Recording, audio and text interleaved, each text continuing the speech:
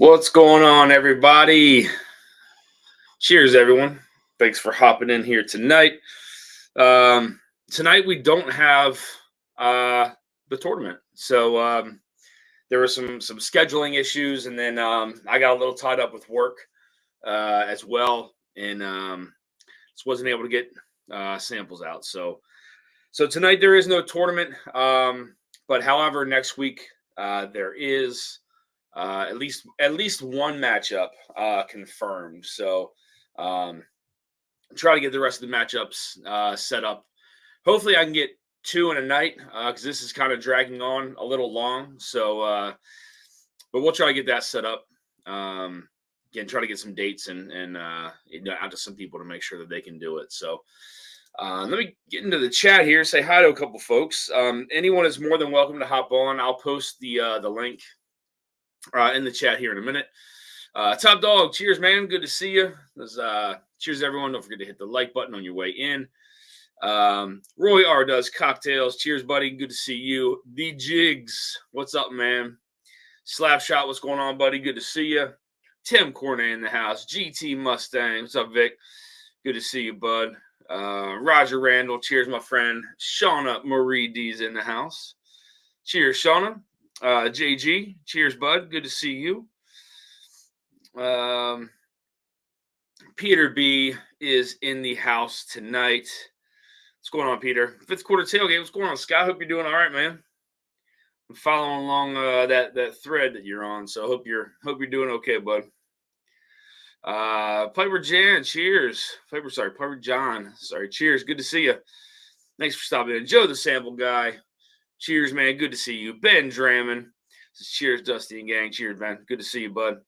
Let me post this link in here. If anybody wants to hop on, I'm just gonna kind of shoot the shit tonight, guys. Nothing crazy. However, I do have a pretty cool bottle here that we're gonna sample at. We're gonna sample it out. I'll pour myself a little bit, and then we'll sample the rest out. So, looks to be 4 samples. Well, it's really 5 ounces left, but I'm going to pour an ounce, and then we're going to give away the rest of the bottle tonight. So, let's see. Let me post this link in here in case anybody wants to hop on. Where are we? StreamYard. All right. Let's see.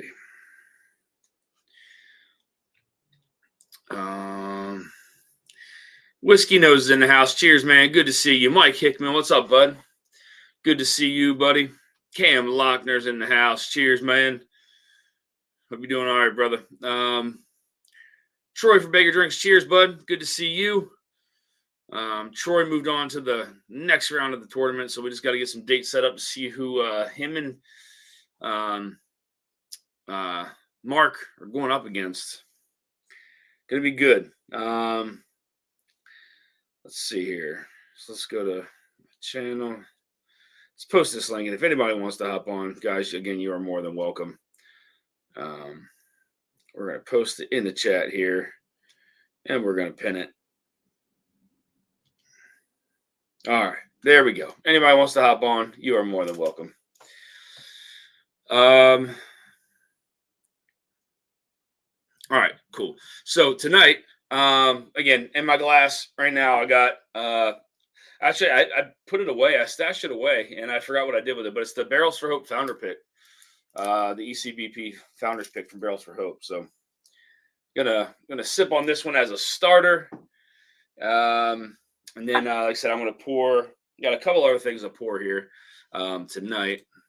But for the giveaway tonight, so for every $5 super chat, you guys are entered in to win a sample of the 2002 Russell's Reserve. This is one of their limited edition releases. Let me pull it out of here. So this was distilled in 2002. It is barrel proof. There is 5 ounces left. So that's what it looks like. 2002, 2018. This is bottle 644 of 3640. So that's what's on the menu tonight, guys. That's what's going to be in the giveaway for every $5 super chat. You'll be entered in to win a sample of that. We're gonna kill it. We're gonna kill the rest of the bottle. 5 ounces in there.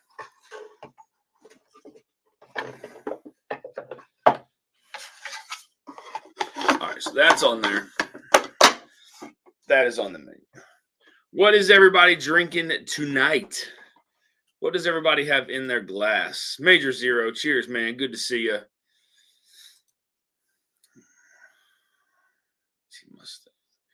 All right. Yeah, I was wondering, did anybody hear?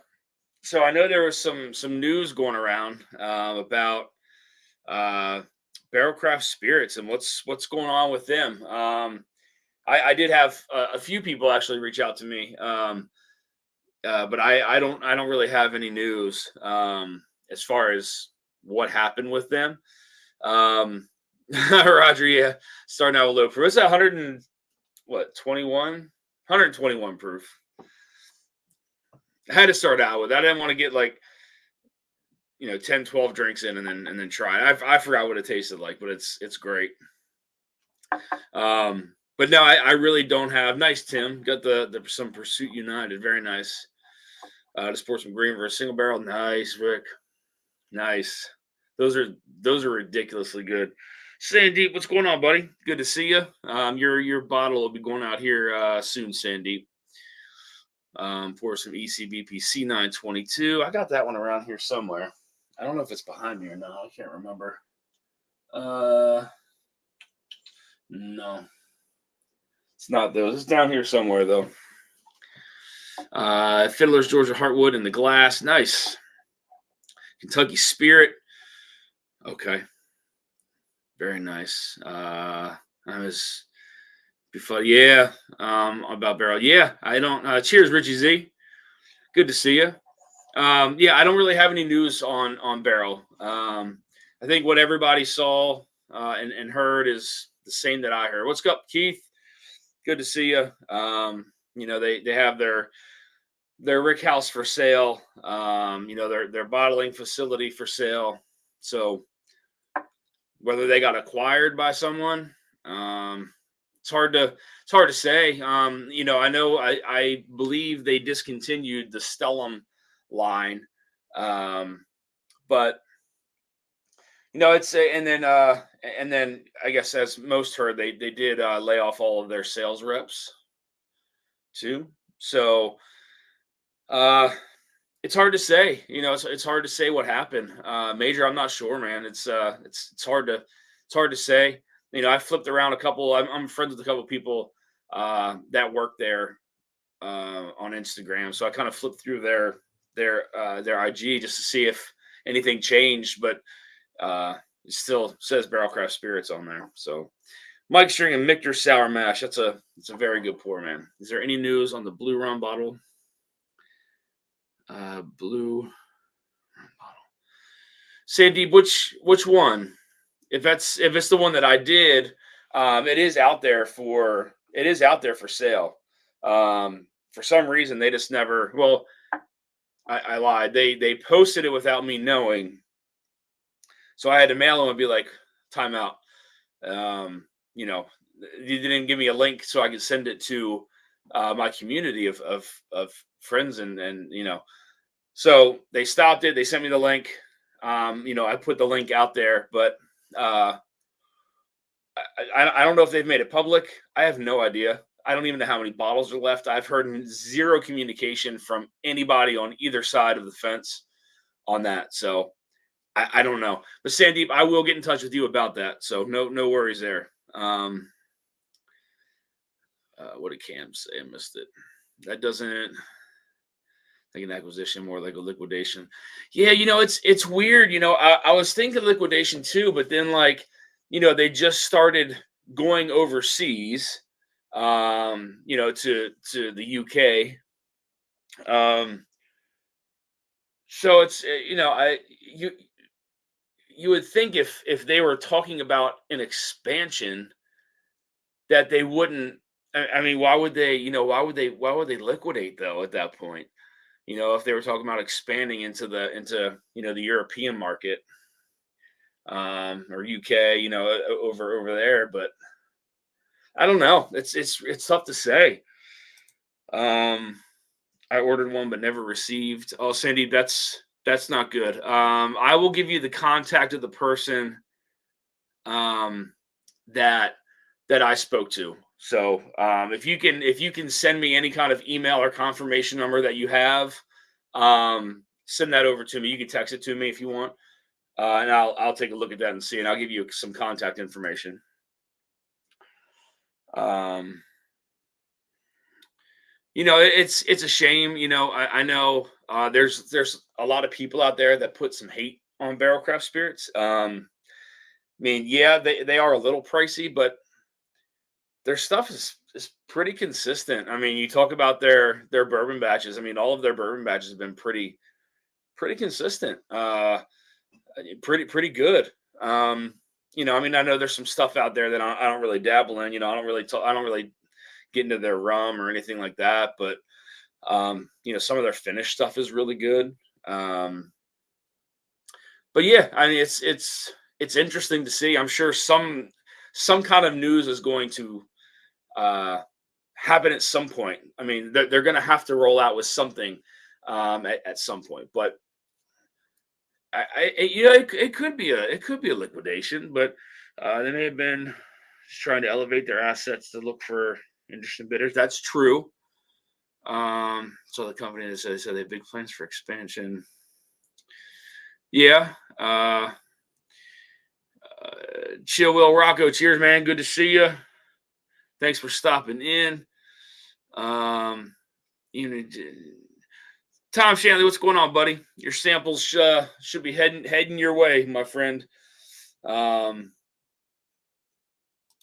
Joe P, cheers. Good to see you. But either way, I mean, it is sad to see because I'm a fan of Barrelcraft Spirits. And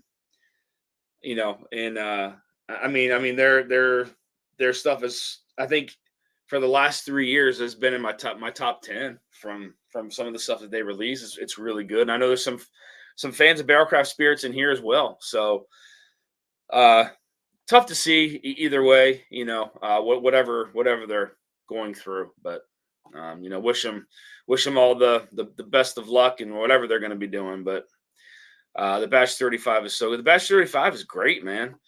Batch 35. I mean, there's so many batches that are just really, really good. They're very good batches.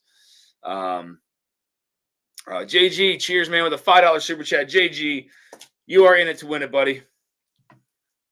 You are in it to win it. There's one entry for you. Again, guys, so we are giving away. Oops. Let me get my mouse off of there. We should stock up on some extra bottles. Well, yeah. I mean, at this point, because I was looking at something because they had mentioned something about their gray label and gold label stock, their prices dropping.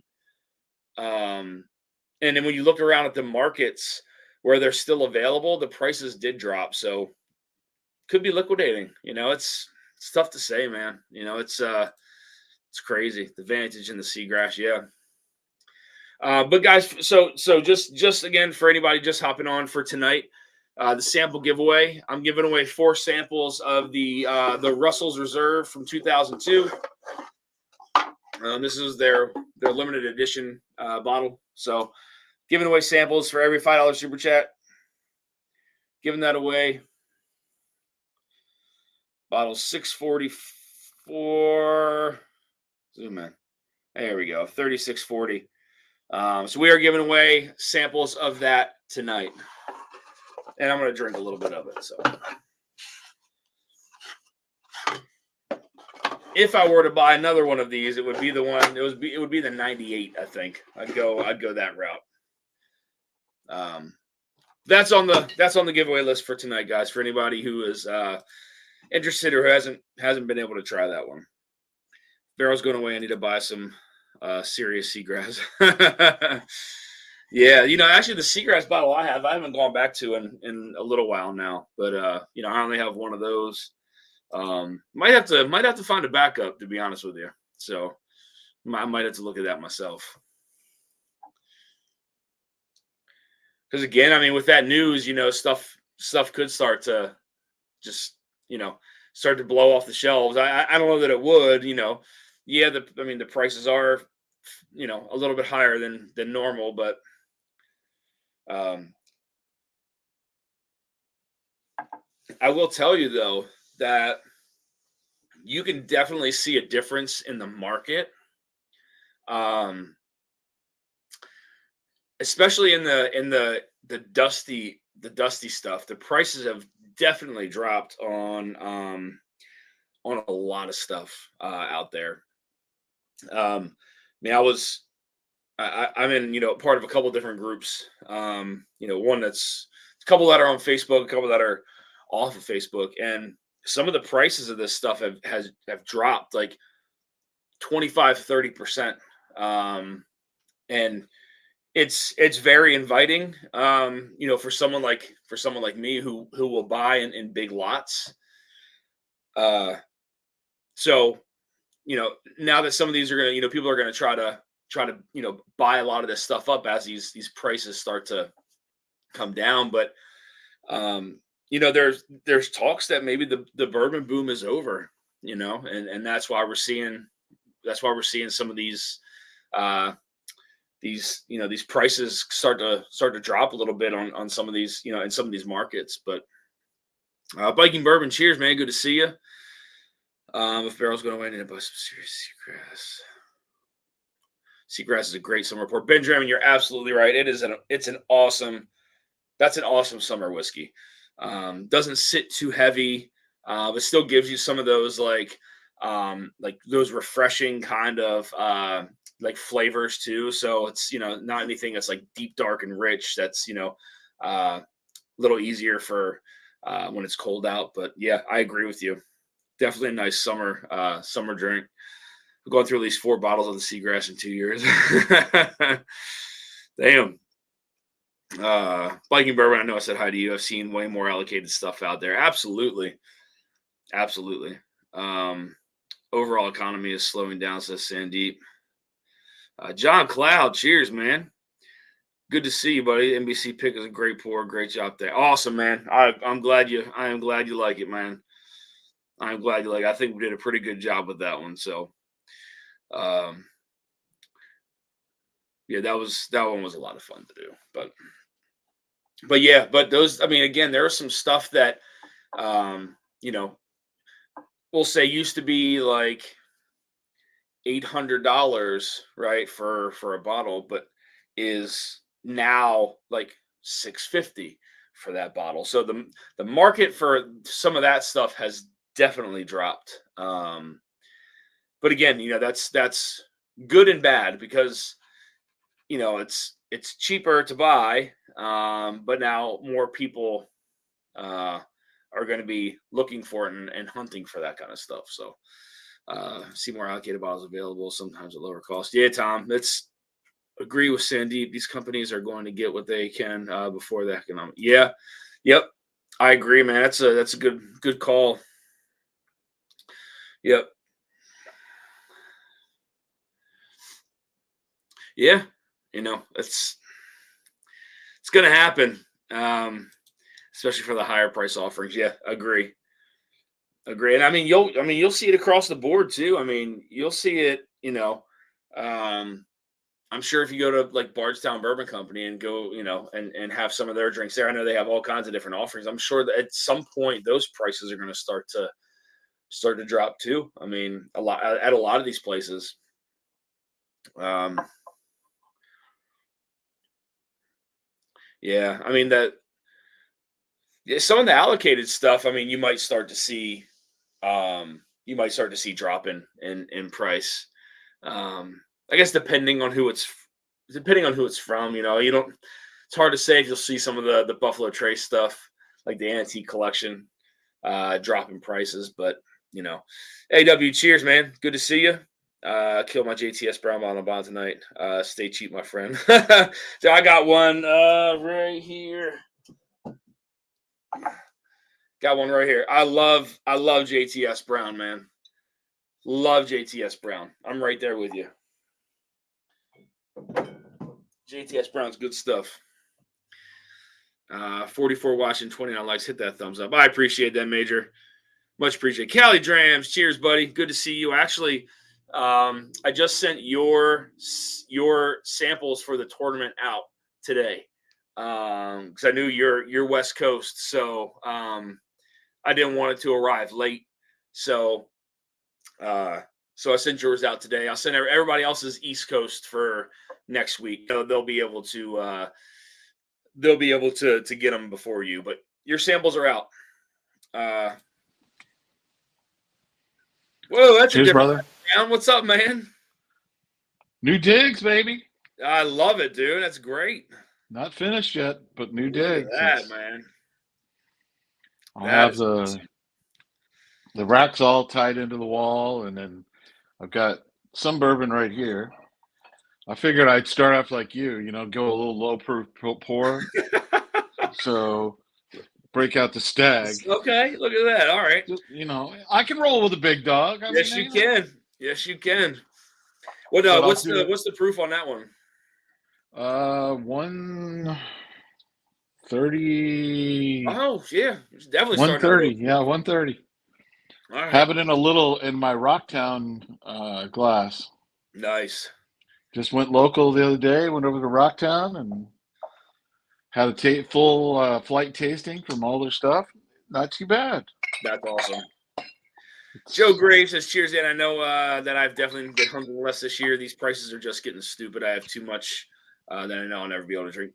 It's true, Joe. It's very true. I find myself not really hunting as much either. If there's something I really want to get and want to try, I mean, I'll buy it. But I mean, there's so much out there now, almost oversaturated with the market. But yeah, but prices are still a little high on some things, to be honest. So yeah, stuff might start to sit around a little bit. Mark B with a $20 super chat. Thank you, man. Sorry I was late. I am in for 4. Yes, sir, you are. Cheers, Mark. Much appreciated. You are in it for 4. Again, guys, tonight for the giveaway, every $5 super chat gets you entered into win a sample of the 2002 Russell's Reserve. 2 of their. Do they have three limited editions or they do? What's the one that's older than this one? I know there's a 98, the 2002. There's one that came out a couple years ago. Can't remember what it is though. But that's so distilled in 2002 and then bottled in 2018. So that's what's on the menu for tonight, guys. For any $5 super chat, you are entered in to win. Now I'll drink along with you. There's 5 ounces left in there. I'll drink 1, and the rest are going to go to you guys. Figured I'd share it with you. It's scary that you can look at a bottle and know how many ounces are left in it. I'm just saying. No, I poured it into the okay. sample bottles. Yeah, just to make sure. Right. Just to make sure, I wasn't just making up a number. JTS is solid. Yes, it is, man. That's a great pour. Big Cat 253. Cheers, man. Good to see you. Special 3409 just opened and nice one. Yeah, Sandeep. Yeah, 3409 was good. It's the one that Josh from Stuff and Whiskey and I did. All of us tasted it, but yes. Does JTS have different proofs? Is there a 100 proof that's only in Kentucky? I'll be in Kentucky tomorrow. I haven't. No, not proof wise. Not that I've seen anyway. I know there's an older JTS Brown that's 10 years old. It's in a black bottle. But I think that's still bottled in bond at 10 years, if I'm not mistaken. Right. I can't remember. I can't remember what the proof is on that one. I can't remember if it's 10 years. I can't remember. But I don't think there's anything modern that's lower than that. I don't think they have an 86 proof one. I could be wrong though. They have an 80 proof. JTS Brown? JTS Brown, 80 proof. And then they have the bottle and bond. And he's right, it's only available in certain states, Kentucky, Illinois, about 5 or 6 states. So the 80 proofer is? No, the 100 proof. The bottle bond. Okay. Yeah, the bond is one everybody wants. I've never seen the 80 proof before. I don't think ever. Yeah, that's all we carry in Missouri is the 80 proof. That's crazy. So, I've never seen that. Or they carried in Missouri. I live in Arkansas now. Roger's birthday is Friday. Need to sing happy birthday to him. Nice, Raj.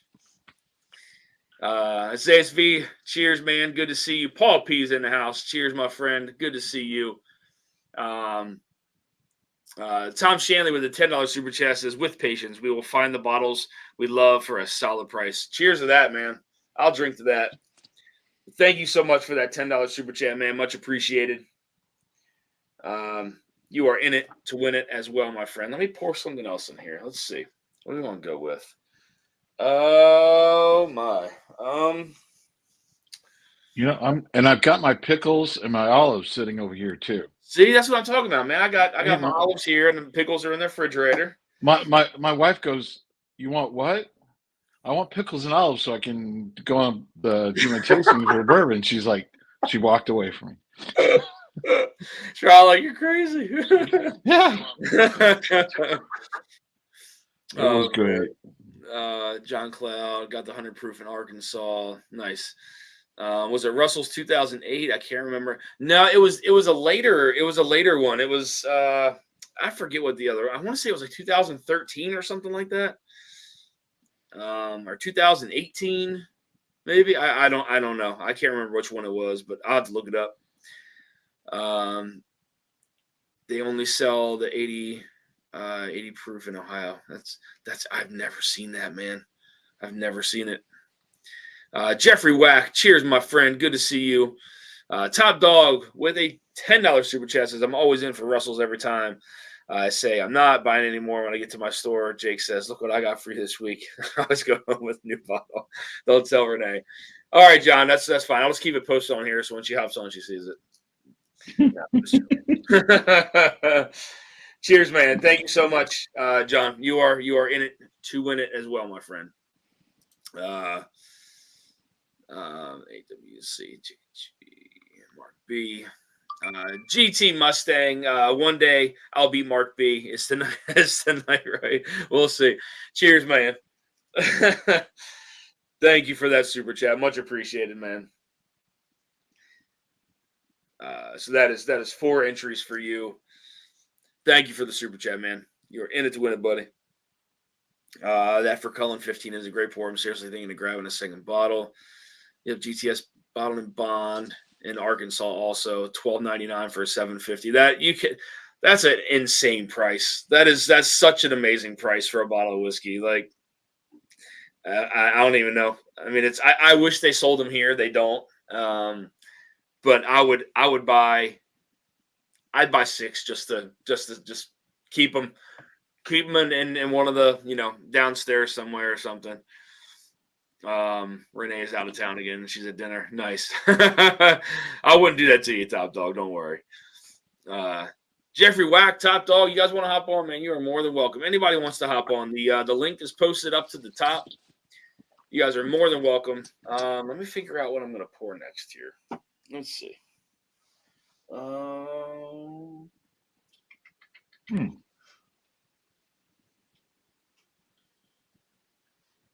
What do we pour next? I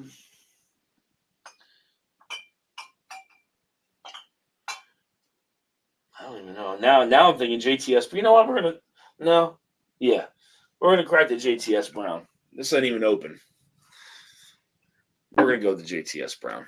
There we go. Got wipe the dust off of it. A little dust on the dusty damn bottle. This one's actually from when was this? This is from one of the last times I was in Kentucky. This is when I went with I got this when I was with Jason and Scott. We went to oh God, what's their names? Jim Shannon has the bourbon. Whoa, God, what is that called? Jesus, I feel bad. I can't remember the name of it. Anyway, this is definitely at least 5 years old. Yeah, it's probably been about 5 years. We'll drink some JTS Brown. I'll drink it with you. It's an amazing, amazing pour. I swear the place we had it was like $10. I should have bought 5 or 6 of them, but this is not a Dusty JTS Brown, Richie. I do have a Dusty JTS Brown, 2 Dusty JTS Browns. One from the 70s, and I think one from like the mid 60s, if I'm not mistaken.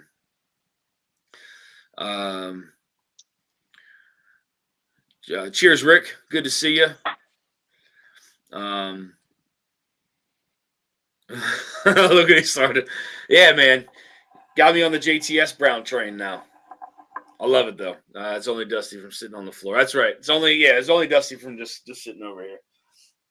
Actually, a lot of the bottles I got to go through and start to clean some of these things off, man. Usually I'm pretty good with that, but it's been a little while since I've done that, so I feel bad. Do I have Dusty Kentucky Tavern? I have a ton of Dusty Kentucky Tavern. That is probably one of my top 3 favorite Dusty whiskeys is from Glenmore. So yes, I have quite a bit from Kentucky Tavern.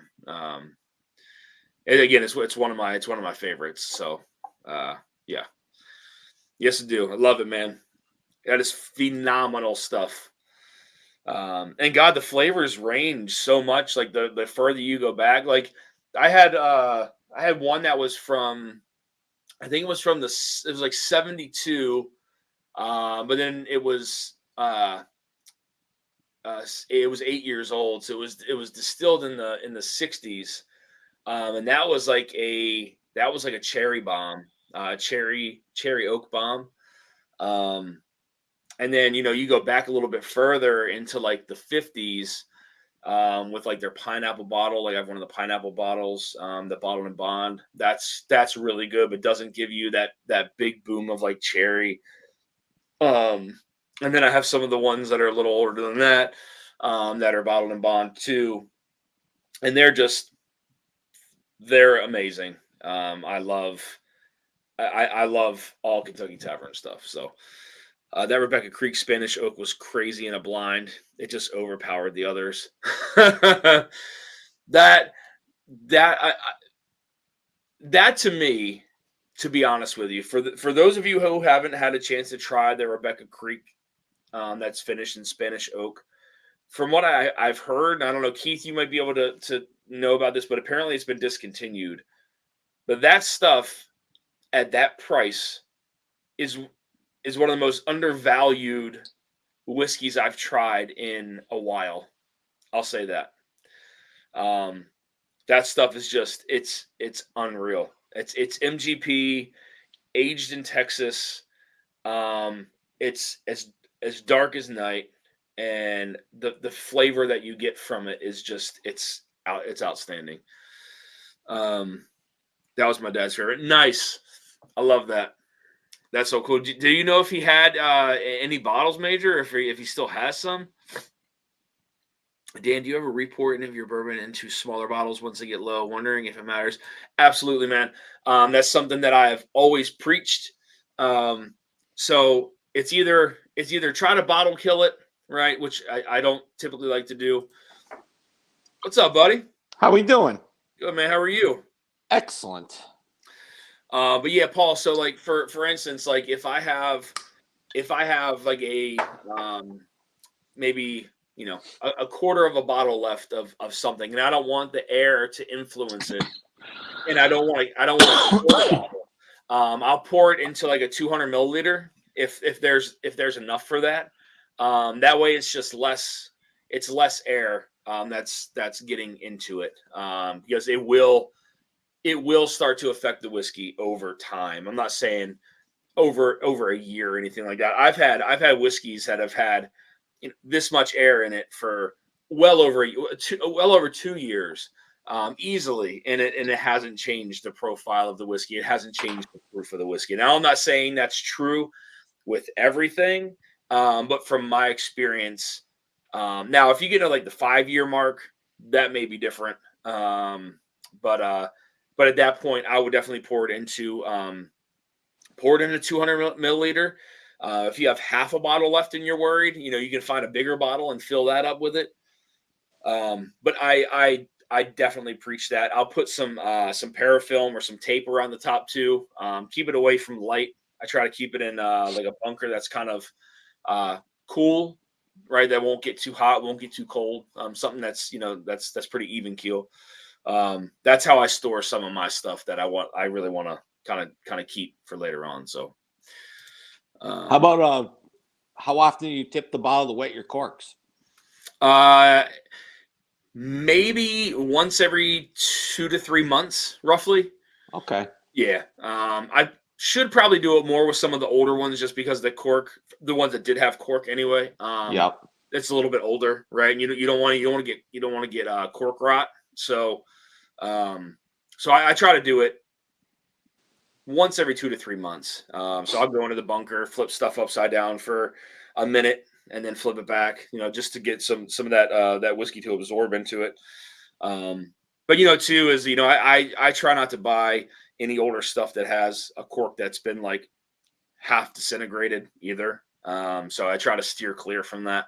I mean, if it's something I really want, then I'll get it, and I'll switch the cork out. If I crack it, I'll just switch the cork out for something that fits in it, to a more modern day synthetic one, or something that's a true cork, But I won't keep a rotten cork inside there at all, ever. He drank it his whole life. That's awesome. It's so good. It's Red Velvet Devil's Food Cookie. What is that? I think you're talking about the That sounds good. Yeah, that's the. Did you ever try that, John? The Rebecca Creek finishing Spanish Oak? Nope. Got no Rebecca Creek in this house. Okay. All right. I'll see if we can change that. Jeff, I'm not 100% certain if it is discontinued. There was some rumors that it was. Not sure if that's true or not. Joe Rocco, thank you so much, man, for the $10 super chat. You are in it to win it as well, my friend. Thank you for that.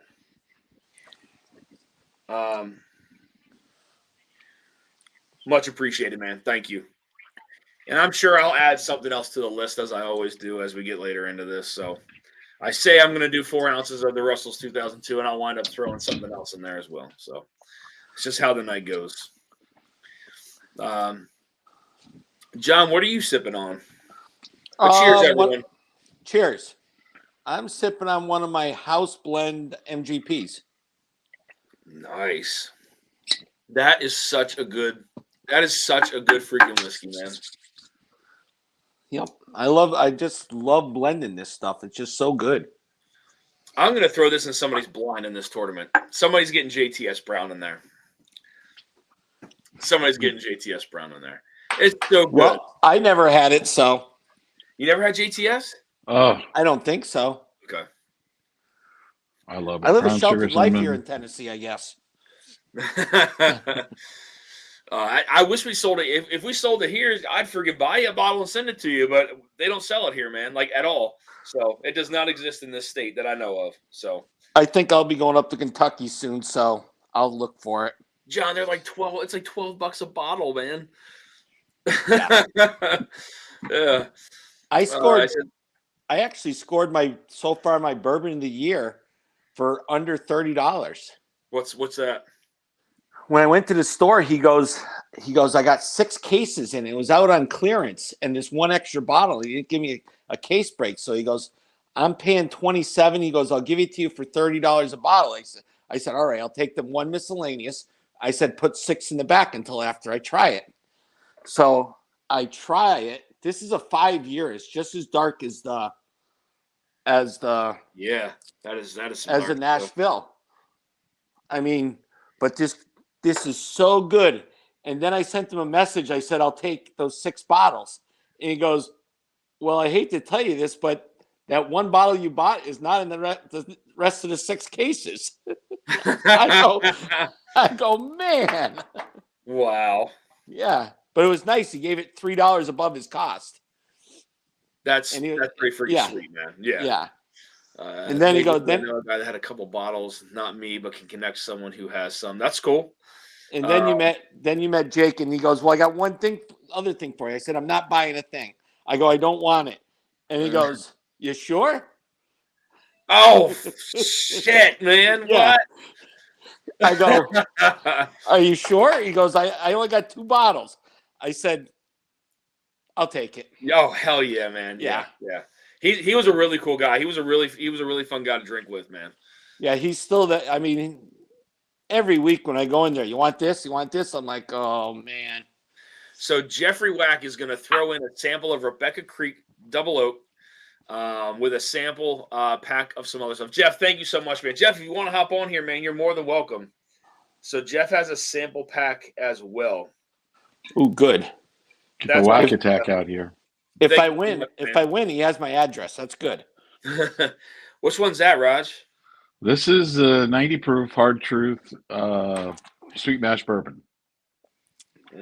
So this is a beginner of it. I've got the 100 proof weeded bottle and bond. Oh, nice. That's one of the newer releases, right? That he's had. Yep, brand new release. Yep. The other one is 100 proof bottle and bond 4 grain, which unfortunately nobody's had in stock yet. Eric Gunderson became a new member. Cheers, Eric. Much appreciated, man. Cheers, Eric. Jeff says working on hand deliveries now. Why not? I appreciate that, Jeff. Thank you. Tom says I'm sipping on a Jack Daniel's single barrel proof coming in at 129.4. It's a hottie and a tasty pour. Hell yeah, man. Some of the most underrated barrel proof whiskey on the market. Top Dog. You can get it right across the border, says Major. Not sure what he may be talking about. The brown. Arkansas. Yeah. Arkansas. Well, that's a little far for me.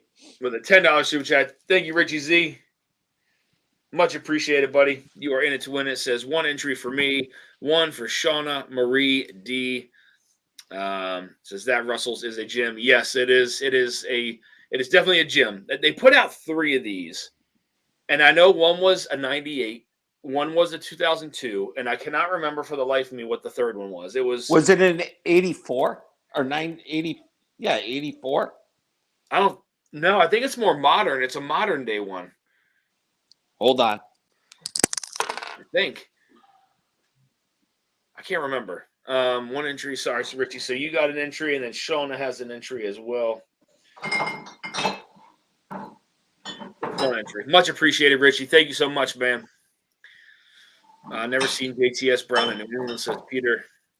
John Kranz, what's up, bud? Good to see you. Richie Shauna says thank you. Rick.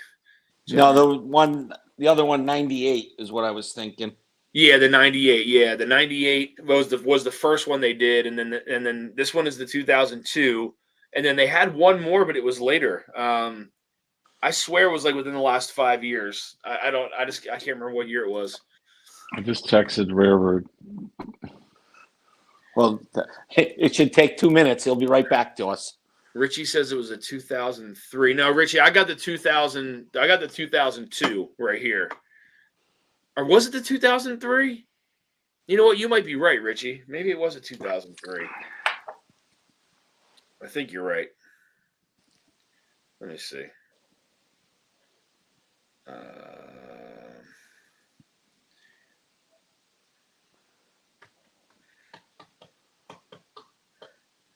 Let's see.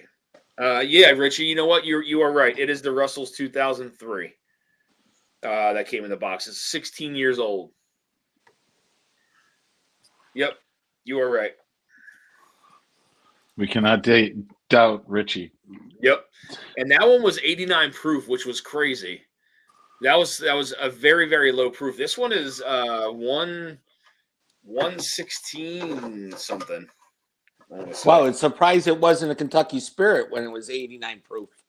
Yeah, this one's 114.6. 114.6, yeah.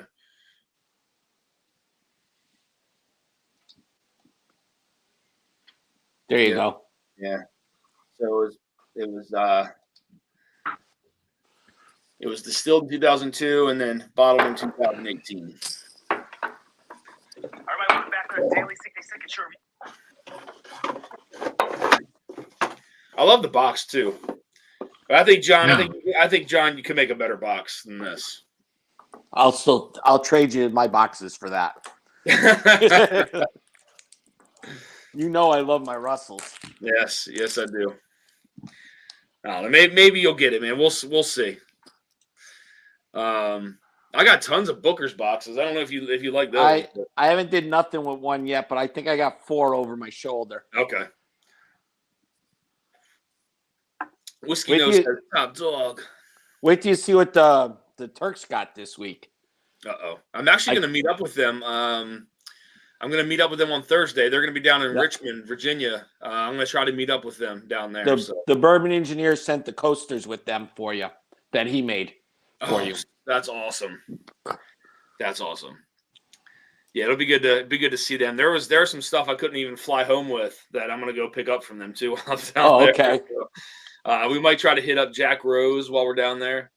Why not? I don't know if you guys have ever been in Jack Rose, but it is just like it's like a wall of like stuff to try. Wow, place is awesome, man. The owner. So during COVID, the owner he used to have like old bottles, like tons of purple tops, tons of old stuff. He sold all those bottles to continue to pay his employees through COVID until it ended. Luckily, he didn't sell everything, but he was able to get some stuff back. So, a lot of places did that. Yeah. Yep. Kept all of his employees paid, man. That's awesome. Speaks a lot about people, you know. Yeah, so I'll probably head out with them and hang out with them for a handful of hours. And then, head back because I got to pick up my kid from school, so can't stay out all day. But I'll try to meet up with him in the morning. Man, chill, Will Rocker. You were dead on with this, man. It's so good. This is such a good whiskey. Bottle and Bond. I think this is from 2000. Where's laser code? 2018. It is. Look at that. There's a freaking 18 on the bottom.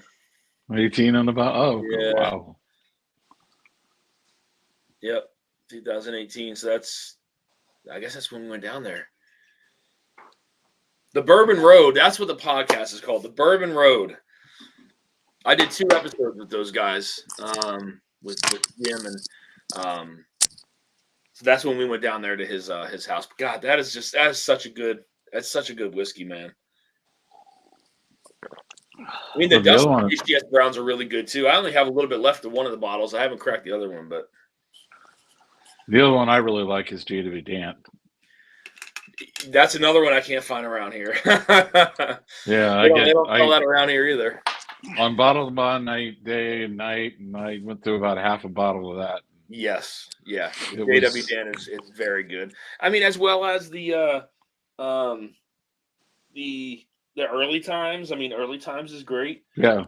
The Old Granddad. I mean, all those. Got all those. Good. But do you have JW Dant by you, Roger? I mean, like, do they sell it around you where you are? Oh yeah. But he's looking on the floor. Well, and we're in the top dog. We're in the middle of a move. I know. If it's when it's he said on the floor.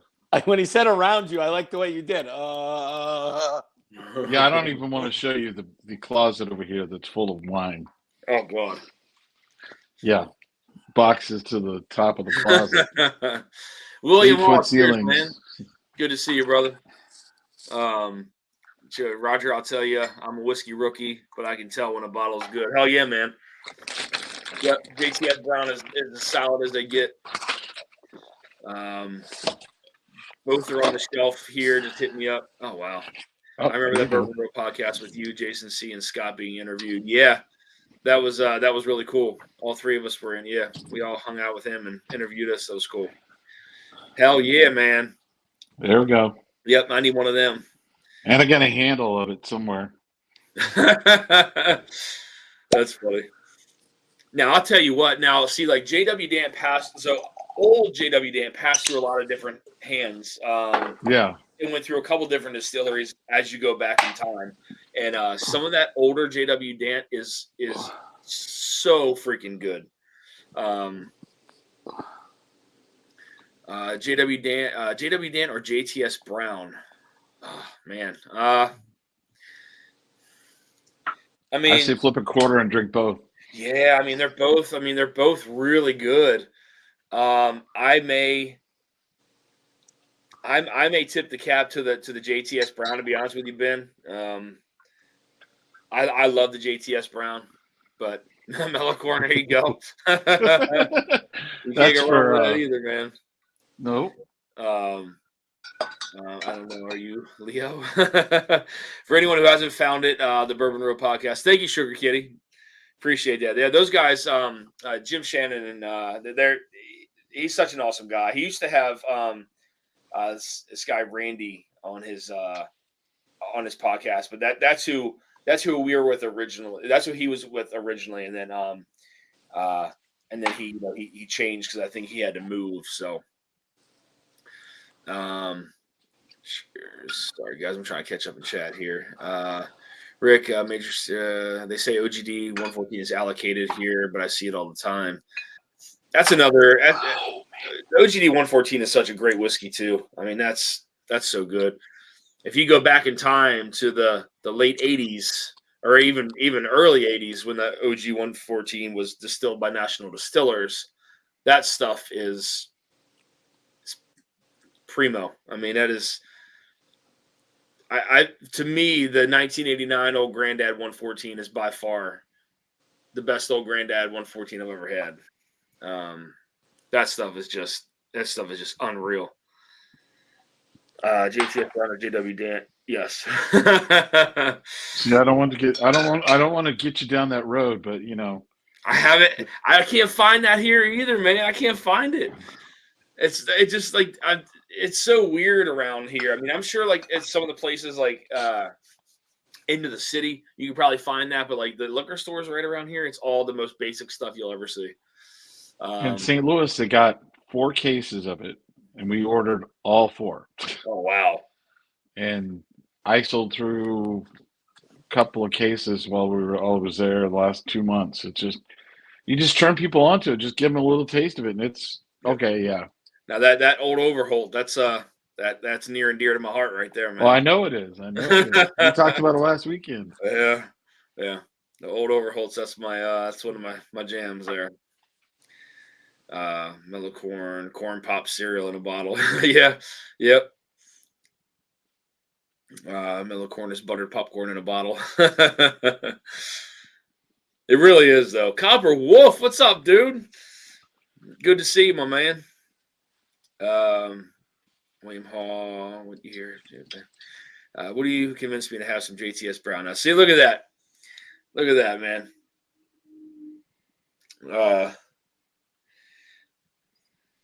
See what Chilwell did, man. He's got everybody drinking JTS Brown. West Tennessee, haven't seen it. Dant is your very basic Heaven Hill profile. I agree with that, Sugar Kitty. I would say that is when you think Heaven Hill profile, that to me is Heaven Hill profile, 100%. JTS Brown is a little step off that traditional kind of Heaven Hill feel, but still absolutely amazing. I mean, it's such a good pour. This is going to somebody's blind. It's going to somebody's blind. It's happening. It's happening. Let me repeat that so I can write it down again. I forgot I got 2 contenders on here still. Yeah, Roger, I tried to send out a date, but I know Jason couldn't do it. So this has been tough, man. I'm not going to lie to you. This has been very difficult. Like the qualifying round was like the smoothest thing I've ever put together. But this has been it's been crazy. I was happy it was postponed tonight because I took Renee to the airport at 3:45 this morning, and I'm like, Yeah. I just checked trying to figure out where she is because I'm ready to go to bed and she's still at dinner. I know because she's in Philadelphia now. She's got to be really dragging. Oh man. So she's still got to fly back. You still got to pick her up from the airport? No, I pick her up tomorrow night at 11 p.m. Ooh, okay. Yeah, so she flew out this morning. She'll come back late tomorrow night. Gotcha. And then I have no clue, cheers, man. no clue where she's going next week.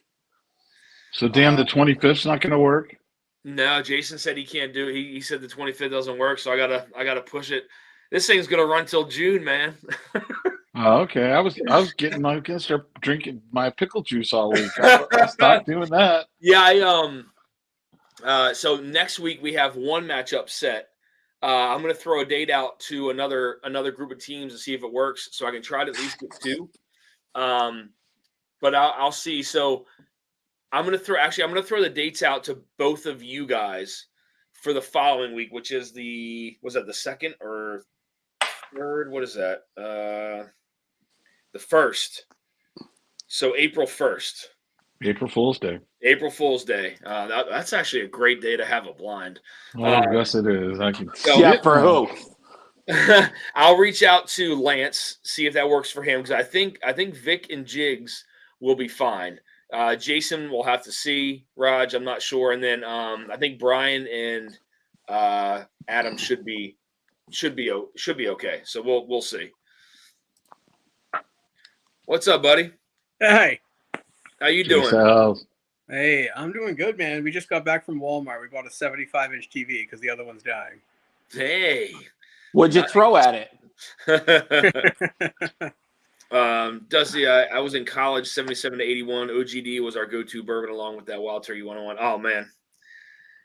God, had we known what we know now, those bottles, if you would have collected those and bunkered them, oh, my God. I'd be asking you for them. Anytime somebody says they were in college and weren't drinking Jim Beam White Label is like clapworthy. Let's be honest. Yeah. William Hall says I'll do some JTS or JW. A great bottle. Really, absolutely. You can't even argue with it. Old Overall 10 years, outstanding. See, I haven't tried it, man. Damn it. Are you eating ice cream again? Maybe. You did that the other night. Now that's all I wanted to do, go home and eat ice cream. There's none in this house. Diet thanks, food. buddy. JTS Brown. Thanks, buddy. Tavern. I'll send you something now that you'll appreciate. Sean of Puerto Rico, nice. Art Sanchez, what's going on, buddy? Hope you're doing all right, man. Thank you so much for the $10 super chat. You are in it to win it, my friend. Dan, I'm having a fat kid moment. This is the ice cream I bought. Oatmeal cream pie ice cream? Oh my gosh. What? I love those things, man. It tastes like sugar, honestly. If I didn't hate you already, I really hate you now. Art Sanchez, thank you again for the super chat, man. Much appreciated. What's in the giveaway? So tonight we have 4 samples we are giving away of the Russell's 2002. So this is their limited edition. It was distilled in 2002, bottled in 2018.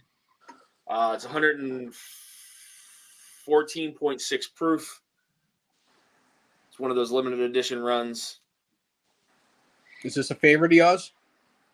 Is it a what? A favorite of yours? Not a. I mean, for turkey stuff, I mean, it's definitely up there. I did a video of this a long time ago.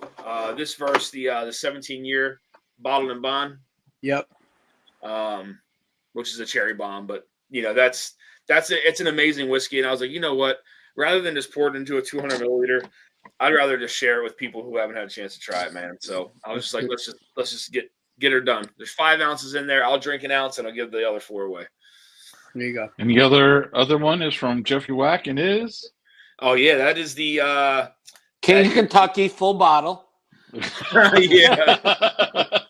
2016 Bookers. The Rebecca Creek. The Spanish Oak. Yeah. Double Oak, yeah. We're going to give away Jeff's bottles. Yeah, Troy, let me know how that is. I saw that that Bullet released that 12-year rye. been wondering what that's like. Wait a minute. Bullet released a 12-year ride, and I didn't know They about did. that. Yes, they What did. the hell? I've seen it on the secondary. I haven't seen it around me, but let's say Walker, our go-to in that time frame, late 70s, was the ancient age 10-year. Nice, man. Dude, those bottles go for several hundred on the secondary now. It's crazy to think. Like, those bottles go for that kind of price on the secondary market. Weren't those The like old- bottom shelfers? Yeah, back then, but see, you got to remember, like, those were distilled at different places, right? So, like, the old granddad stuff, that was distilled at National Distillers back then, and that stuff is, I don't know. I mean, I don't know if you've ever won a sample from that, John. I can't remember, but I have. I'm getting a ton of that out. But I have. yeah, I mean, that stuff's just it's insane. I mean, it doesn't taste anything like the modern day 114. Wasn't that Cream of Kentucky from like the 60s? Wasn't that National Distillers? The 50s, no, not the. They never. Cream of Kentucky wasn't distilled by them. I can't remember who distilled that in the 50s. I'd have to pull out my book and look and see who distilled that in the 50s. I can't remember off the top of my head. Okay. It's not National Distillers though. National Distillers was like the OGD, the Overholt. I mean, they had their hands in everything. I mean, there's so much of it that they did. Like Shinley had a ton of stuff. Here's the bottle here. It's empty, but I want to say this was distilled at the James E. Pepper Distillery, if I'm not mistaken. I think it's Pepper. Straight bourbon whiskey.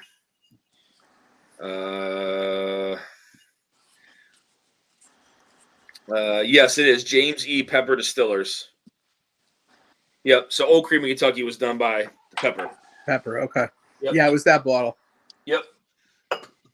I love it, man. It's got the heart on here. It's embossed into the glass. It's cool. It's got all kinds of crazy designs on. I know it's kind of hard to see, but Oh wow. Yeah. It's cool. It's That cool is bottle. I've always meant to ask you, Dan, National Distillers, is that distillery still open or is it? Not to my knowledge. It's I don't think it's up and running anymore. I think it's gone. Okay. Yeah. I was wondering if it got taken over by somebody. What's up, bud? Oh, not much. How you guys doing? Good, man. How are you? Cheers. Doing okay. That's Cheers. good. I'm gonna turn this around a little bit so I can. There we go. There we go. There you go. You got your girth back. When my wife asked what happened to the ice cream, I plead the fifth and lawyer up. Eric, $20 super chat. Eric, thank you so much. 2 entries for me, 2 for Paul P. You got it, buddy. So Eric G for 2, Paul P for 2. Very generous of you, sir. Thank you, Eric, for that super chat. Much appreciated, man. Yes, Copperwolf, that is a fantastic Russell's. It's an awesome Russell's. 95.5 MGP rye, 12 years, 50-ish bucks. Hell yeah. Yep. That's that 12-year, John, the 12-year bullet. Right. Let me catch up on chat here really quick. Sorry, guys. Paul P, I haven't seen their video yet. Gandy Road, cheers, man. Good to see you. Girth, what you drinking, brother? Oh, just a little maker's cast drink. Keeping it simple tonight. It's I got you. One of my everyday go-tos. Yep, that's a goodie. I need I to let What? Do what?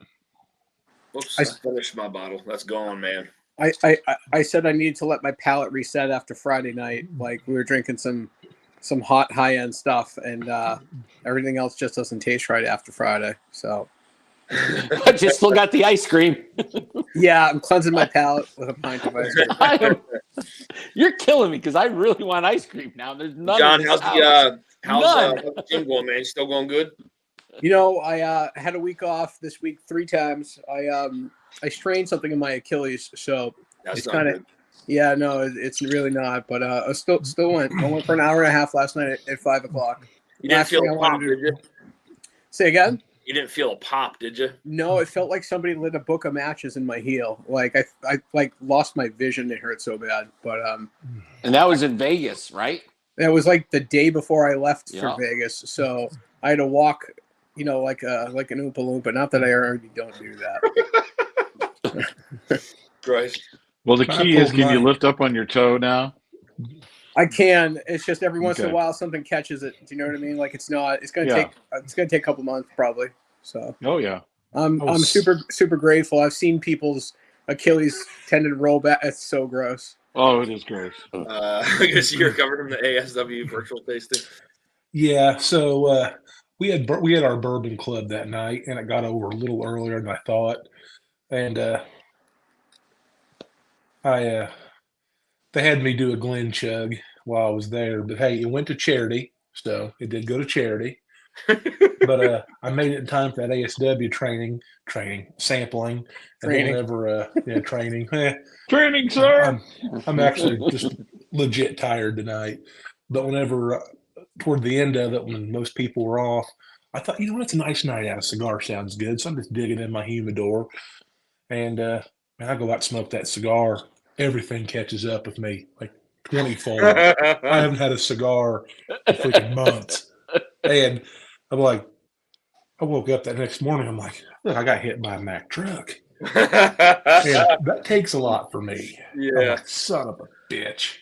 Paul, I'm glad you're thinking about me, brother. And oh god. Live to tell about it. That's a very rare occurrence for me. So I apologize. I'm actually going to pour a little bit of this Russell's now, and then guys, the rest of it is going to be the other 4 ounces. There'll probably be more. I'm not going to pour a full ounce, so just to make sure I don't over pour. But the rest of it's going to be for you guys for the giveaway tonight. So glad to share it with you. All right. I wish, man. If I hit the lottery one day, John, I promise you I'll buy every Dusty on the market and I'll share it with everybody. All right. And we can make it. I'll stand true to my word on that. And you can buy the library house or the whiskey house. Oh my God, yeah, that place is crazy, man. That place is crazy. For anybody who doesn't know what that place is, look it up. Oh my God. It's hard to really kind of put it into words. What place is it? Amount of whiskey I have ever. It's the biggest collection of whiskey I've ever seen. Whiskey house in Tennessee. It's a private. Cool. It's a private club that does. What do you say? They did $500,000 to charity last year. Yeah, and there's some big people that that are part of that, and just so that they donate bottles to this place, and there's walls of Willet, and there's everything walls, and it's insane. It's the biggest whiskey collection I have ever seen in my life. I couldn't even put it into words, man. It's insane. No, like we said, pick one bottle you wanted to taste in there. It was physically impossible. Yeah. Did you show up? Did you show up with a blanket and a pillow and tried to sleep there? We tried to steal. The guy who got us in, we tried to steal his key. Yeah. It's open 24 hours a day to its members. Yeah.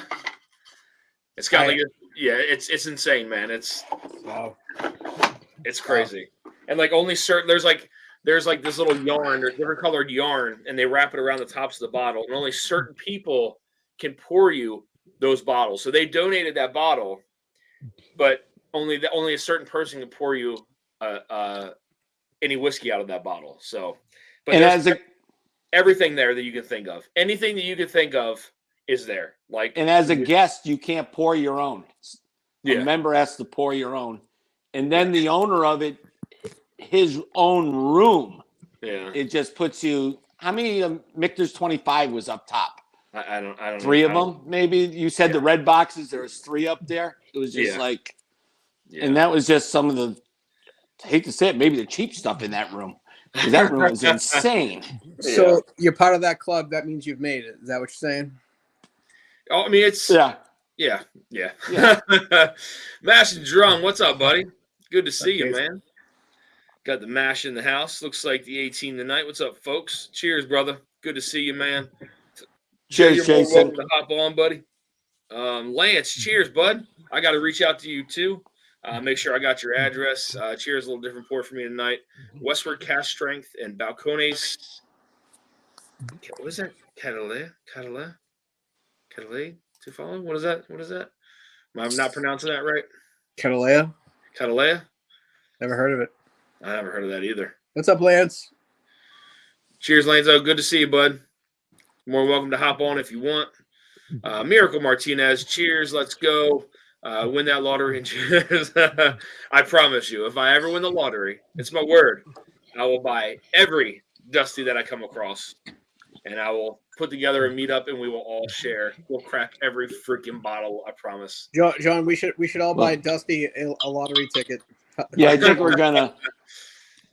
I promise you, I'll buy everything. Everything and anything I get my hands on, I will buy it. Hey, Well, what? just in case Renee's listening, I hit the lottery when I met my wife.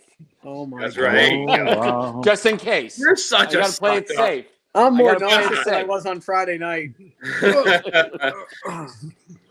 No, we Dan, gotta cut that. We gotta cut that part out and send it to Renee on on Instagram. Yeah, I like Dan, that. That's a a good funny idea. story. I just wanted to hop on and say hey real quick. I'm Cheers, actually brother. calling it an early night tonight, so Cheers. take care. I'll talk to y'all later. Cheers, Enjoy. brother. Good to see you, man. Cheers, Greg. So, a funny story. I'm at the Bourbon Engineers drinking. Marty There's that starts a stud. private. Sorry. What's up, bud? Cheers, Jason. What's up, fellas? Figured I'd Hey, Chase. Hey, Jay. downstairs doing some editing. Just figured I'd jump on and say hi. Yeah, man. How you doing? Jason, the lamp went out today. It should be there Wednesday. You the man, top dog. Thank you guys Yep. so much. If- Anybody you that donated to the St. Jude. I went through about 100 million emails over the weekend to try to get all that shit out. So You're a good dude. Thank you. There's still more coming. So William Hall says, if I win the lottery, I'm calling Dusty, Darrell, and Jason for consult on investments. That's funny. I would though. I swear to God, if I ever won the lottery, I would buy I would buy the entire market up on Facebook, and we would just crack everything open. I swear I would. Teach him a lesson. Be one hell of a week. Oh yeah, it would be one hell of a week. I The promise last you. week. That's my word, man. I'd do it in a heartbeat. I So promise. I kind of stopped buying Dusties. I was getting in it way too much, and I'm just like, oh my God, I can't anymore. Yeah. But I tell you what, every time I see one of those old school pirate bottles or like an old cheesy gold foil, it's hard for me to put the credit card down. I'm telling you, man. Hey, well, the market's starting to go down a little bit, Jay. There's some I know. But it's He's still watching. expensive. It's still He's on there right now. I'm searching right now. What do we got? Trying to get everybody turning them off. You know what? It's funny. Like the secondary market lately, it's been very I'm not going to say bland, but it just seems like it's the same old now that are on there. I mean, and then obviously you have like the big push bottles. Anything that's brand new that hits goes on secondary pretty immediately. But as far, I mean, there's only so much Buffalo Trace like I fucking want. So it's like I always see Stags and Wellers and Elmer T. Lee's and like kind of throwback stuff. Like I'm seeing a lot of the Dusty, man. We love these bottles. Remember the old fangled Nodder bourbons, the 12 years? Hell yes, man. Dude, Yeah. I've been catching a couple of those on secondary, but by the time I see it, it's too late. It's already gone. Yeah, there was this guy Anthony that posted on the secondary. He posted an old Virginia gentleman that was distilled by Bowman. Yeah, and he wanted $500 for it. And I was like, oh my God! I was like, Ben, like buy it. And somebody had already offered him like money. I was like, shit. Oh man, you never come across that freaking bottle, man. And I saw it and I tried to get it as fast as I could, but it was gone already. Yeah, dude, you gotta be fast. It was a quart too. Like, God damn. You know, Hey, Dusty, are you drinking this bottle? which one is that, Jay? It's the 2003. No, I got a 2002. Oh, okay. Yeah, I figured I'd pull out the 2003 and sip along. Yeah, I remember. Yeah, I remember you had that one. Yeah. What's it? So that's 18 years old, right? It is 16 years old, but 16? but it's barrel proof and it's only 89.5 proof. Yeah, that's weird, man. Well, that was the last of their low entry proof stuff. So yeah, that was back when it was 100. They were going in the barrel at 110, 108, whatever it was. Yeah, this one's 114 proof. Yeah. So A quick question on that. When did Kentucky Spirit start then? Because wouldn't that fall under Kentucky Spirit, or did Kentucky Spirit start after that? You mean when did Kentucky Spirit, that like brand under the umbrella, debut? Yeah. That's a good question. I'm trying to remember. Because you were saying one of your picks didn't meet the proof. That's why it became a Kentucky Spirit. Yes. I remember. Yeah, I feel like it launched in the early 90s from what I remember. I want to say it was like 92, 93, something like that. Maybe, I don't know. I feel like it was in that space. So it wasn't around that long. That's when we had like the beautiful fantail bottles, you know? Yeah. So, okay. But yeah, so I think they just wanted another, way to offer single barrel 101s because they were making so much 101 at the time that they feel like, they could have made some single barrels out of it. So I think that's why that popped up. But yeah, if the barrel's too low for a Russell's, if they find out that it's too low, it's not going to gain enough proof to be at 110. It becomes a Kentucky Spirit. Yeah. Cheers, Richie. Appreciate that. If I win the lotto, you win. Miracle Martinez says, "You bring the whiskey, I'll bring the Texas Mesquite smoked briskets." Oh, yeah. God, sounds so good. I'll bring $10 super chat, man. Much appreciated. I get my Dusties from House Cleanouts and a buddy who owns a container company. Far and few between. Nice though. That's yeah. Yep. William Hall gifted 10 Dusty Dan's Whiskey Reviews memberships. Damn, William, that's awesome, dude. Thank you for that. Shoot, extremely generous of you, man. Thank you. Jay Sells phone is dying. Dusty, your NBC pick. Cheers, man. Cheers, Jay Sells. Much appreciated, guys. You guys are for a long time. Wild Turkey's entry proof was 107, and then the early 2000s, I went to I think 110, something like that. And then like 2 years later, it jumped from 110 to 115. It's almost like, screw this 110 stuff. We're going right to 115. So I feel like maybe 110 wasn't working for their flavor profile, and they switched pretty quickly after that. So yeah, the old Jay, what is that one? The old Fantail, is that the Kentucky Tribute? Is that what it is? Yeah. It's got the pewter top. The pewter top. Yeah. That's like 15. Isn't that 15 years old? Is that right? I think so. Yeah, 15. Yeah. All right, yeah. It's that, or I'm thinking of something else I couldn't remember, but Cooler Runnings in the house. Cheers, man. Good to see you. Troy says the Bullet 12 is solid. Sweet, spicy, oaky, just a touch of anise, citrus. Finally found a Bullet I will replace. Nice. Jay, have you tried that 12-year Bullet yet? Oh yeah, I actually have a review for it coming out tomorrow. Nice. I did a 3-way. I did the Basil Hayden malted rye. I was getting requests to do that. I did the Bullet 12-year, which just dropped here, and then I did the Old Potrero rye. And it's interesting how the Basil Hayden and the Old Potrero are both 100% malted rye, but completely different.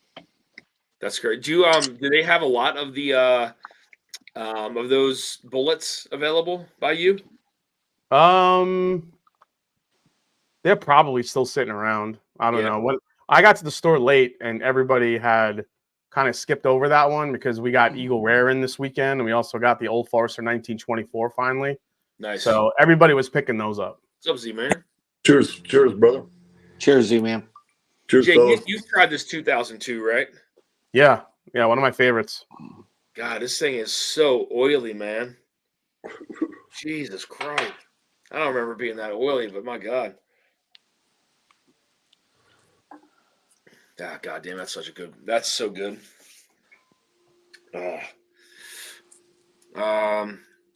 Z-Man, what you drinking, brother? Buffalo Trace. Buffalo Trace. There it is. Mark Emanecker, cheers, man. Good to see you. Roger Randall with the $10 super chat says, in it to win it. Yes, sir, you are, Roger. In it to win it. Jason, does April Fool's Day work for you for the tournament? The first? I don't fucking like that, dude. I don't know. You're not gonna get. I'm not gonna send Hidden Barn to people. I'm not. He's gonna give us JTS Brown. And what was the other one? There was one other one. Oh, No, he does. He does. I know Jay The doesn't Dant? want the blue run. He doesn't want blue run in there No. either. Yeah, I just feel like I feel like I'm gonna get Hidden Barn, Blue Run, and Dickel in the Yes. same fucking flight. I'm ready for you now, brother. I mean, who the Turks may send that flight. I have no idea. Oh yeah, that's true. That's You true. know what I mean? Yeah. I just sent this next one out for next Monday. So I mean, they Yeah. might do it. But if you guys are open for the first, I gotta get some teams on there because Let me see here. I think I'm trying to get this thing over with, man. It's gonna go until June. Yeah, I can. Yeah, I can do that. I'm getting back from a trip on the 31st, so yeah, I'll be home the 1st, so that's good. Okay, Raj, can you do that? I can do it. Okay, and the I'll have my new pickle juice new ready. address. What? Your new address. New address only. Okay, Yeah. all right, I got you. So who are we going against now that our date changed? Nothing. You guys are still. I didn't change people. I didn't do that. So you're Are we still still going going Adam. against Adam? Okay, cool. Yeah. Yep. Cool. Yeah, I want to mess with Adam leading up to it. So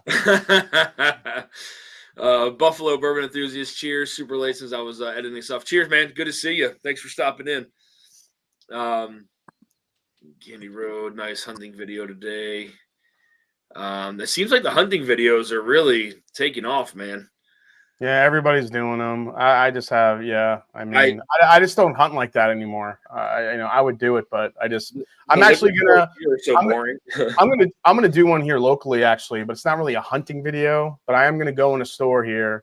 It's a video I'm like been working on for a couple weeks. I want to go in and be able to kind of go through the shelves and see like what bourbons people aren't buying, and the really good ones that are like still sitting on the shelf, kind of the best values, rather than just trying to go in there and like, you got any Pappy? You know, I don't want to.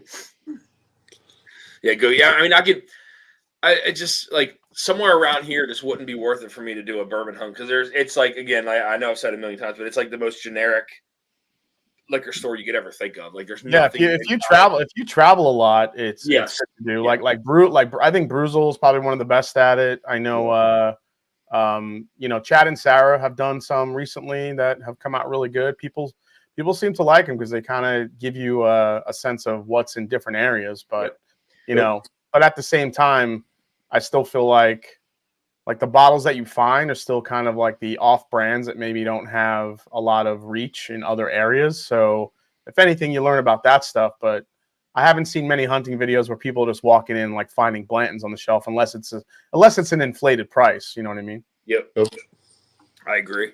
Jay, so what do you think is going on with Barrel Craft Spirits, man? What do you think? I mean, I know people have asked me, but I don't really know, but it's very odd to me, like how things just happen so quickly. Yeah, so I've been kind of off the grid the last week. So fill me on the details. What's been the rumors going on? So I mean, originally they talked about like an expansion. that I know. I know they built. I know they bought 1 or 2 giant warehouses towards the end of last year. That was a big news story. A bottling line, like a bottling facility. But then they also expanded into, just recently, they talked about expanding into the UK. Yeah. And then all of a sudden, there's like a post that one of their rick houses is for sale. And they're bottling. Oh, yeah. You know what? I did see that.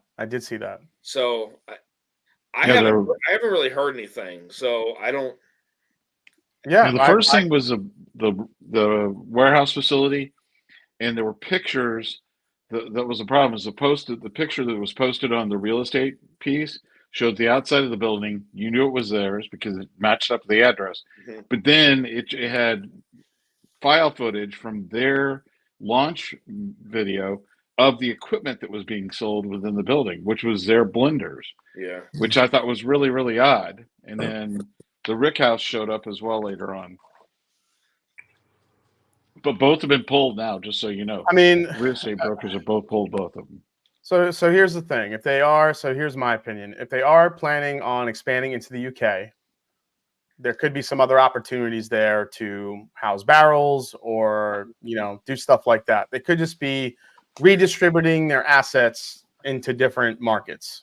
I mean, I'm not saying they would have to do that, but that could be something. Maybe looking for a cheaper route. Maybe it was getting too expensive than they thought it would to house those barrels. So they just needed to get rid of that warehouse and, I don't know, do something else with it. On the other hand, blenders seem to be getting more and more bought up recently. And I mean, it could be a sign that they're getting bought soon. They could be setting up to get purchased. And maybe their barrels are going to be moved into a new place that's owned by someone else instead of the warehouse that they own. So I think that could be a possibility.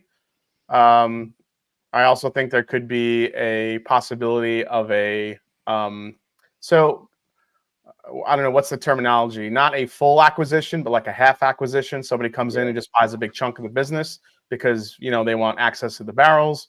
I don't think Ross and Squibb or MGP, whatever you want to call them, was done buying up brands. That could be a possibility. However, Barrel is utilizing normally Kentucky, Indiana, and Tennessee whiskey. So I'm not really sure how that or what that looks like.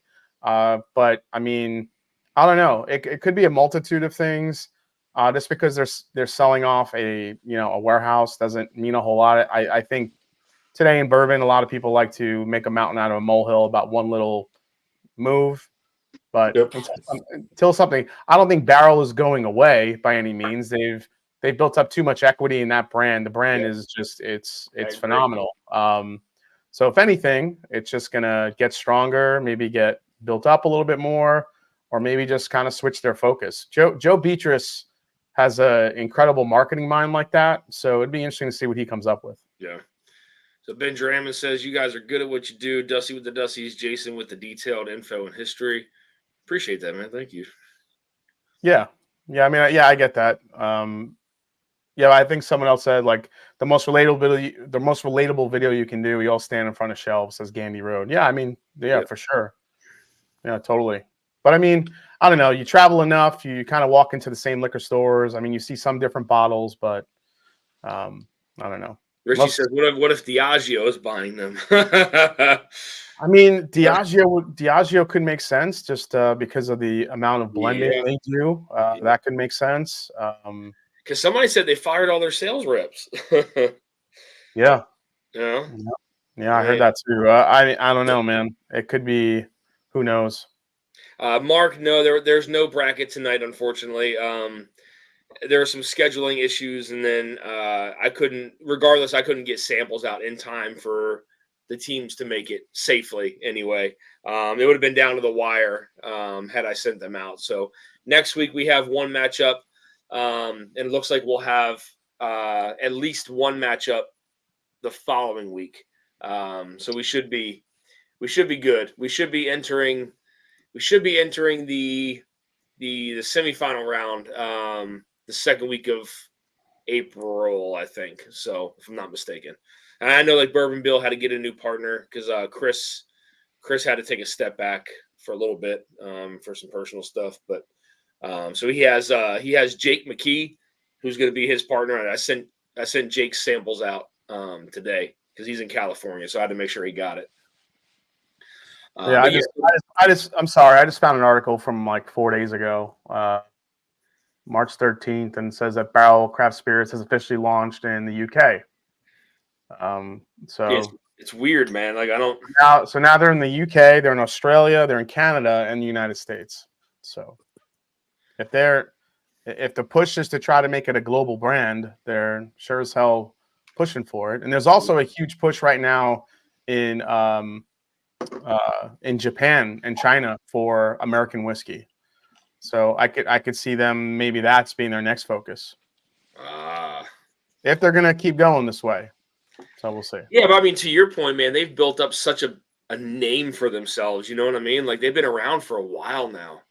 Yeah, so they have. I don't know. That's a good question. You know what? I'll ask Fred. He probably has some kind of insight, man. I'm sure he does. I just asked him to send me a sample of the Heaven Hill 18 Heritage Collection bottle. I wanted to review that, so he's sending me a sample. Nice. Did you guys get to talk a little bit when you guys met for the first time? Yeah, it was funny. We were just kind of sitting in the middle of the room, and there was just a bunch of people around us sipping Irish whiskey, and we were in the middle drinking bourbon, talking shop, and I'm yeah, we had like cameras like on us, and everyone was taking pictures. Probably more so Fred than me, but because everyone was really excited Fred was there, and then they were just, just kind of everybody in Ohio is used to me in liquor stores, but not Fred. So, so yeah, I mean, yeah, we got to kind of catch up and kind of go through some stuff, and he gave me some good advice about a couple things, and yeah, he's a great dude, man. I know he gets a lot of shit, but he really is a good dude. Yep. Yeah, I mean, I got to talk to him for a little bit when at that USO event. Didn't get to talk to him a lot because he was kind of pulled in all different directions, but he is actually a pretty good guy. So yeah. Mark Emenecker says, just checking. They are fun to see, but you got Z-Man tonight. He's fun to see. Mark Emenecker, y'all drinking turkey. Yeah, right now we're drinking turkey. I just got done, Mark, though. I am giving away 4 samples of the 2002 Russell's Reserve.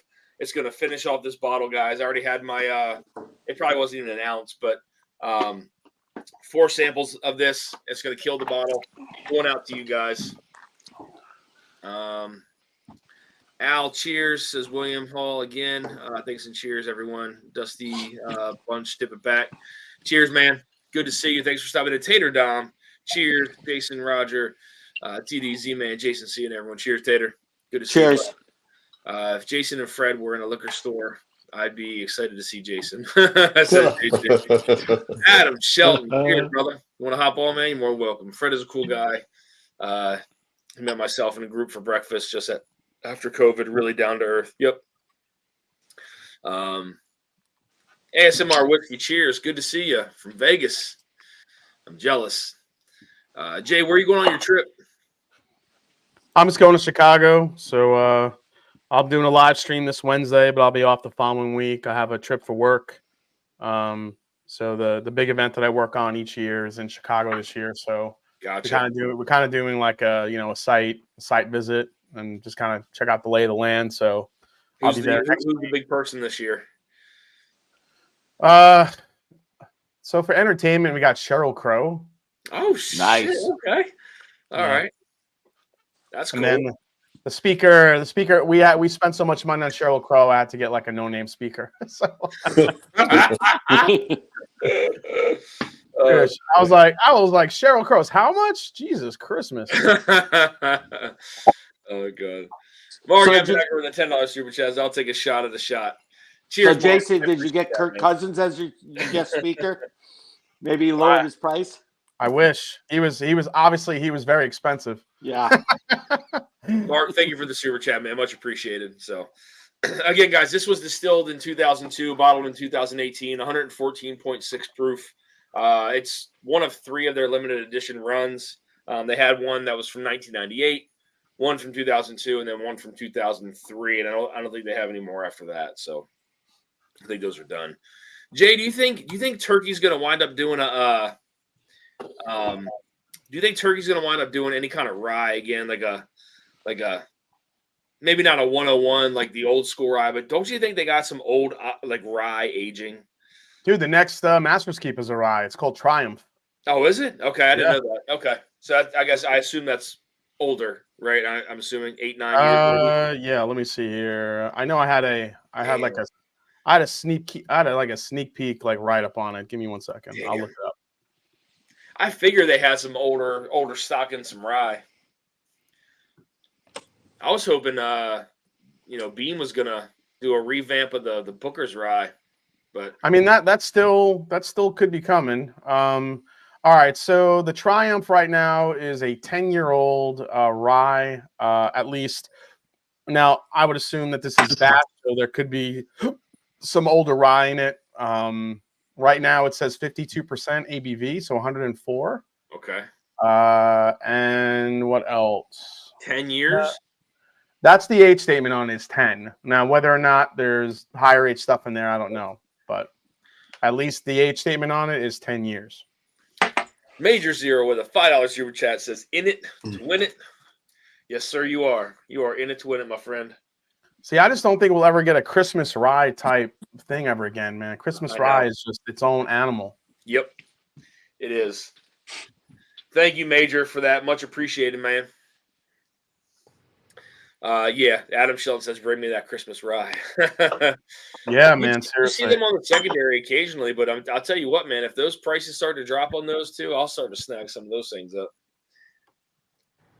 I think that's what's going to start to happen. People are going to start to just go hog wild with some of this stuff as the prices start to drop. I mean, there was an OGD 114 going for. I know it's kind of a lot, but like 650, right? That's not. It's like From what year? 80. 88. 88. Yeah, I think it was an 88. that's about right. Yeah, if Booker's Rye launched again, there would be people would be shooting in each other to get that damn bottle. It'd be nuts. I can understand that. That is so good. That Booker's Rye, oh god, it's stupid. I don't think they'll ever be able to replicate the original one, but No. I mean, that thing's what, 130, 7, 8 proof, something like that? I don't know, something crazy, man. I know John's got one. That whiskey is special, man. I bought half a bottle from someone a long time ago, and it's gone. I drank the shit out of it. So Z, man, thank you for that super chat, man. $20 super chat. Cheers, brother. Thank you, brother. Much 136.2. What is it? 136.2. Yeah. That's a hefty rye, man. damn. Yeah.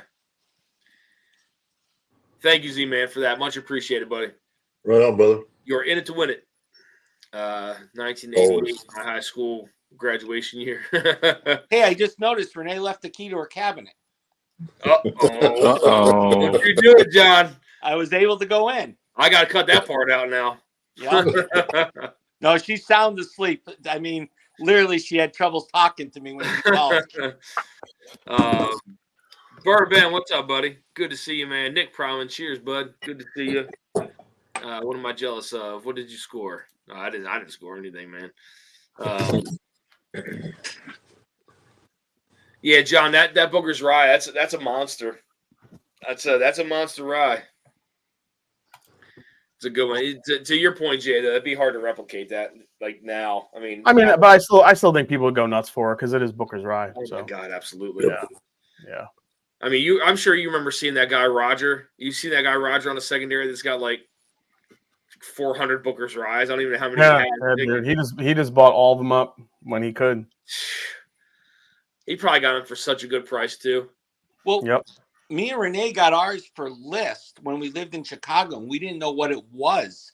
And then one day we're in the cabinet, and we're like, let's try this. And I think Josh from Stuff and Whiskey was here. He's like, oh, my God, I can't believe you have that. And we didn't even know what we were sitting on when we opened that. Yeah.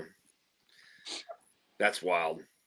Yeah, I got mine off the secondary. That was some years ago. It wasn't at the price it's at now. Whiskey Mountains. I think you would really love that. Whiskey Mountains, if there's going to be a rye you like, it might be the Booker's Rye. Oh, it's incredible. Yeah. It really is a good rye. I've never blinded it against anything, but I mean, I think at that proof point, it's kind of, you'd have to put it up against some heavy stuff because it's gonna stand out for sure. Yeah. What am I drinking? It's something's got some malt or something in it. But maybe rolling. But like you guys in your blinds, there's sometimes you can't tell it's a rye or a bourbon nowadays on some of them. I mean, the Kentucky ryes for sure because they don't have a huge high rye content for sure. Yeah. So it could be tough sometimes. It's just like the Russell Cheers. Good to see you. Adriana hates me because I cracked her rye code. Whiskey Mountain. Yeah, I mean, that rye may not be for everybody. I'll say that. I mean, but it's still one of the probably best ryes I've had in a long time. Oh yeah, see the toasted Michter's rye. See that makes sense because that is not really very. I think it's somewhat rye forward, but it's such a sweet low rye because of that toast on it. Yeah, very very sweet. I do love that bottle though. I'm not gonna lie. I got a 2017 that's cracked. I love it. It's an older one, but yeah, I love that bottle. Yeah, I got last year. I love last year so much. I got a backup of that one. That one was good. What have you been buying lately, Jay? I mean, like Not much, man. Not really. There's not really a lot. I've really, I don't know, man. I've really kind of slowed down the buying. I mean, if you saw my basement, you'd be like, "You're a liar." I mean, but you know the deal. Right now, it's kind of slow. There's not really a ton of new stuff coming out, so I'm kind of focusing more on the I don't know, some like new bottles that are kind of hanging around and no one's really talking about yet. Like I found the Bullet Rye 12 that just kind of dropped, and it's actually a pretty solid rye for a 12-year rye. I don't know. There's just not a lot that's coming out yet. It's like my sneakers right now. There's just nothing to buy right now. It's pissing me off. Jay, do you go to like those conventions where they have like just the shoes all across the tables and stuff? I've been to a couple of them, yeah. But a lot of those guys will try to sell you like used sneakers, and if you're looking, you gotta really like say, no, I want them brand new. You always look at the soles, because the soles are they can't hide dirtiness unless they're like black soles. So that's true. Yeah, but I mean, I think right now for me, like most of the stuff I'm getting sent from like newer distillers or new blenders has been pretty exciting. Like I love what you know, the what is it, the Dark Spirits, that one, what they're doing. You know, I finally got to do the Stag 23C. Mr. Jig sent me that bottle to do a quick review. Yeah, there's just not like a ton of new stuff coming out. I mean, the Heaven Hill 18, I think, is kind of the biggest release that's up and coming. Yep. Pursuit United dropped their first double oak bottle at a gift shop only. I got one of those on the way to try that one. Heard that, Peerless just did some new crazy double oak that they just released, so I want to try that.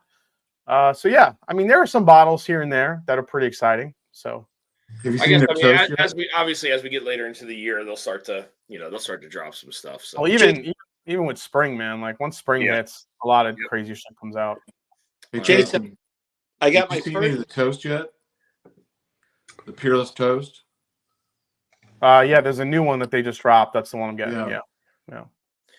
Lance says the barrel. Jason, I just picked up Cardinal Spirits. You picked up what? I picked up Cardinal Spirits, and I'm impressed with it. Cardinal out of where? Where are they out of?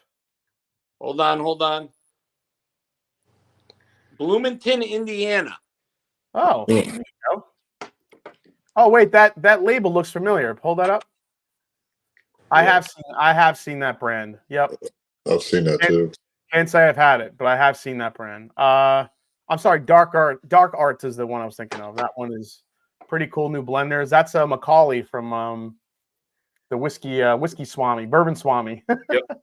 He started that brand. I know Castle and Key is coming out with some new bottle called the Untold Story. I don't know. That doesn't really do anything for me. Yeah. Yeah. You know, Chattanooga's been putting out a couple of good ones. I don't know. There's just not like Heaven Hill 18 was kind of the big release I was looking forward to. And then I finally got it at Old Farts on 1924 at retail. That was pretty cool. At retail? Yeah, I was patient with that one. I was waiting for it to drop in Ohio before I wasn't going on secondary to get it. So then we got the Jack 14 at the end of the year. Yeah. Yeah, dude. Well, I mean, I knew that one was coming just because I saw the list of what they're working on. Yeah, you were saying they're going all the way up to 18. I remember you saying 21 if they do 21? Go all the way up. 21 was the highest age I saw on that list. They're trying to replicate all the old higher aged stuff that Jack Daniels used to age up when he was around. So they had this old price list of all the old Jack Daniels. Dusty, man, the prices would have killed you. It was like you get a 14-year Jack Daniels, like a giant gallon for like $4. What? Oh my God. Dude, it was fucking crazy. I was like, oh my God. So yeah, it went 10, 12, 14. I believe it jumped up to either 16 or 17 from there. and then I think there was an 18, and then a 21. And I think Jack Daniel's plan is to try to get up to that age with some of their barrels. But Chris Fletcher was saying it's super challenging to age up, obviously, just because they get so much angel share where they are. It's tough. Yep. So they have to really be strategic in where they move those barrels. And the So rick house, yeah, those top ricks, man. There's no way they could put them up there. well, I mean, it's not like they're not like starting at Coy Hill. That's just too much. It's too hot up there. They're starting, I think, in their like just their traditional locations where it's a little bit cooler to begin with, and then they're just kind of moving them around and just trying to see how up they can get it without it, being completely disappearing. Yeah. That would be amazing. If they were able to put out some 21-year-old whiskey, that would be freaking amazing. I know it would cost a ton. Probably at retail and secondary, but that would be amazing to be able to try for sure. Yeah, but he said they're gonna do it. So yeah, I mean, listen, I'm not saying it's in their plans to do it. Now, whether or not they can achieve that was up. Chris Fletcher didn't want to say like yes or no. We're definitely putting this out. They're still experimenting really with modern high age whiskeys. I mean, the fact they got up to 14 is pretty impressive.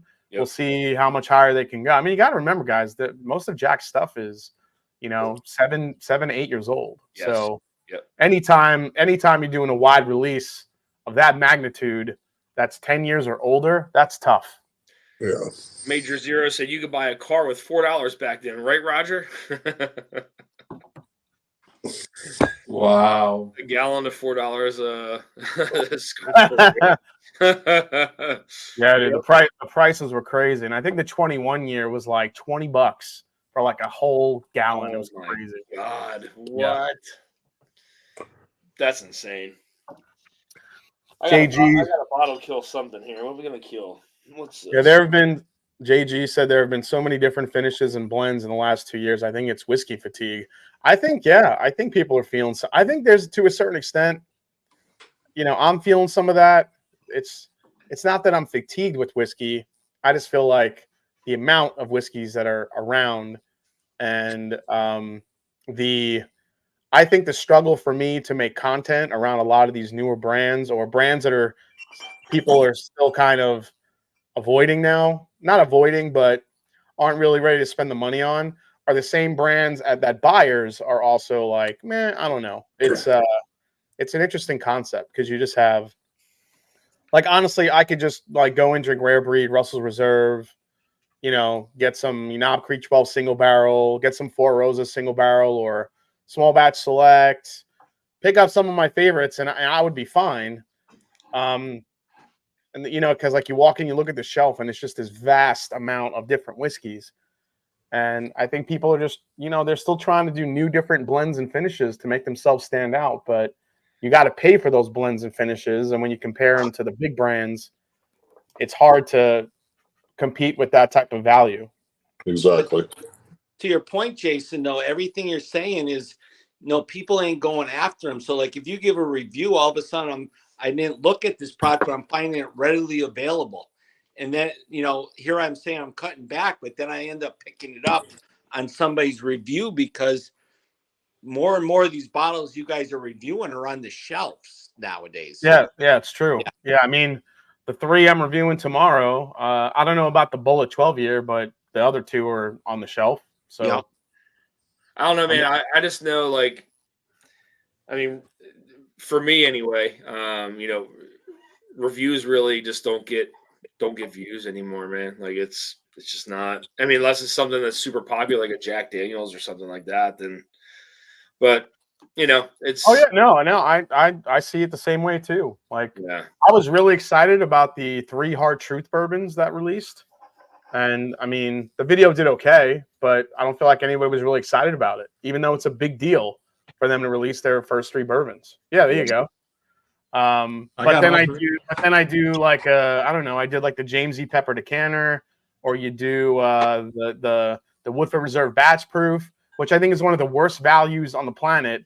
And a video like that gets 28,000 views. Like, I'm like, Jesus Christmas, like priorities, people. Dude, so. I would die for 28,000 views. It's. I'll still continue to make content whether people watch it or not. I mean, it's just I like to review the whiskey, so I mean, it is. Yeah, what it is. Richie. There is a new Bullet 12-year rye for sure. Copperwolf says I have an uncle who has an old hot rod that used to be owned by Jack Daniels. That's Wow. That's freaking cool. Chattanooga changed their corks to half synthetic now. So sad. The new ancient wheat experimental just dropped, and white port is killer. Says 13 and 18 Shelby. Oh, the Chattanoogas. Yeah. Yeah, that white port one is freaking delicious for sure. Girl, here the wheat is good. I have one on the way. Great. And I'm still not a fan of Chattanooga or Wilderness Trail, which I don't know why.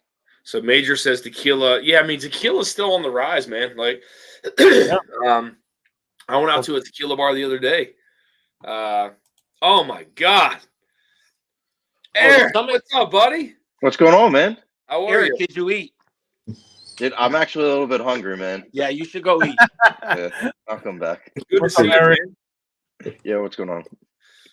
Yeah, tequila's still on the rise. I went to a tequila bar the other day, and I was asking her, and she named off like just 15 tequilas off the top of her head, and I was like, man, I know a couple of these, but I don't know, tequila's on the rise still, though. It's hot, Yeah, I think the Michter's barrel strength rye is still dropping this year. It looks like I'm still waiting for my new riff 8-year bourbon. I'm excited to try that one. Jack Daniel's single barrel select is down. Rebels dropping the 6-year Kentucky. I saw that. I want to get that. That's really most of March. I mean, Lost Lantern is dropping some really good single barrels. If you're into that stuff. April, Dark Arts is doing a Mizunara. They're doing a Sakura barrel finish. They're doing Jack Daniels is releasing the twice barrel Tennessee rye in the smaller bottles. Those are really good. You know what was really good, man, was the distillery series from Jack. The last review I put out. The sherry. Yeah. That's a good bottle, man. Like it's like cherry. It's like cherry coated bananas. Oh my God, it's really good. I liked it. Here we go, back to the sweets again. Cherry coated bananas. Yeah. Well, the other day I was at the store and I see banana Laffy Taffy, and I haven't had that since I was a kid. But after everybody, especially stuffed and whiskey with the reviews, I said I'm buying this bag of Laffy Taffies, and damn, that was good. Eric, what are you drinking? I am doing a Russell single barrel. I just poured the juicy fruit pick. Oh, nice. Yeah. I do need some black olives. I've got some black olives here, guys. Jason, I know you love olives. Not black ones, right? I hate olives. Really? Yeah. You think I would? You think I went through a small phase where I was drinking dirty martinis, and I think that just killed olives for me. Yeah, that'll do it. Yep.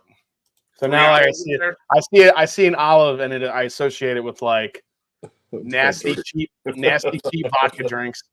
I got some pickles in the fridge, man. Is that your new thing, Dan? You just come on here and you just eat like a jar of pickles and I mean, typically I don't eat them on stream, but when I'm done, I'll go polish off a can last week you ate them on stream. Yeah. You ate a whole jar on last week's stream. Typically, I don't do it on stream. I'll wait till I'm off stream and I'll go finish a can or two. But do you remember sticking a straw in the pickle juice and drinking it at all? No. No. Yeah, exactly. Did I do that really? I don't remember that either. You didn't do that. Wait a minute. Remember that I'm just fucking with you. All I know is every time you ate more pickles, you scored higher in the. I don't know how. Yeah, you're right. Shauna says olives are the best. Casa Giovanni are my favorite. Yeah, I feel like I'm a bad Italian because I don't like olives. I don't know what happened. I blame vodka. That's probably what did it to you. Yeah. For sure. What would your mom say if you don't like olives? Oh, wow. Yeah, I love olives. You're crazy. Love it. Yeah, my mom loves olives, so Jay, what are so as far as like turkey picks, are you guys doing anything later on this year with them or no? With who picks? With turkey. Yeah, usually we do them in August at some point. Normally. I Yeah. mean, does Jay get like multiple? I would love to do a turkey pick, but I just don't think I'm there with shared pour yet. I mean, normally we do them through Keg and Bottle. We do our turkey picks. We haven't done a turkey pick with Jay yet, so. All right. No. Dan, can I say something? Yeah. You were nervous you weren't going to sell one barrel of NBC, and when you got there, you bought two. Yeah, I know. You bought two, I and know. you were worried about not selling one. Yeah, and then you sell out all two? Yeah. In 24 hours or 26 hours, maybe. Yeah. Yeah, I mean, I think it was a little bit longer than that, but yeah, I mean, I was nervous, but I mean, I don't know. I mean, I'm still waiting for the Starlight stuff to drop. Dude, it's another waiting game for those, dude. I mean, that's crazy. It's going to be a year by the time I don't even know what the thing's going to taste like anymore. I want to get back to Southern Collective. That was fun. Oh yeah, Southern But Collective. Jay, they haven't even bottled the Armagnac finish yet. That's still sitting in a barrel. Seriously? Yeah, that's what Jay said. It's still sitting. They haven't bottled it yet. Oh Jesus! I mean, like, I don't know what it's going to taste like at this point. Yeah. Well, hopefully they're still good. That's what I'm saying. You know what I mean? Like, oh God, I don't know. I love the saltiness, bitterness of olives. Yeah. Dan, look at the chat. Tom Shanley telling you how to make a dirty martini. Where is it? It's How I pour the vodka and the olive juice in the mixing cup full of ice and I pour it down. I love juice. That's how you do it. That's how you do it. That should have been the recipe for sure. Any plans to do an old Dominic pick? I mean, I haven't. I mean, I don't have any plans to do an old Dominic pick. That'd be fun. I mean, again, I think. Dusty, you should reach out to Ben Holiday, man. Oh my God. Yeah. That's top 5 pick experiences I've ever had. Really? Totally agree. It was awesome. Oh, yeah. Roger was there. He knows. It was awesome. Fucking 10 barrels, dude. It was like being back at Four Roses. Oh my God! Really? They offered that many? Well, it was more of a 5 of the standard rye, then 5 of the wheater. Okay. And they were both rickhouse proof. The rye we did was a little over 7 years, and the wheated bourbon was like 6 years and 6 years, 7 months, something like that. Yep. And the flavors on these things were incredible. I could not believe how good they were. Very similar in profile, like the spectrum of flavors from like one side of the rickhouse to the other, completely different. Very, very turkey-esque as far as like the different flavors you get. It was really, really good. I was very impressed, and it was funny. Like we're sitting there tasting, and then in front of us we have the master distiller, the head of sales, the president and owner, and I don't know, like all their children. I don't know. It was like everybody was fucking there, like watching us taste. It was so crazy. Wow, that's awesome. You say it was top 5 though, yeah? Yeah, just because of the history, the grounds, just the hospitality. It was a really cool experience for sure. That's cool. I could put it on the list. I mean, I don't know if Shared Pour runs through them, but I don't really have anybody else to go through, so I don't have connections to anybody else, so it'd have to be Shared Pour. You could reach out to them and see if they would be willing to give you a barrel, and then you could probably maybe run it through Jay. I think that stuff would sell. I mean, it's so good. Yeah. Oh. Jason, what did you think of Green River when you went there? Green River was another great experience as well. That's what I was saying. Yeah. I'm trying to remember. I think we had 4 or 5 barrels to choose from. One stood out immediately, and we should have that one pretty soon, actually. We got to pull out our cell phones and go find their barrel in the rickhouse of 4 floors, which was nice. Climbing up the ladders. That's running kind the of cool, yeah. hallways until we got to it. TCT says this Mash and Journey 13th Colony is delish. Yeah, it's pretty delish. Yep. Holy cannoli. Holy cannoli. Whoops, I missed something. That might be our fastest sellout ever. That thing went like crazy. Oh, absolutely. That was nuts. Faster than Four Roses? So here's the thing. The Four Roses sold out quick because at that time the group was a lot smaller and we had the top 2 tiers in one group. So that whole tier took care of pretty much all the Four Roses. It was gone in like 30 minutes. Yeah. I think if the 13 Colony, if the groups were set up the same way, it would have been gone even sooner because as soon as it hit the second tier, it was gone in like the first tier is like 30 minutes. Then the second tier, it was gone at like 32 minutes in. It was just gone. That's crazy. Yeah, it was They don't crazy. sell tickets to the Super Bowl that quick. Dude, it was. Okay, I mean, all I gotta ask is where's Six at? He should be here for this talk about that Four Roses pick. no. Well, he ended up picking number 9 in the end, though. So yeah. Jay, did you guys stay overnight for Ben Holiday? Like, is there local places to stay right there? Yeah, did we end up staying in Leavenworth? Which is, so you know where the big prison is, Leavenworth. Yeah, So there's a little Leavenworth. There's a little Leavenworth town in Kansas. So you literally, I mean, it's right on the border of Missouri and Kansas. So you just go right over so like we're driving from the airport, you cross over a river and it's like boom, you're in Kansas. And there's this little Leavenworth town that's right there. There was a really nice hotel. We stayed right there, and then in the morning we drove to the distillery, and then we all went to the airport straight from there. Thanks to Roger. So nice. If I can jump KCI back, is only 12 or 13 miles to the south of Weston, so yeah, you can stay at KCI and drive. Yeah, I mean, yeah, you could even stay at a hotel right near the airport if you wanted to. So yeah. Back to the Four Roses pick. This is what I remember. I was just new to Whiskey Tube. You guys are doing it from the hotel room. All the old ladies are walking by. You had Marty, Darrell, and his buddy there. And that's literally that's one of the videos or one of the live streams I was on that got me into the bourbon community was that Four Roses pick. I can picture that too. As you're looking over your shoulder going, yep, there's more going by. There's more going by. The old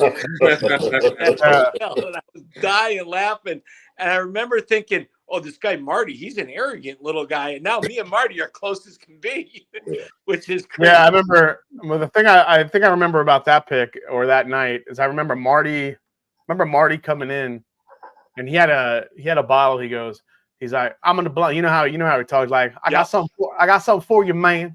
I'm like, and that's exactly that was my first impression on Marty was him coming into that room like I'm. Oh yeah, Marty's in the Marty heard us. He's in the chat. Yeah. I was like, what do you got, Marty? He goes, I got something for you, and he hands me glass, and I'm switching around. Yeah. And I taste it, and I'm like, dude, that's fucking Dickel. What the hell are you giving me? He's like, what the fuck? It's Old Carter. He puts Old Carter. I'm like, yeah. I'm like, Old Carter's using Dickel in those batches.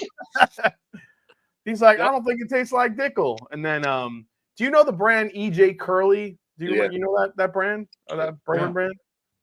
So that was one of the older ladies that was there. Like her husband. First of all, this woman was like, she was sloshed. She was done. She was up for the night. She was cooked.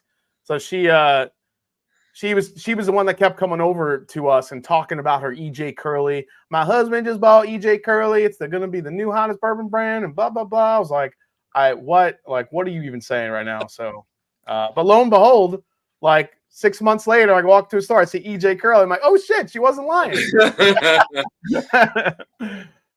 That was, I'm still picturing it. That was so funny. That live stream, it was incredible. Yeah, we actually had met another group of bourbon guys that were just kind of behind us. They knew my channel, and we were going over and like sipping some stuff with them, and then we jumped on the live stream. I mean, that was fun in that little. It wasn't the biggest, it wasn't the biggest lobby in the world, but we were able to make it work. Yeah, And after that live stream, the mistake in this room took over. That's funny. I think I was there, right? Yeah. No. I thought I was. Oh no, You you were there are. in like a tracksuit, like looking like a mobster, Dan. Like, No. like you're out of the Wasn't I? Russian mafia. Yeah. The only thing I remember is Darrell and Marty. I remember the Hawk, obviously, and Jason sitting there looking over his shoulder. He had the computer in front of him, trying to do the stream. It was just a good night. Marty said I ordered 5 pizzas. Yeah, but what did he get for everybody else? That's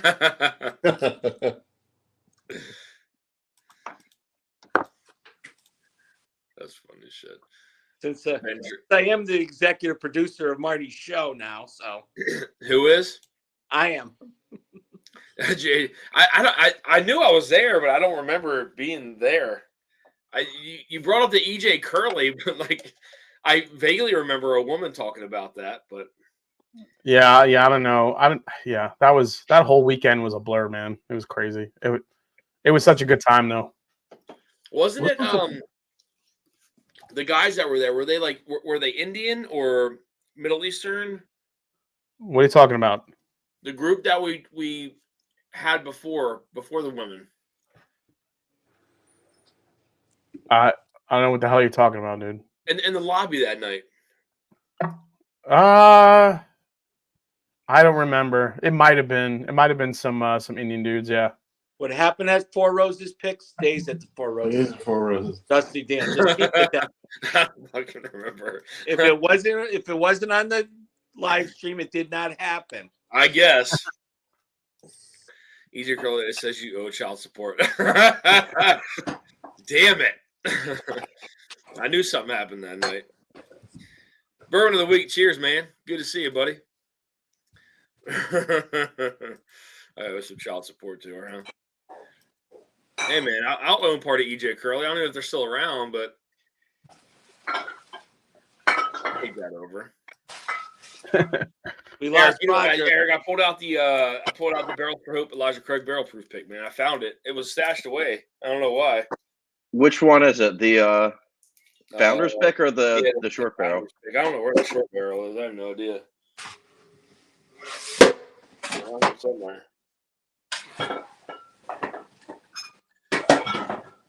I have no clue where it is. I like that one better anyway. The founder's pick? Yeah. Founder's pick is pretty good. Jay, have you do you have all of your picks laid out now for the rest of the year, or are you still working on some of the ones later on? As far as release schedule, or as far as what we're picking? What you're picking? I want to do one with you at some point. I mean, yeah, we still have a good chance to do something together. I mean, as far as like what we have coming up, we just have so much stuff we need to release that, it's getting harder to kind of pick and choose our spots. So, I mean, we're just figuring it out. As far as anything new, we're hoping to do more turkey picks here in August. We're hoping to, what were some of the other ones later in the year we might be doing? We have another 4-gate coming up. We possibly could be doing something really cool with NGP. We'll see how that goes. Like directly? Yeah. Yes. Yeah. Did I ever tell you that I reached out to them just randomly? Yeah. I reached out to them randomly, and they sent me a whole bunch of samples of stuff, and I reviewed it, and they're like, "Oh, you can't release that to the public." So I still have it as like a private release. I still have all the sample bottles sitting back here, like a high rye, a low rye. Where are they? They would not let me release it to the public. Seriously? That sucks. I swear to God, I still have the. It's private. Like, was it one of like their like funky mash bills? No, hold on. It's like gin. I'll show you. Hold on. You can't do it. Yeah.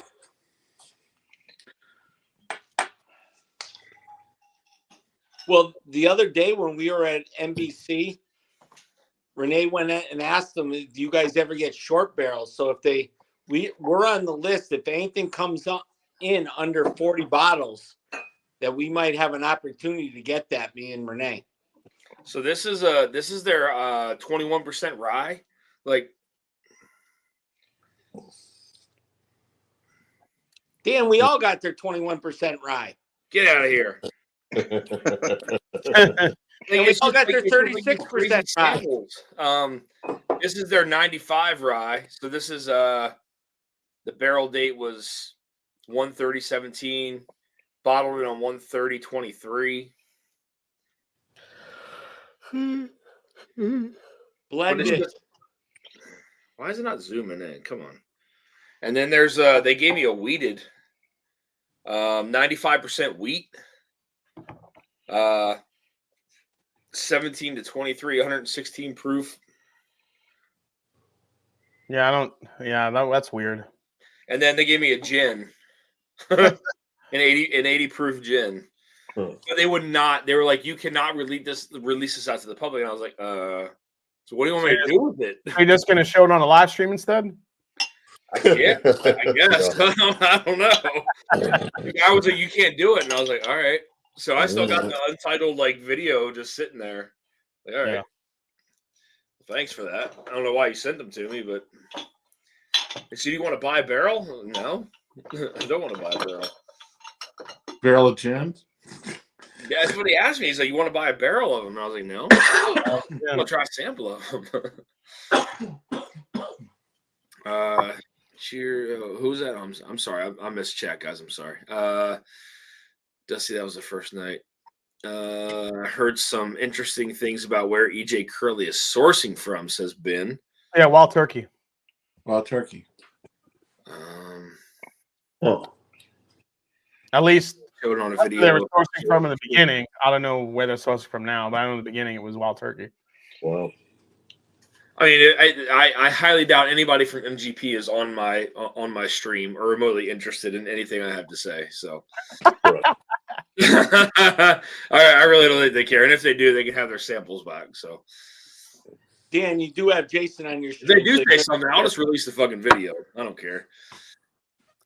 Gin is gross. Not all of it's gross. There was some pretty good gin I got to taste last year. What was that? Who said that? I'm sorry, John. I said you better be careful what you say, because if Jason's here, they could be listening. That's true. That's true. My viewer count did go up when Jason popped in here. So I didn't. I don't tell anybody when I'm jumping on your stream. So not because I'm ashamed, just because I do it just off the cuff. I need to go get some pickles. Hold on. Oh, there he goes again. Oh my god, pickles and olives, dude. Yes. His fucking thoughts must be rancid. Oh, Eric, would you care to elaborate on thoughts?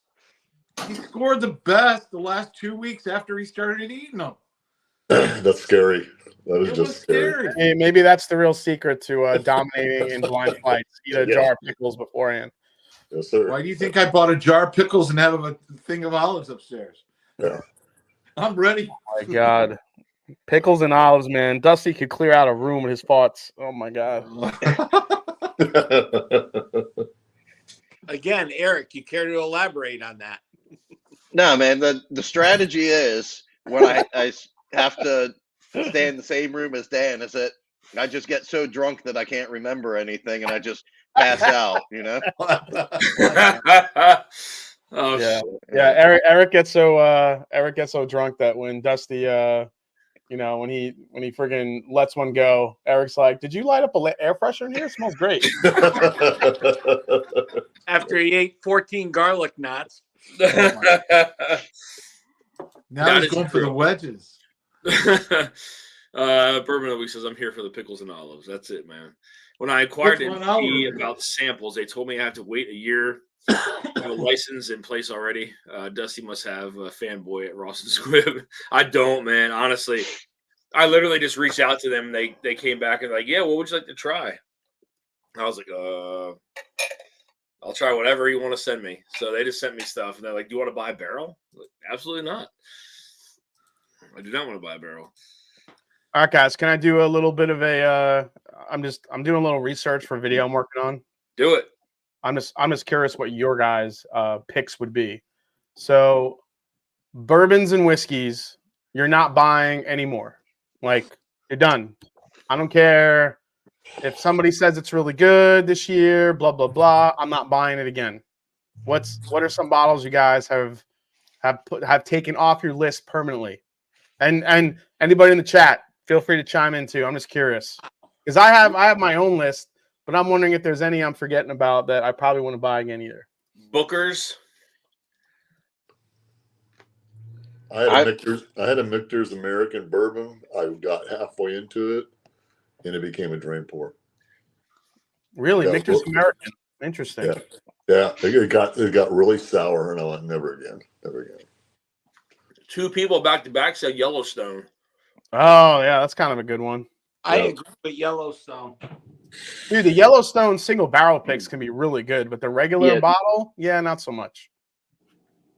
I would agree with that. For me, and it probably changed a little bit last year, have been Maker's Mark, but that would have been like before they put out the cellar aged. No, but like specific bottles, not just brands. So you're just saying like the regular Maker's Mark you won't buy anymore. Well, yeah, I don't buy any Maker's Mark, but even before when they're putting out all their like wood finish series, like I'm not buying that.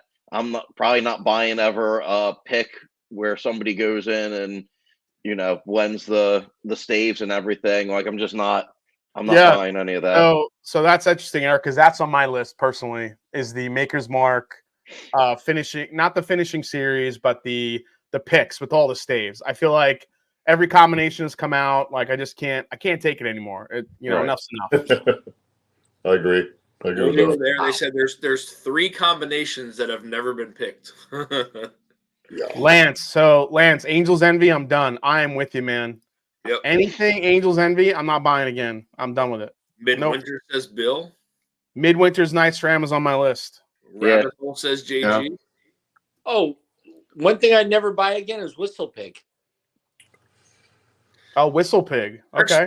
That's not a bad one. Why, but it just doesn't jump out to me. So Greg McDonald says no more Kentucky Owl, Old Carter, Joseph Magnus, Cigar Blend, Smoke Wagon, Uncut, Unfiltered. Dude, hold on. Greg McDonald just dropped a friggin' list. Okay, hold on. Joseph Magnus. Really? No more Cigar Blend for you? Okay. I still like them. I know they've gotten a lot younger from what they were, but I don't know. I still think Nancy the Nose, man. She has the Kentucky Owl for sure is on there. Old Carter. I can't say I'm out on Old Carter yet. They still put out some great batches. I think I'm not buying the Old Carter Ryes anymore. I think there are too many good ryes now to kind of spend $200-something on an Old Carter rye. But some of their bourbon blends that they put out are really good. So I'm still with that one, I think. The Cigar Blend. Yeah, I think the Smoke Wagon though is kind of on point though as well, because like even their single barrels, like some of the stuff that they put out, like the special bottles that are in the raffle, like are just okay for the money. Like I don't know, I don't feel like I'm buying it. They ran out of all their great stuff. I I understand that he's making some really. He's still blending the shit out of those things, but those things sit on the shelf, man. Yeah. But Nancy just put out a post that they're increasing their ages on the Cigar Magnus. I think she just the other day. Okay, well that'd be. They went up in all their ages. But back to another one I wouldn't buy is Wilderness Trail. Really? Wilderness Trail you're out on? Because it's good, but it hasn't crossed that hump yet with anything I had. Yeah. TCT says a turkey fan, but 13-year 101, I'm done. Damn. Wait, what? Okay, so JG says High West, everything. Yeah, I'm kind of out on High West, pretty much. And going back to Whistle Pig, I still like the Whistle Pig 12-year. That's like really the one affordable, decent bottle. But like anything above that, the 15, even the 12-year, they're just so overpriced for what it is. Yep. So AW says Booker's, Heaven Hill 7. Yeah, I saw Smoke Wagon a lot. Oh yeah, Bourbon of the Week. I'm not sure about the Woodford. Oh yeah, Woodford batch proof. I'm still willing to buy here and there, but any of their other finishes, I'm not buying anymore. I'm over it. Like their triple Sonoma finish, their stout thing that they did, their whatever fucking finishes that they do, I'm not buying them anymore. Not for no age statement, and 92.3 proof. I'm over it. 13 Shelby said the Penelope Architects. Never again. Ooh, Really? they get better as they open up. Those Penelope. So 13 and 18, Shelby, if you got some of the earlier Architects, yeah, I'm with you. They weren't that great. The later, like the Build 6 and Build 7, those have gotten a lot better. Andy Rhodes says the Bardstown Origin Rye, Green River Rye, is way better at half the price. I'm going to throw one out there. Company Distillery. See, I haven't had anything from Company yet. It's just straight across the board. There's no character to it. It's good, but it doesn't take you over the hill to go look for another bottle. Yeah, 2 people that said Woodinville. The Woodinville picks are good. I just had a port, and that malty bready in it is just, it's bad. Yeah. The first bottle I had, I loved it, and the second bottle I got, nah. Mike Schneider said Traveler. Yeah. I'll start my list with that one. Old Elk bourbons, not their weeded cask strength bourbons though. I dig those. The Old Elk, yeah. I don't see many people buying Old Elks anymore. Yeah, the regular expressions are rough. Excuse me. Detling, as Jason would say, is stupid good. Get on it. Yeah, Detling is stupid good. But you gotta like chocolate. You gotta Eric, like. I still gotta send you that bottle of Detling, man. It's fine. It's only been like 6 or 8 months or so. It's fine. Yeah, Detling. I still have it. Garrison Brothers. And I can't say I've had enough Garrison Brothers for me to be like, yeah, I'm not buying that anymore. Garrison Brothers turned me off to Texas whiskey like early on. I was like, ooh, just like the regular small batch before I started trying more Texas whiskey and thinking that everything wasn't like that. So I mentioned this bottle on my live stream last week, and that is Rock Hill Farms. I'm not buying that bottle ever again. It's that overpriced. So overrated, man. I'm sorry. It's overrated, overpriced. You never see it. Even if I saw it at retail, I probably would avoid it. Honestly, I'd rather just drink Eagle Air from Buffalo Trace and spend the money on freaking Rock Hill Farms. Callie Dram says Balcones. How about Old Saint Nick? I haven't had enough of that. Old Saint, actually, Old Saint Nick does have good stuff. It's just the prices is just their good stuff is over $500 a bottle. Yeah. So this is the thing with this list. Leave pricing off of it. Just don't even worry about pricing. Just think of the bottle in general, like something. Well, and actually, you can't. You can't really leave pricing off of it because sometimes the price just gets too high and it's not worth it. That's really what happened to me with like the Woodford cask finishes. If they were more of a normal price, I might still explore them. Another one that I'm leaving off my list, I'm not buying anymore. Blood Oath, done. Yeah. Yeah, but people do want to watch the reviews just to see whether or not does it taste good, yes or no. So you're the guinea pig, for lack of a better word, and we all watch those videos, Jason. So. Yeah, Jig says King Kentucky so overrated. I'm not buying that either. Lance says Old Saint Nick all over the map. Some great, some junk. Yep, I agree, Lance. Some great stuff, some junk. Yep. I'm going to throw one out there that I don't want to, but Buzzard's Roost. Oh, dude, I love Buzzard's Roost. So I do too. I love everything about them, but I'm not jumping on all their bottles anymore. Another one I forgot about was Henry McKenna 10. Oh yeah. Oh really? No. If I put that in my video, my mother will disown me. Yeah. I get a good batch and I go back and I get more, but sometimes I got 2 in the bunker that one of them tastes like plastic. Tom Harper says Rebel Cast Strength picks are greater than Blood Oath every time, at least less than half the price. That's good to know. Yeah, AW though. So the next Blood Oath is 10, and they didn't really do anything to make it. I think it's a double finish. I think that's the only thing that they changed up on it. Other than that, it's still 98.6 proof. There's nothing. I don't know. I love Matt Porter's idea that the 10th anniversary should have been like the high fever edition and did it like at 104, 107 or something. I thought that'd been really. That was a really cool idea. Are you guys excited for Matt's first blend? Yeah. The dude can blend his ass off for sure. Yep. Whiskey Corner, cheers. Good to see you.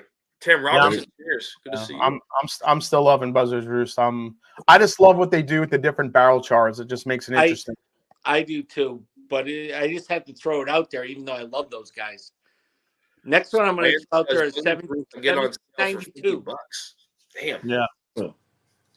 I haven't seen a Buzzard's Roost for $50 before. Not around here. Nobody brought up Willet Pasto. You guys are still buying that shit? No, I don't even have one. No. Never bought one. Never bought one. Barrel King is good for anybody who's not a member of Barrel King. I mean, I joined and extremely happy with that last bottle they put out. I'll tell you that. Right. I haven't got the new. They haven't delivered the new bottle yet. The what is that called? The what is that? Something with Stag. Something. I haven't got that bottle yet, but. So, how many of you grab a 1792 every time you see a store pick when you walk in anymore? I don't see them. Oh yeah, 1792 full proof is on my list. I'm not buying them anymore. Yep. Those usually drink pretty hot. Exactly. They drink hot, and there's a lot better stuff for the money, I think. I want to try it though. I wouldn't write them all off, but like I wouldn't just go in and buy a store pick that I didn't know the store didn't have a reputation for doing good picks, or I couldn't try it before I bought it. Yeah. But in general, I'm not seeking it out, but I don't know. I think that you can get some good ones here and there, but Lance said batch it's not a blind blow buy. you away. I put 4 of them in my barrel. Katie Turk is lurking tonight, guys. Everybody say hi to Katie. She's lurking. Cheers, Katie. Medium Ugly. What's up, brother? Good to see you, man. Anyone mentioned the Joseph Magnus line? Yeah, I'm seeing a lot of people are saying Joseph Magnus for sure. Yeah, Bobby. I only saw one person say Joseph Magnus. I forget who it was, but someone did say Joseph Magnus. Yeah. Oh yeah, Old Forester single barrel proof picks. That's a good call. I'm done with the bourbons or the ryes. Bourbons. Yeah.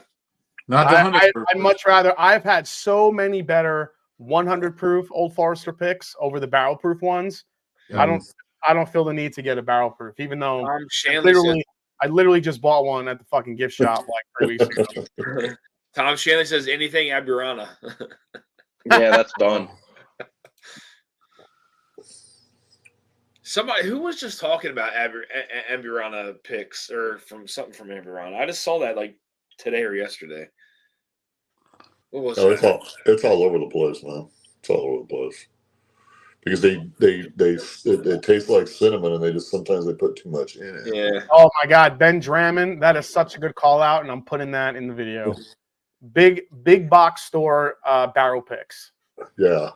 Because normally they're terrible. There's no flavor to them usually. What is this? You know why? Because they're buying so many barrels. It's a lot like what they do here in Ohio for OHLQ, where they need to buy so many barrels for the state that the quality control goes down a bit. Because really, you're not really looking for that super, super special barrel. You're looking for, amongst like 10 or 12 barrels, there could be a super special one in there, but mainly you're just looking for barrels that aren't bad. You just want a good solid barrel. So I feel like the chances you're going to find something super special from a big box store probably not great. They just want to put the whiskey on the shelf. Yeah. Gandy Road, you don't see a lot of 100 proof Old Forester picks because everyone is a proof whore. Everyone wants the high proof cast strength barrel proof ones. But Jackie Zykin, when she was with Old Forester, she always said Old Forester is better at a lower proof. And anyone that tells you different doesn't know what the fuck they're doing. So,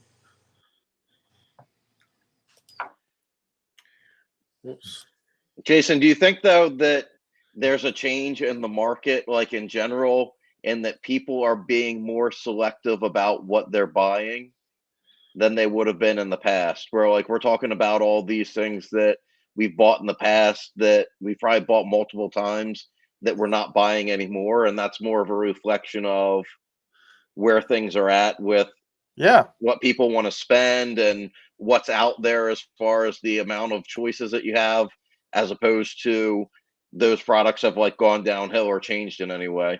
Absolutely. I think it's a little mix of both, and that is something I am going to get into on this video. I'm working on with stuff I don't buy anymore or stuff that people aren't buying anymore just because of the shift in whiskey.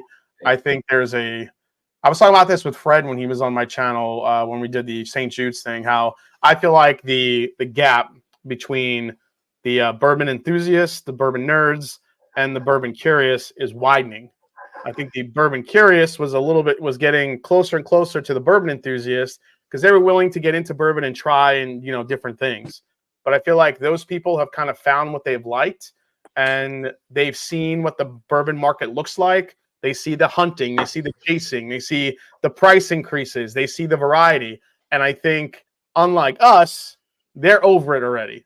So they walk into a store and they go find their Four Rows of single barrel. They go find their, I don't know, Michter's American, Michter's small batch, a freaking bottle of Knob Creek early times, and they are happy. And like I'm just going to drink what I like, or a bottle of Woodford, and then they're done. I see more of that happening now than the more the bourbon curious. I still think there's bourbon curious out there, obviously, but I think that gap has widened for sure. So Tom Harper says it was Drums and Drams who was talking about the barrel Aburana. Yeah, everything Amburana is off my list. I'm over it. Yeah, I agree with that, man. Enough. Like if I want fucking Cinnamon Toast Crunch, I'll fucking eat it. I don't need it in my drink. I just got a rare character rye finished in Maple Cask 74 months, 110 proof, store pick, simply amazing at 110 proof, says Lance. Yeah, and I think the people getting into bourbon now they're getting into a point where the costs are really high. Yep.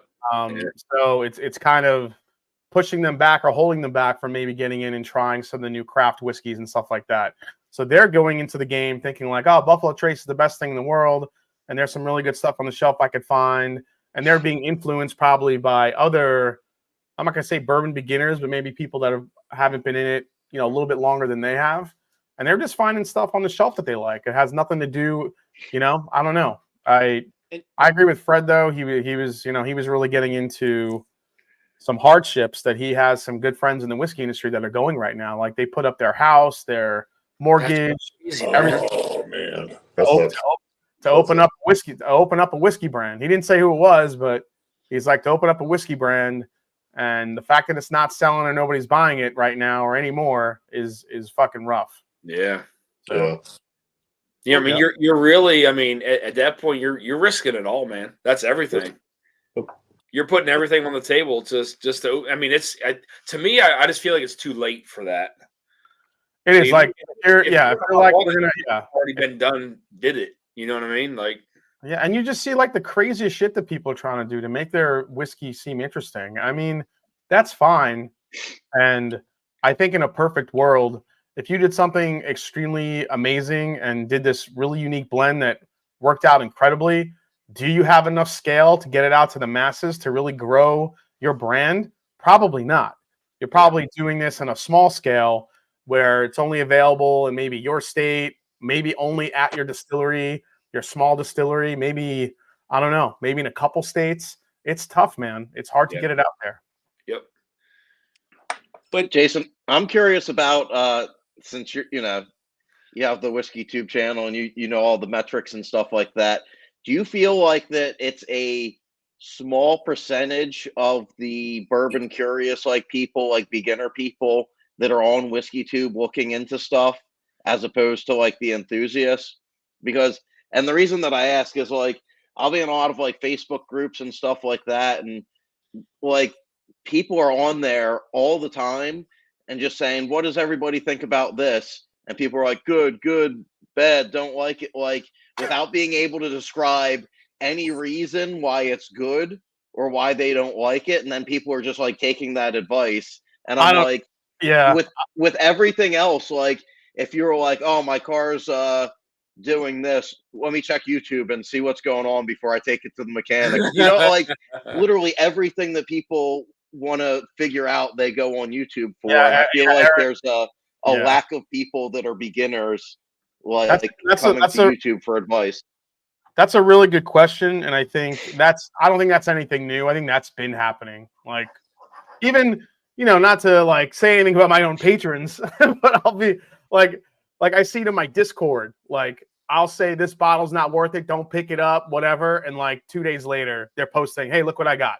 So it's like, are you watching what I'm putting out? Like you don't care. You just want that bottle, and sometimes that kicks in. And when it comes to the YouTube whiskey thing, remember, a car is very different than a bottle of whiskey, or even like a food or a drink or whatever it may be. A car, if it breaks, something's wrong with it. Pretty sure there's only going to be a couple ways to fix it, and they'll give you those options. With whiskey and everything else is totally subjective, and I think people just want to skip that and just go right to getting a quick feedback rather than trying to pull up a video. I mean, some of the people are like technology or YouTube averse, and they just don't want to, pull it up or deal with it or anything like that. I don't know. I mean, I meet plenty of people who I see guys in all the time, Eric, and yeah, it drives me nuts. It's like, oh, how's this bottle? I'm like, oh, I got a video on it. You can check it out. They don't. Comments here. So Tom says, I think people are just abandoning certain whiskeys at a certain price. We want the same value that we got in 2019, and it's not there except for some whiskeys. And people are going, they're going there. The Whiskey Mountain says, plus, even if I've seen the videos, all starts to blend together. And when I sort of see, it can be hard to remember what we heard about. Yeah, I mean, but they'll take the advice from the guy at Total Wine that's like, buy this Chestnut Farms. It's good.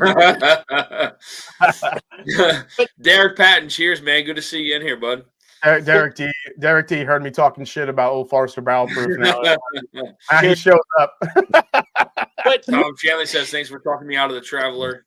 Better bottles for $40. Hell yeah, there is. Tons of them. That was the other bottle. I'm like, don't buy this shit. It's not worth it. And I see guys on my Discord, hey, I picked up Traveler. I'm like, what the fuck, man? I didn't pick it up. Like it's my job to buy it and tell you how shitty it is, so you don't buy it. But people want to. It's like there's I think there's a part that's inherently in whiskey drinkers that you still have to have that bottle on the shelf for whatever reason. Yeah, there you go, Jigs. Couple top values that are great. Rare Breed, Knob Creek 12, Jack Daniels Barrel Proof, and they are still reasonable. Absolutely. Yeah. I mean, I've said it for a long time, and I know others have. Man, that Jack Daniels single barrel proofs are the most underrated barrel proofs on the market. And they're cheap. Yeah. Well, and even the rye they just kicked out, the Jack Daniel's single barrel proof rye, $60. That's what I'm saying. It's delish. Yeah, Derek D. Patton. I mean, you might have been a luckier guy than I have with those Old Forester picks, the barrel proof ones, because most of them that I've tasted drink just like hot garbage. So Chill War Rocco says, watching YouTube videos saved me from Traveler too. But yeah, I mean, you gotta. Again, it's all about where you want to get your information. I think there are some YouTube channels out there that kind of like everything, and I don't really think that helps everyone. I know for sure that there are blog writers that no matter what they review have something good to say about it, and I think that doesn't help people. But some of that stuff, it's where the money's coming from. So, yep. So Lance says, Jason, as much as I'm in line with your palate, when I get Rio ×2 and trade for Rio allocated whiskey, it's a no-brainer. Rio equals 90. Well, yeah, I mean, listen, if you're buying to trade, I mean, that's another thing. And I didn't mind Rio. I mean, even though Rio is Amburana and honey, I got more honey off that than Amburana, which I think helped it. At least for me. I'm gonna go back when we talked about getting into it and what stopped you from buying things. when I first got into it, one of my favorite bourbons, it was around $20. Now it's $30 and I don't buy it anymore. And it's still the same stuff. It's just 5-year MGP there or 4-year that's just good. But for $30, I'm not paying that price anymore.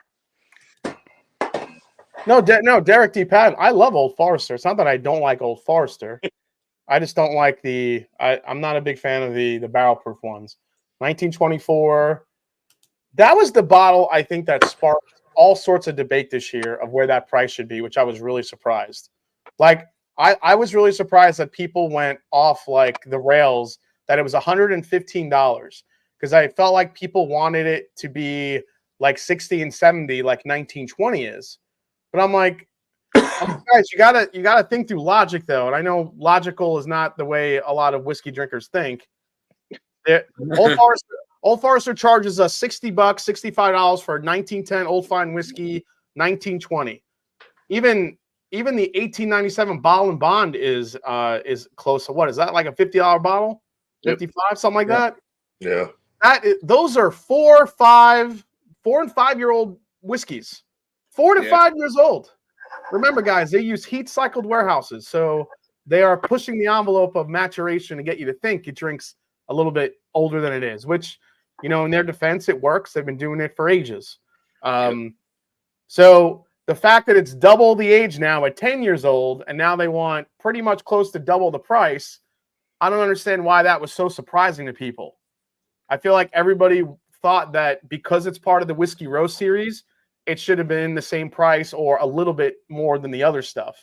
But it's literally double the age. I'm not saying that matters totally, but you got to remember it costs Old Forester a lot more to keep that barrel around tax-wise and stuff, the amount of years they're putting into it. exactly. So it's just a lot of factors that people don't think about. It's not like I'm defending the high prices, but that one to me was surprising because people were like, "Oh, that's bullshit. There's no way I'm buying that bottle."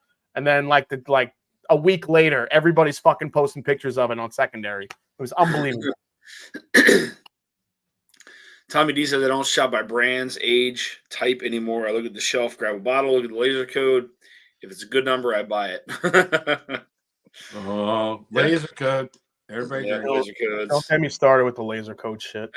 I'm so tired of hearing about that shit, man. If I hear laser codes or micro batching, I'm gonna lose it. People just kind of took that and just ran with it, man.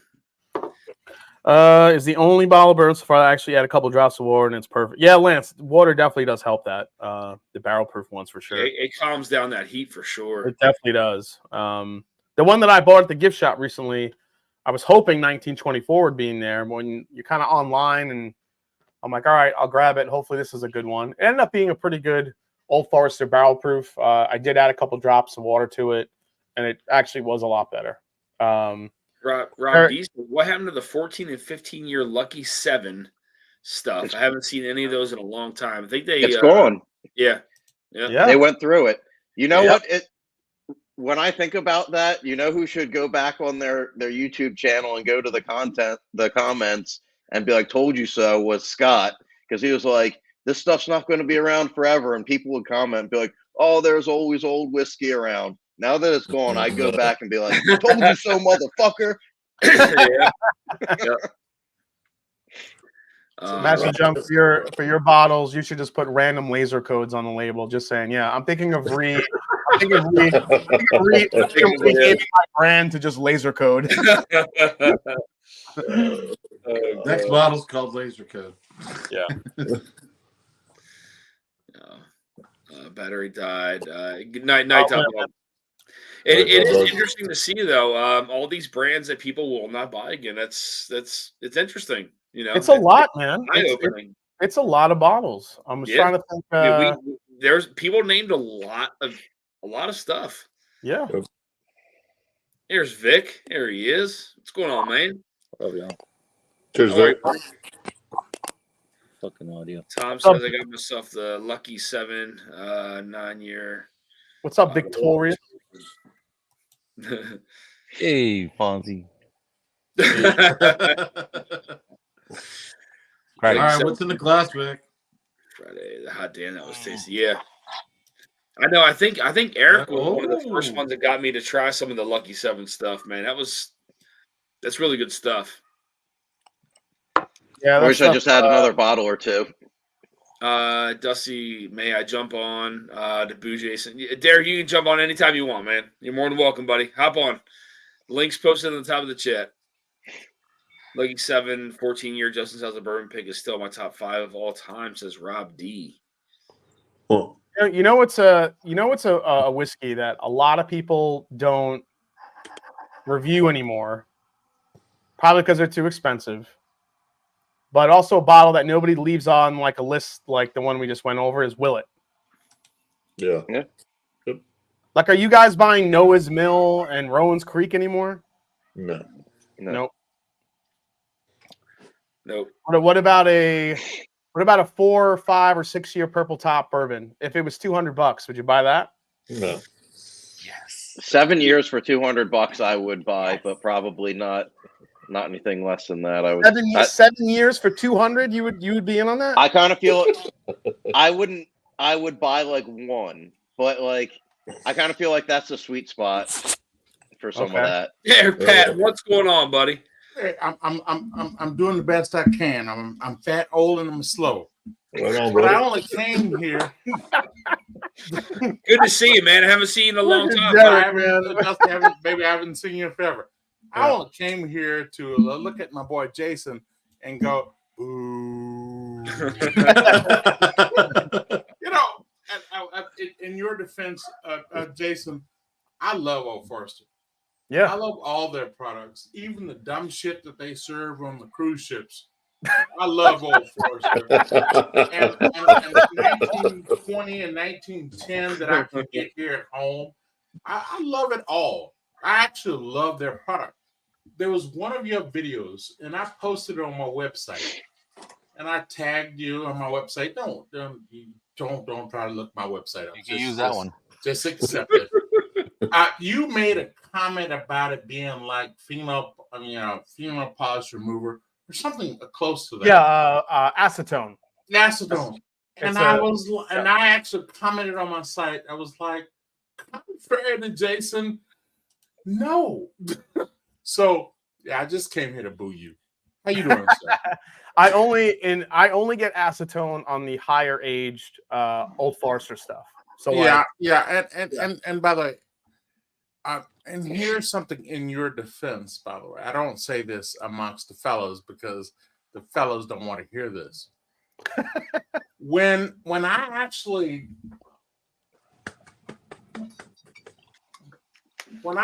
try one of these, when I actually drink one of these guys, by the way, I'm willing for donations for bottles that are full. But when I actually get one of these guys, I am not above putting ice in it. Because I think that some of the things that you probably don't like, probably I don't like either. I think what happens is once I put a cube of ice in it, all that crap goes away. Oh yeah, I agree. That's the reason why I tease you, but by the same token, I giggle with you at the same time. No, I agree. It needs water most of the time. I've had a couple picks. I tell you what, Derek, you're going to be a little jealous because I did buy an Old Forester barrel proof single barrel at the gift shop a few weeks ago. Because I walked in there. I want all of the rest of you to know he just randomly put that shit out there. I want you to say just randomly. No, I said it earlier because I was online and I was hoping they would have the 1924 in there. And like you're online walking in and it's just like, well, they have nothing else. I might as well get one of these. So I got it. And oh my goodness. Sorry. And I'll say this: it's probably one of the best barrel proof ones I've had in a while. So 13 and 18 Shelby said I picked up a 10-year 130.9 proof purple top for $309. I mean that's why you got a 4-cylinder, bro. Oh wow! I'm not gonna touch that at all. I'm not gonna touch that at all. I'm not gonna touch that at all. I'm not gonna. Love you, Shelby. I was before They had I saw somebody on secondary posted they had a 17-year release purple top in store, $1,000 out the door. $1,000. 17-year purple top. Well, that's what T-Rob, probably Heaven Hill though. Go Like, Guns. how you doing, Tim? I'm not sure, Eric. I saw it on secondary. Someone posted the bottle. They cracked it. It wasn't for sale. They cracked it. 17 years. I don't remember the proof point, but it was $1,000 out the door. Just right in the visitor center. Just so. I mean, I'm sure it sells for probably more than that, to be honest. But I want Derek's opinion. Derek, since you just jumped on, and even even T-Rob. I was asking the fellas here, what are some bottles or bourbons or even rye, whatever it may be? What are bottles that you've chosen just not to buy anymore? You're not, like, maybe even if there are bottles that you used to buy a couple of years ago, what are you not buying anymore right now? I can answer that. I can answer that easily. Yep. And I hope my brother from Arkansas is not here. I don't like Maker's Mark anything, and I don't I think the wheat, whatever that thing is that Maker's Mark have. When I started in this journey, and I became a Maker's Mark ambassador, you guys can tease me about that later. Right after I became an ambassador of Maker's Mark, I discovered Knob Creek, and I've never went back. Yep. So the short answer, and I apologize, Jason, because I know that this is way too long, but I don't know if the wheat, whatever Maker's Mark is, I don't know if that's where my palate is now in my old age. I'm sorry. No, for sure. No, I mean that makes I understand what you're saying about Maker's Mark. There's a weedy, weird thing that Maker's Mark has on its taste profile that can definitely put people off. It does it to me sometimes. My palate has to be hitting right that certain night to even be able to like get into Maker's Mark. Mm-hmm. What about you, T-Rob? What are you skipping these days? I was going to kind of bounce off of that because early on, I really used to enjoy the 46 cat, not just the regular 46 Maker's Mark. And I don't know if that was a reformulation a couple years ago, but to me, it just doesn't taste the same anymore. Not like it did before. I still like the cask strength 46. That's besides these limited bottles that I'm trying to get rid of. No, baby. No, baby. What your tongue changed just like mine. and when it happens, and you have to just suck that shit up and go there. And his weird part, and I'll shut the fuck up, Dusty. Give me a moment. The weird part is because of the fact that I became a Maker's Mark ambassador, I actually converted a whole bunch of Crown Royal drinkers to Maker's Mark. I actually told them, hey, stop that Canadian, you don't know what's in the hell that shit. Get some of this. And I converted a whole bunch of them. And once I did that, and then all of a sudden I moved to Knob Creek, they looked at me as if I said my mother was siding with the Klan. I'm telling you guys, it's tough. It's tough because my taste did change. It did change, and I got a lot of buddies right now that are looking at me as I'm a traitor. Okay, Dusty, I'm done. Derek, why don't you host like a podcast, man? I feel like I could listen to you talk about anything. Derek, I be entertained.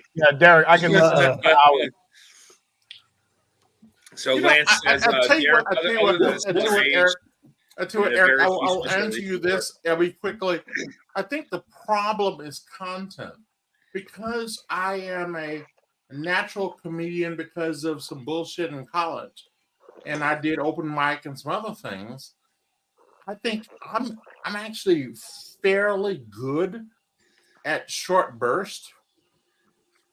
But like most comedians I have, and I have to tell you, God damn it, when I watch comedians, I look at them and I go, God damn it, you suck.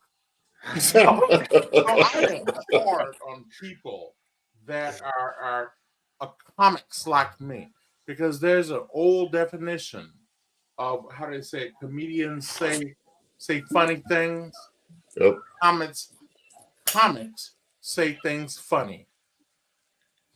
I am the comics that say things funny, Right. which means I don't know if I have the ability to take a crowd from one space to another. Because I'm drunk, just to dusty, so you need to kick me out when you need to. I'm not kicking you out, buddy. You're good. No one gets kicked out on this stream. No. Oh, you love Adam. Nobody gets kicked You know out that? there. Cheers, Adam. Who let me 5 minutes on my stream? Who let Adam? This is one right here that I'm not buying anymore. Derek, This there thing you is go, just funky. So I don't Richie know Z why. says there should be a Derek Patton channel. You know, that actually already exists that I don't use. But let's not talk about that. Hey, before we go any further, Adam, how the hell are you, sir? Oh, you know. Well, Man of many words. How you doing, Adam? You ready for April 1st? Blake Oh, Benson, yeah. cheers. Adam, you're good for the first, right? I got to reach out to Brian to see if he's good, but okay. All right, good. Thank God. I'll make a fool of all of us. Vic, are you good for the first? I'll talk to Jigs and see if he's good. What happened to the 25th? Can't, man. Lance couldn't do it. Strike two. It's been tough, man. I'm telling you, the qualifying round for everything has been that was the easiest thing ever. But like this next round has been very difficult to put together, man. I don't know if I would do another one of these. It's hard. It's hard to do. It's hard to coordinate people's schedules, man. It's tough. You tell me when, and I'll be there, bro. All right, it should be the first. So Jason and Roger are good for the first. If Adam's good for the first and Brian's good, that's one match. I know Top Dog's good for the first. If you're good for the first, I got to reach out to Lance. If he's good for the first, then we got 2 matches on April Fool's Day. So I just found out, Dusty, I can't do the first. Are you serious? No, I'm okay. All right. I like that. This has been hard, man. It's been hard to put together, dude. I'm not lying to you. It's been tough. It's gonna go into fucking June at this point, but you know what? I tell you what. Jig's always twisting the fucking words. Shit. When you have to deal with people's schedules, then it happens. It does. It's tough. Yeah, man. Life happens. Nothing you can do about it. Indeed. Yep. I mean, that's what it is. It's just I think I got lucky with the qualifying round. I mean, everything that was the smoothest beginning of a. Oh yeah, that's the definitely bottle I will not buy again. Is that Yeah, you Bernheim barrel will. proof? Yeah, you will, T. Rob. You know you love that. No. That So was Jake says the April worst 4th. $75 I ever spent, and I'm still trying to choke that down. We may so for this tournament, anybody who's in it currently can't send samples to anyone. But if there's anyone who's been eliminated already, they can send samples if they want to Save you some money. Sure. Damn, fucking Eric. Shit. right up in the wheelhouse. I love that. God. If people want to, if somebody wants to do a blind, they're more than welcome to do it for the contestants. So up to them. It's up to them. I know. Hey, I'm sorry. What was that? I know Christopher David wanted to do it, but he's still in the tournament, so I told him he couldn't do it. So I'm looking at the chat and realizing there's an actual Derek Patton channel. Is there? What? You know what, man? I think that the way Google and YouTube work together, by definition, you have a channel. You just have to put in some information. Yeah. So yeah, I have a channel and I've done anything too. I think for my anniversary, I did sing a song. Ha ha ha! I don't want to hear no shit. I did sing a song to my wife in one of our anniversaries. Was it? Can you just tell us what song you chose to sing? Was it "I'm Just a Gigolo" by Van Halen? No. You know what? I tell you what, Dan. This will hurt your feelings. Our love is here to stay. Oh, okay. There you go. Oh, nice. Oh, Dan, I want you to understand this, baby. I've been a Mas fan for a long time. I know how to play this game. Our love is here to stay. I got you. Our love is here to stay. Yep. Fifth quarter tailgate says, "Cheers, Derek." Guys, if everybody can send their. By the way, it's good to hear from you. Cheers, baby. Yeah, if everybody can send their well wishes over to Scott at Fifth Quarter Tailgate, Absolutely. give him some love, guys, if you can. So going through going through a little bit of stuff. So give him some love if you can, please. Absolutely. Prayers up. Mr. Jake says I would have put some money on Chuck Berry. Cover my ding-a-ling. Just saying. I tell you what. You know what? As cool as my wife is, at the end of the day, she's still a girl. And yeah, that cover my ding-a-ling ain't gonna work out. Yeah. What the hell, Tommy? I don't even know if I drink anymore. I'm just Oh pouring my something. God. All right, guys. So it is 11 o'clock, guys. We're gonna so for anybody who wants to get into tonight's giveaway, it is 4 samples of the Russell's 2002 limited edition. Let me just pull this out real quick. We'll pull it at 11:05. I'll put it into the wheel of names. 4 ounces left. Distilled in 2002. Bottled in 2018. 114. Where is it? 114.6 proof. Yep. Hard to zoom in on there, but this is the Russell's 2002. We are going to finish the bottle. I drank an ounce, and the other 4 are for everyone here who was in chat. So anybody who wants to hop in, you got a couple minutes. You guys are more than welcome to hop in. So, I didn't catch up on chat. I'm way far behind. Sorry, guys. Big Vic with a $5 chest. And cheers, Vic. Thank you, buddy. Yep. Nice. Opening the king. Oh, The king. nice cock. Good to be the king. You feeling good today, bro? Keep it dusty. Don't send don't send me there anymore. I'm not. Derek, I'm up. Vic, did you say something to me? Yeah, look at the fucking tube, bro. Don't play hard to get. Don't play hard to get. Look right here. Right here. King Kentucky. Oh, Wait. Yeah. Jason. Cheers, Jason. I didn't say that earlier. This is fucked up in most every way.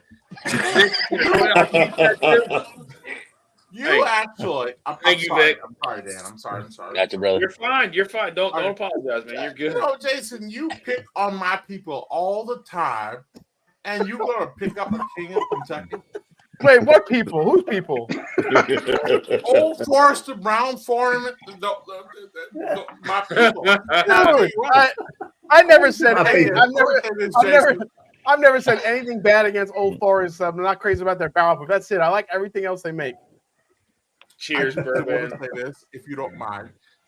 Boo. You wanna, Derek? Will you boo me if I send you a sample of this? You want a sample? He won't boo you anymore. No, he will I'll not. move my family to Columbus, Ohio, if you send me a Tom Harper, thank you. Shit. See, look, Derek stopped. He stopped. You could think, oh, that's true. I don't like birthday bourbon either. Yeah. Keith Thompson says you don't like birthday bourbon. Is there Whiskey I Corner got high hopes for the birthday bourbon this year. 12 years, 107 proof. I have to tell you, I've never had one. Got it up 100. And, There you go. and this is Jason, where I always give you some room. You've had more of their expressions than I have. I only had the expressions where it's available to me and what this community has provided to me. Because this community has provided me with all the bitches, and I love them all. Every last Keep calling me a bitch. I ain't sending you shit no more, bro. And I'm telling you, I will tease you later.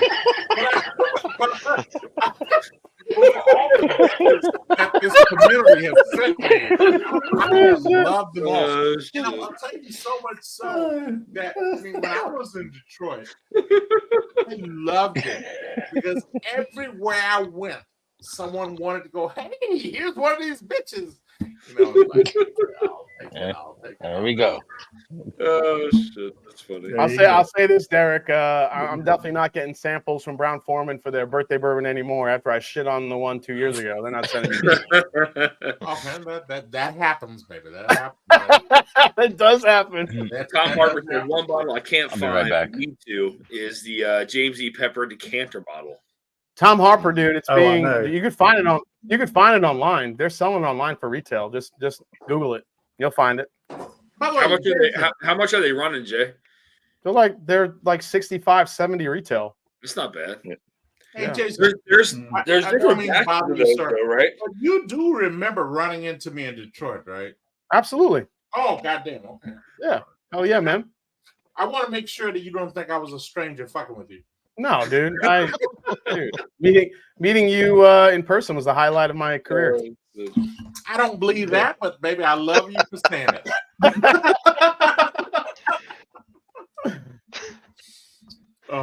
Jason, I forgot. Do you like the Harper 15 year? Do you like the Harper IW Harper 15 year? You know what? I like it better now than I did a couple of years ago because I think the price has caught up with it. The prices now are a little bit more in line with what you pay for it. So I think now it's actually a decent value for a 15-year-old bourbon for what you get. And you get a fancy bottle with it. Is it the greatest bottle in the world? No, but I don't mind paying for it to get it every now and again. Senor Dunny says Roger Randall is a bad man. Damn, Roger. Here we go. You did, but you're a bad man, buddy. Oh, bad. Well, you know, we've had some drinking moments. Oh, Ben Holiday. Ben Holiday, one barrel pick. Nice. All right, guys. I'm going to. Jason didn't see guys me want to palm keep the them chat as I running, left guys? the I got to go enter all these names into the wheel of names really quick. If you guys can keep it rolling for me, please. Right on. Jason, did you say that you'd had the Heaven Hill 18, or is Minnick sending you that? I'm getting a sample from Minnick for that one. Okay, gotcha. I've heard a lot of mixed reviews on it. Really? Some people love it. Some people are like, "Meh, it's okay." The one consistent thing I've heard so far that it's not as in your face as the 17 year is. Okay. It's more delicate. It's a little bit thinner. Great oak flavor. A little bit short on the finish. I don't know. I got to see when it says short on the finish. That makes me nervous. Yeah. 17 was a monster. Yeah. 17 was a beast. I don't think there's any way 18 is going to be able to compete with it. But I also don't hope that this is a pattern. There's only so high I feel like Heaven Hill goes before it's just like licking wood. So I'm going to That could be a sticker. Yeah. I'm going to say something to offend all of you. And I love this. I actually go the inverse of all of you. I actually do try my whiskeys on ice first. And when I try them on ice, I make sure they can stand up the ice. And if they can't stand up the ice, I'm like, okay, fine. And I try them neat. And I have to say, Heaven Hill, at least for the past 3 years, has not stood up well to ice. Neat. It is. Derek, It is Derek, is that flavor. just to take the sharpness off the whiskey? Say it again, sir. Is that just to take the sharpness off the whiskey? You know, and here's the problem, Dan. I got some fat ass rules about not drinking till less close to 9 o'clock Central Time. So my first drink is always gonna be on the rocks. Because theoretically, my dumb ass would be done drinking by 11. So my first drink is gonna always be on the rocks. So I always try it, and I always and I have to tell you, I love Old Forester Barrel Proof. I got way more empty bottles beneath my desk that I'm going to share, but they don't stand up well to ice. But they do stand up to a tad bit of water, and they do stand up outstanding neat. And because of the fact that it is that I'm in Chicago, and I don't necessarily get the same things that you guys get, I am always a couple of years behind. So one of the cool things is when I went from 22 to 23, I was like, this is the shit they were talking about on all their YouTube channels. And so I actually get a chance to go back and review some of you guys' reviews and Jason and some of your reviews too. I go back and listen to what you had to say, and I go, yeah, I think I agree with him. Jason, I agree with you in everything non-Old Forester related.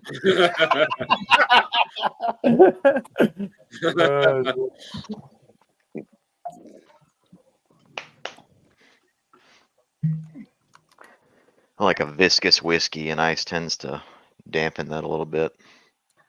Just for me. I don't like my whiskey cold. I like my for whiskey me, room temperature.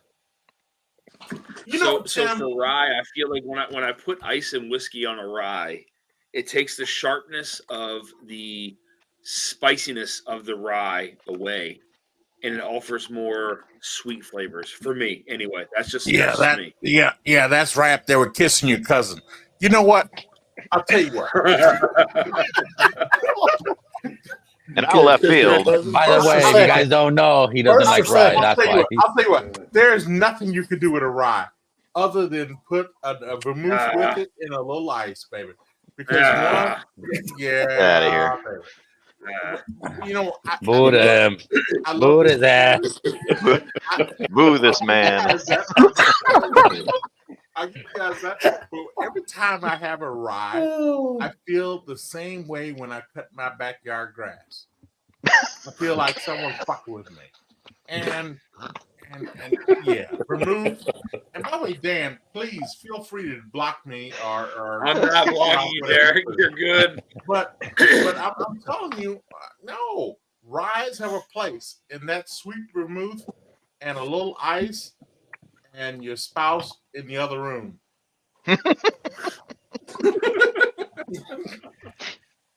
Damn, man. What happened to that song you were talking about earlier?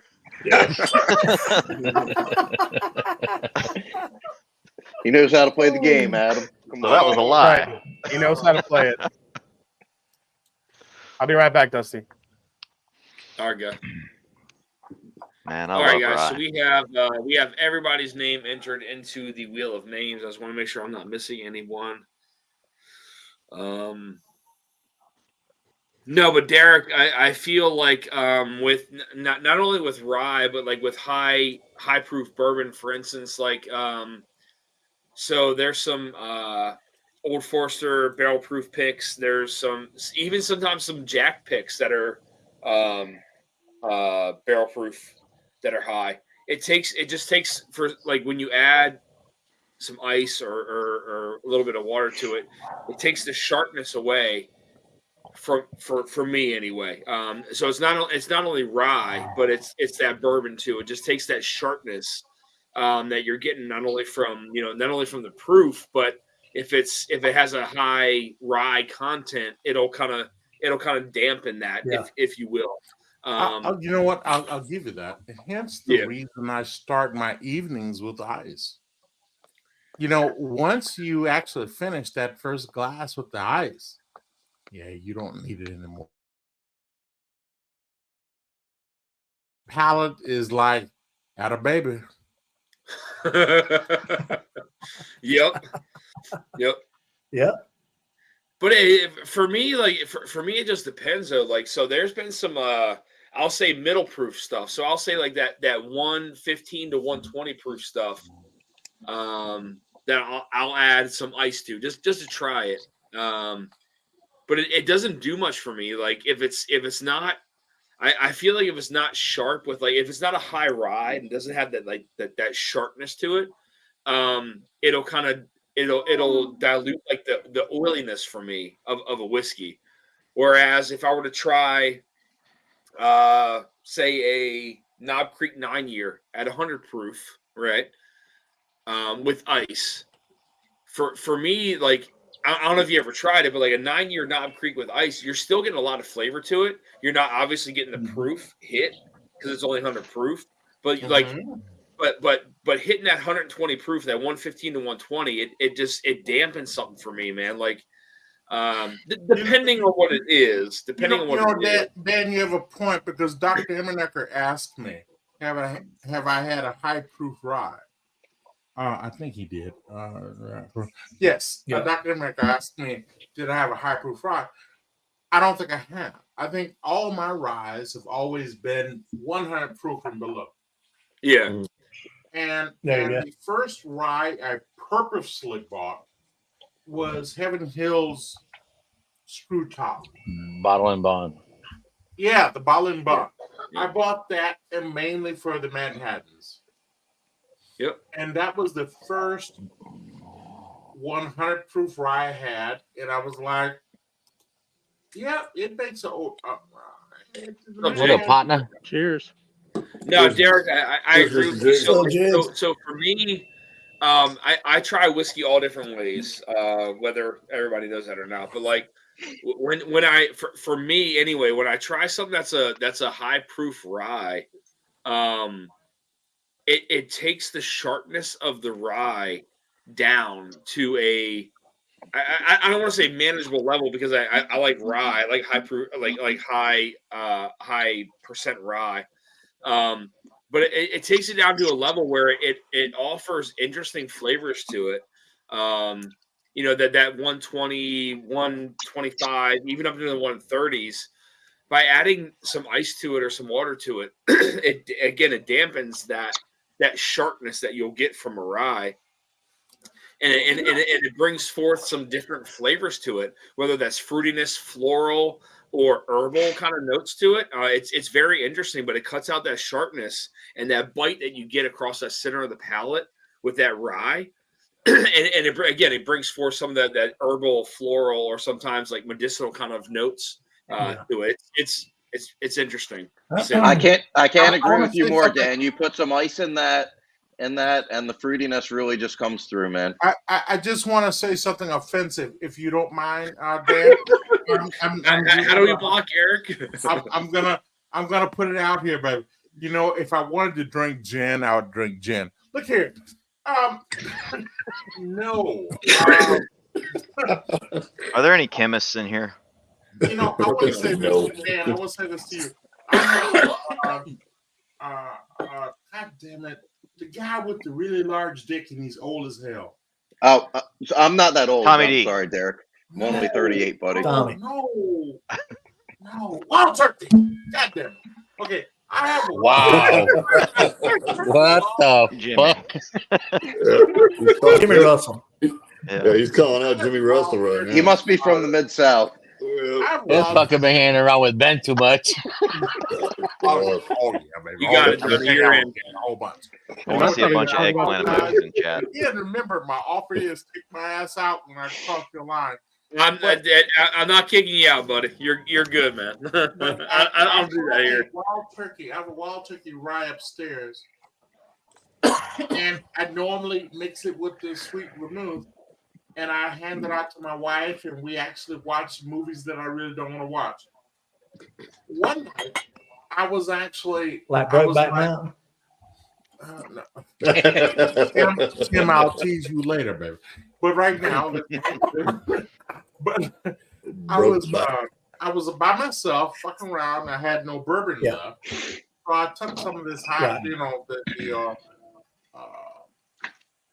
God damn it, Wild Turkey, whatever it is, rye I had, and I actually put it on the rocks, and I drank it, and I was like, I was never wrong from the beginning. No one should ever be drinking the rye whiskey. And I hooked that shit down. Ron Jeremy. I still have a half a bottle of it upstairs. I'm out of bourbon, but I got a half a bottle of that goddamn Wild Turkey rye upstairs. Is it the 101 or is it a Russell's? It's a 101. No. Rare breed. Thank you. Whoever Rare said breed. rare breed, thank you, because I drink a lot. I'm sorry, Derek. If you don't like rye, you've never had this bottle. Oh God. I got a little of that left. Hey Eric, you know what? Maybe you got a nice smile and all, but don't make me dislike you. No, I'm teasing you. What I'm saying is, Oh yeah, I'm positive I won't like it. Our truth, yeah. Dan is judging you. I'm not. What else? What was that? Oh, that Middle West. Well, I'll tell you what. Look at that cute mofo. I'll tell you what, Dan. I'll look for it in my market, and if I can find it, I'll get it. Because I am willing to So try. Derek, if you can send me on IG, send me your address. I'll send you a rye. I want you to try with some ice or water or whatever it is, and let me know what you think of it when you do, because I've done it before. So just if you want, just on IG, if you want to send me your address, I'll send you something over. Two things about that, by the way. Of course, I will. But I will say everyone on the goddamn internet has my address. So I don't. No, I don't. Yeah, baby. It don't take long to search for me to find it. I will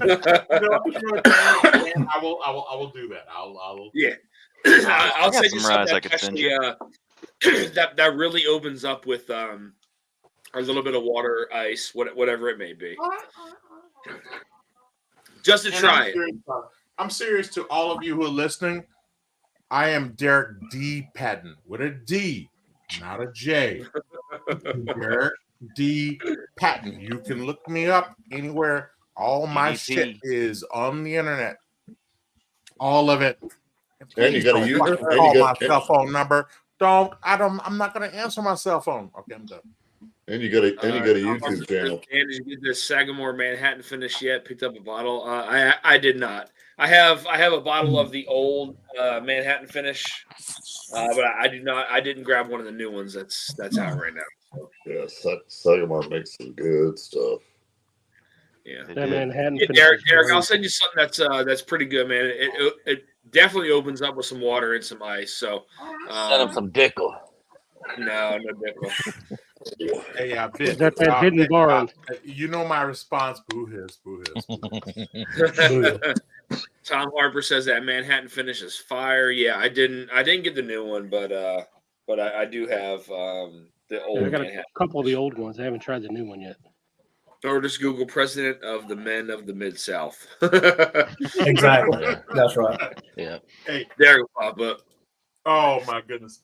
There's a lot of professional things, but my address is every fucking where.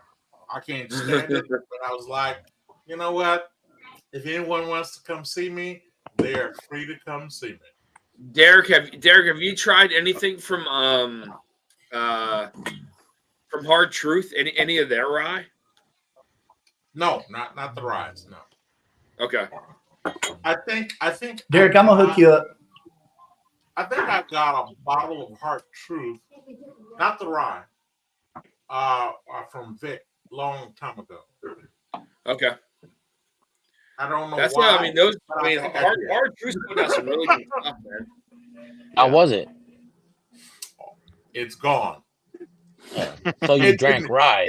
It's in witness. It was a rye.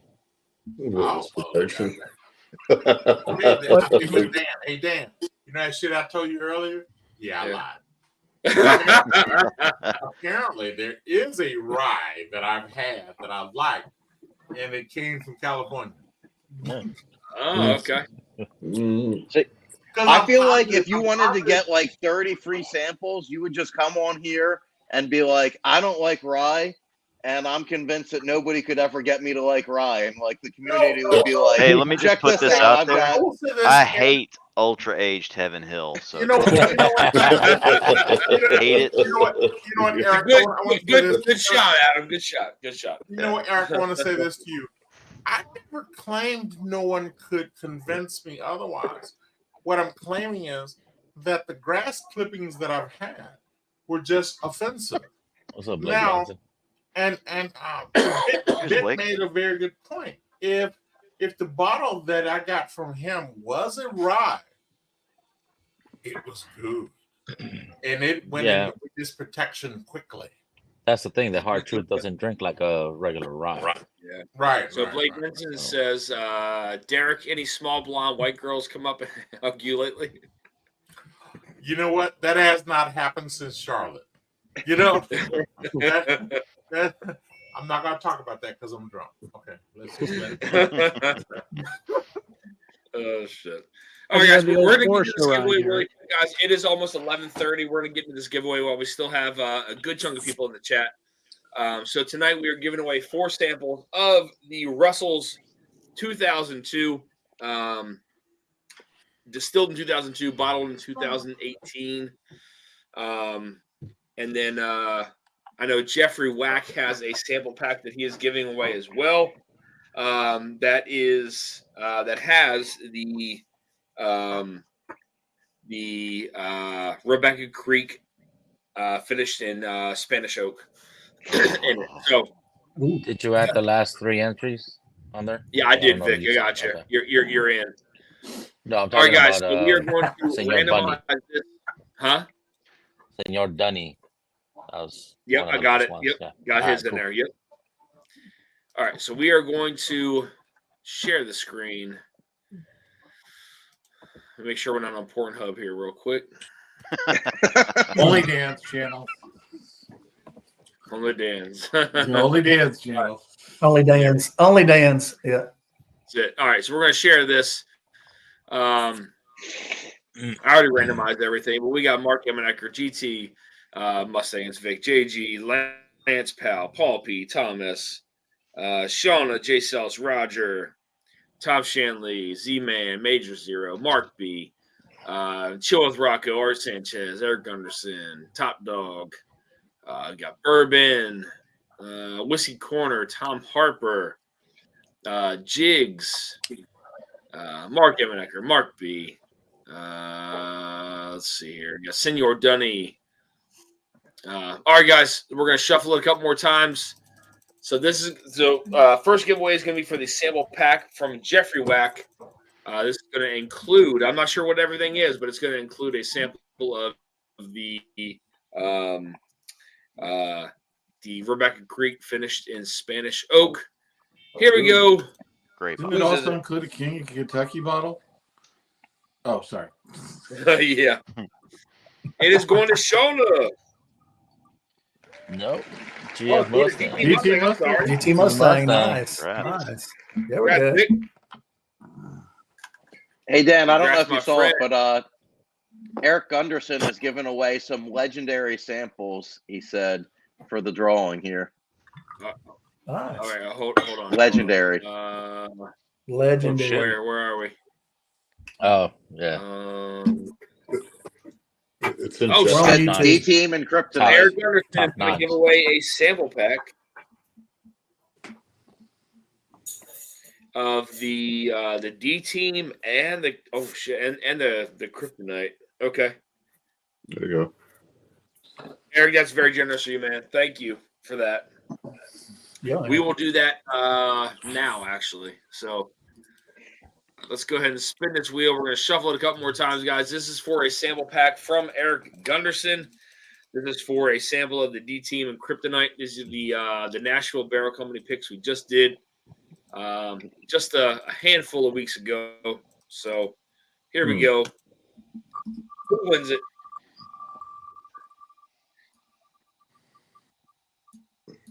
Mark B. There you go. Mark B. Mark B. Yeah. Congrats, Mark.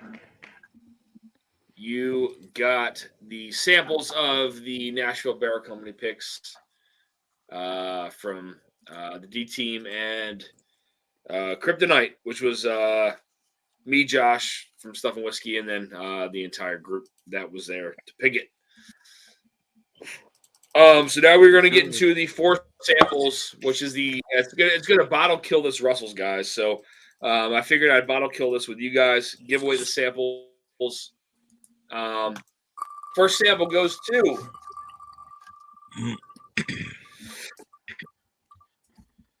Tom Shanley. Congrats. Congrats, Tom. Congrats, Tom. You got it. That is 1 sample. We're going to shuffle again, guys. Sample number 2. Going to.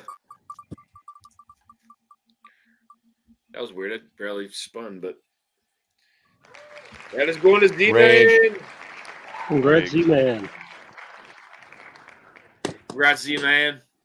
Appreciate you, brother. Congrats, Z-Man. Yeah, you go. Thank you, T-Rob. All right, we're gonna shuffle a couple more times, guys. 2 more samples. I know there was 5 total samples. I drank maybe a part of one, not even a full one. But here we go. Next sample goes to Long Jigs. Oh my God, B. Mark B again. Like this man in whiskey tube.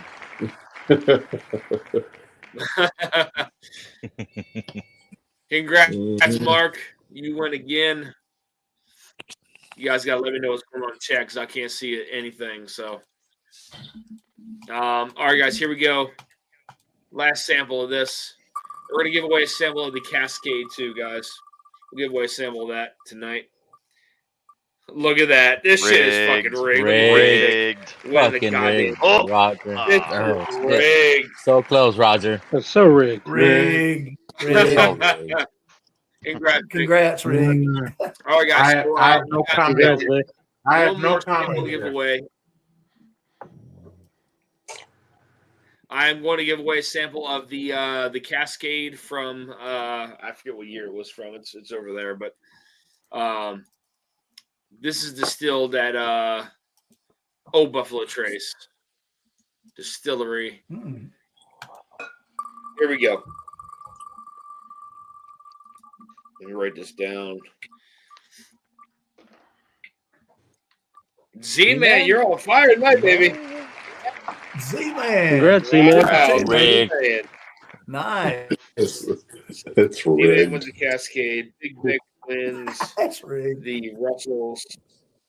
Mm. Mark B wins the Russells. Z-Man, Russells. And Shanley wins Russells. All right, guys. Let me hop back on here real quick. Why is it not working? Where's everybody? All right, there we go. Yeah, we're all there. Senor Dunny says congrats all. Yeah, we're here. Mark Emmer says big rigged. All right, guys. Again, thank you all for the super chats. It is much appreciated. For some reason, the live keeps going back to a few minutes and repeating itself. That's weird. I don't know. Let me exit this screen. Is it back? He's a dipped. Yeah. Yeah, you're right. Okay. All right, cool. We're good now. All right.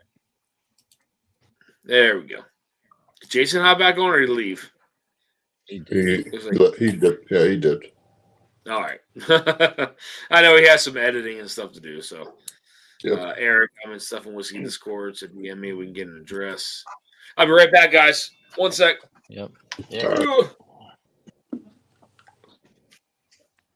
What's up, D Patton? Where you been, man? I haven't seen you in a bit. You know, You know, it's funny is that when I'm not necessarily feeling in my best of moods, I keep that shit away from you guys. I only come here for the good times. I don't There you come go. here. I don't come here to make you guys say, "Woe is me." So, and when you don't see me, I'm probably in a fucked up ass mood. Relatable. There you Oh yeah, totally relatable. go. But hey, if Appreciate you you, need to brother. come here, we'll pick you up, brother. We'll Yes, always sir. pick you up if you need it, man. You know what, Tim? You know, I believe that wholeheartedly, but I also believe that this community is nice enough that I don't necessarily know if I want to exercise that with my foolishness. If I ever need this community, I'll come There and you I go. go. Absolutely. But when I'm in a bad mood, just when I have a really bad interview, when someone asks me a question that no one should ever fucking be asking me, and this is my fifth interview, I'm like, yeah, Olives again? Tim, I'm in a bad mood. Sorry. I understand. That's What are your understandable. sodium levels looking like, Hey, Dan? keep your head up, man. You got it. I drink You know a what, ton of Tim, water. I'm doing the best I can, sir. Thank you. No I problem. drink a ton of water, man. So, who's a fan of olives on here, guys? Anyone? I love olives. What? I love olives and pickles. I'll eat All of both. it. Oh, baby. I'm gonna bring some of my grandmother's sweet pickles to. The pickle is the whoa. bastard child of the cucumber. So, Wait, no, hold up. Someone said sweet pickles. Yeah. Who said that? no. What up? No. Fuck. Oh, I Bill. was about to put your ass in my will. And now you done fucked it up. You don't like sweet pickles? No, I like dill and salt. You ain't had my grandma's sweet pickles. Yeah, and I like will the not I like touch. I will not like- touch that conversation because I like you and I love you and I ain't about to be disowned over some dumb shit. So I'll leave that alone. There's seldom few things you can do to a cucumber that'll make me not want to eat it. Just looking at it makes me not want to eat it. Word. You know what? I tell you what, I can't eat them, man. I can't do it. You know what, T-Rob? You said that. I can't do it. I watched a video once recently where this woman had a cucumber in her hand and she was, All right. she was looking at it. Cut it off. And all of a sudden, her husband came and grabbed it out of her hand and cut it off. And looked at her and walked away. And that to me I watched that video over and over and over again. Again, Dan, my that's funny. Stands, baby, when I need No, that's funny. pick me out, you can. But yeah, that made me laugh too. I don't kick anybody I out. just can't do it. And just so you know, I mean, on y'all, another subject, believe it or not, I actually like cucumbers. That's one of the few fruits that I actually like. Good for you. You don't eat peanut butter? I'm just a picky eater, man. I'm probably the pickiest big guy you'll ever meet because I love to eat, but I'm very picky about what I eat. No peanut butter and chocolate. Like, All right, I got the peanut gallery talking back over here. So I like that. I like that. Rob, what are you T-Rob, what are you picky about? Like what I mean, is it okay, so I like peanut butter, but Yeah. I don't like peanut butter with anything else. I just want straight peanut butter. No Reese. No jelly, no Reese cups, no Butterfinger, no Payday. No, I don't want nothing Oh sweet shit! with You with one of those peanuts people or that go peanut to butter. Popeyes and just eat the biscuit whole. They got to do with peanut butter. Now, I love me a Mouth Popeyes just dried biscuit up. now. I'll eat that. I got cotton mouth just from him You know- talking you know about what that Popeyes. I'm just weird like that. You know that means Yeah, I catch hell at work. The You know, guys at Tim work give me likes hell about choking how fetishes. picky eater I am. No, Tim has a choking fetish, and I would not have thought that. From the top. All right. Oh, Well, I don't have a gag reflex, so it doesn't bother me. So Word. That's good to We know. understood that, Tim. We understood that. When you claimed you just wanted the peanut butter, I understood that part of it. Was that Dan? You are demonetized. demonetized. You know what, Dan? I was not trying to do that. I really was. I was trying to exit myself before you became demonetized. I'm sorry. Oh, you're good, buddy. He Trust never me, I don't monetized. mind at all, man. You're good. And I mean, like pizza. I love pizza. I don't want any vegetation or fungi on a pizza. I just want, pepperoni, sausage. Oh my that's what I want. gosh. I want to say this. I don't eat You don't like fungi, and I mushrooms don't on your eat the pizza? veggies. Man, I wanna. No, that's fungi, man. I don't eat no fungi on my Yeah. pizza. You know man. what? I want No. to rebut Tim here for a second. Because I don't Yeah. eat pork. What do you want to do with his butt? What? I'll tease you later. Oh, I'll tease you later. Oh. But because I don't eat pork, whenever I go somewhere and we order pizzas, I always ask for a vegetarian pizza. Not because I'm vegetarian, I just understand don't that. eat Yeah. pork. Right. Here's the Right. problem I have. All of these pork-eating motherfuckers, they eat up the vegetarian pizzas first, okay, and then they go to their damn meat loving pizza. And I'm thinking to myself, wait, you motherfuckers don't like this, but yes, they do apparently. When I order it, because I was in Florida a couple of years ago with Cheech, and I had him to specifically just give me one little small pizza. I was like, in a room full of these meat eaters, no one's gonna touch this pizza. Mm-hmm. That pizza was gone, and all I had for me was 4 boxes, maybe 5 boxes of these pork infested pizzas. So I'm look, like, what the fuck? that's a salad. That's basically the aperitif before the main dish. Yeah. Yeah. You know what, My Adam? salad, my pork. You know what, Adam? You know me long enough now to know. Here's my response to that. Boo. Hey man, I wasn't there. Don't blame me. I'm just explaining the thought process. No, you wasn't there. But I just wanted to boo the expression. That's awful. A room full of meat eaters, a room full of pork eaters, and they go for the vegetarian pizzas first. And I want all of you guys to know, I saw Tim with one of those slices, by the way. Tim talk a lot of shit. But No. You didn't see me with no vegetarian. I had cheese, but no vegetarian. No, that man was with his woman, and he was being polite. And he had a vegetarian. No, I can't do it. Because even if you take the peppers and the onions off the pizza, it still tastes like peppers and onions, and I don't want that taste on my pizza. Wait. Hold on, baby. Hold on. I just want the Hold on. You don't like peppers and onions? Here comes trouble. Here comes the Oh, yeah, I love pepperoni. Cheers, Tommy.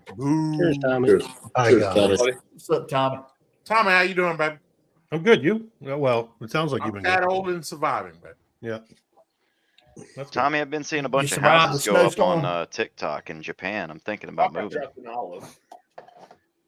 What was that, Adam? I've seen a bunch of houses being listed in Japan for, well in my price range.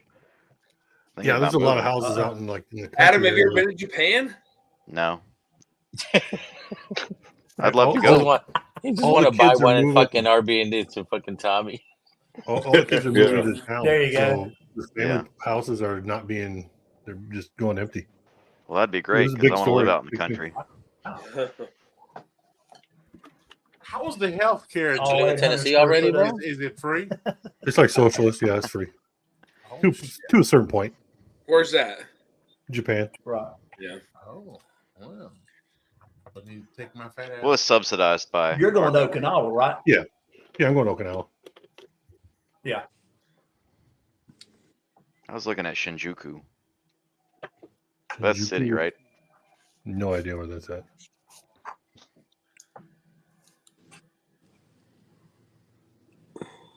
can't even read the fucking bottle at this point. Hell yeah. It's a good night. Oh yeah. Yeah. Time to land the plane, Dan. Hydrate. What? I said time to land the plane. Time to land the plane. Take it backstage. You guys, yeah, we probably could. Mm. Yeah, we'll take it backstage, That's guys. what Here we go. I We're gonna go We got backstage. 45 on chat. Come on. Too soon. Oh, do we? Oh, that's Yeah, a we lot of got people in here. we got That's 45 on chat. Yeah. Not Yeah, everybody can Eric. go 8 hours like you, Vic. Well, buckle up, baby. Or 36 hours like Vic. And you know what, Eric, Dan? you know they're all here to see You know what, Dan? I was For driving to whenever- work the other day, and Vic was like, "Send me a text message." I was like, "Dude, Eric, you're fucking way out." I get to work and see that Vic's work, stream dude. ended 1 hour ago. I was driving to Yeah, DC. There's no way. Hey, Dan, for whatever Yeah. reason, my wife just fucking texted me, which means I probably Mr. Nasty Time. You know what, Vic? You'd like to hope so. But I probably need to go upstairs and see what the fuck is going on. Better go sing her a song. All right, man. Come up with it if you don't mind. Well, Derek, you're What's more the than welcome to encore? hop back on, man. If you want to come back down later, if we're here, you're more than welcome to hop on, buddy. More than welcome, all right? Outstanding. Hey, Cheers, all of dude, you, Derek. I haven't Good to seen see you, you brother. guys- I haven't Cheers, seen you Derek. guys forever. Sweet man, Good Tommy, Derek. Roger. I know me and you have hung out before. I probably don't remember you because I'm too drunk. Tim, Adam, Mr. Jiggs. Yeah, Eric, Mark. Eric, I remember your ass. Oh shit. Yes. Many people do, Damn, my friend. Eric. Nasty. Oh my goodness. You guys be good. Cheers. Cheers, Derek. Derek. There you go. Cheers, See you, Derek. Derek. Cheers, Cheers, Derek. See you Sing next that time. encore. This is the third time that motherfucker's done that. He'll come on and he gets off. He's so funny, Yep. though, man. That's what happens, 13 man. and 18 Shelby, so jump far. on, bro. Until last week. Yeah, man. I appreciate it, man. Thank you.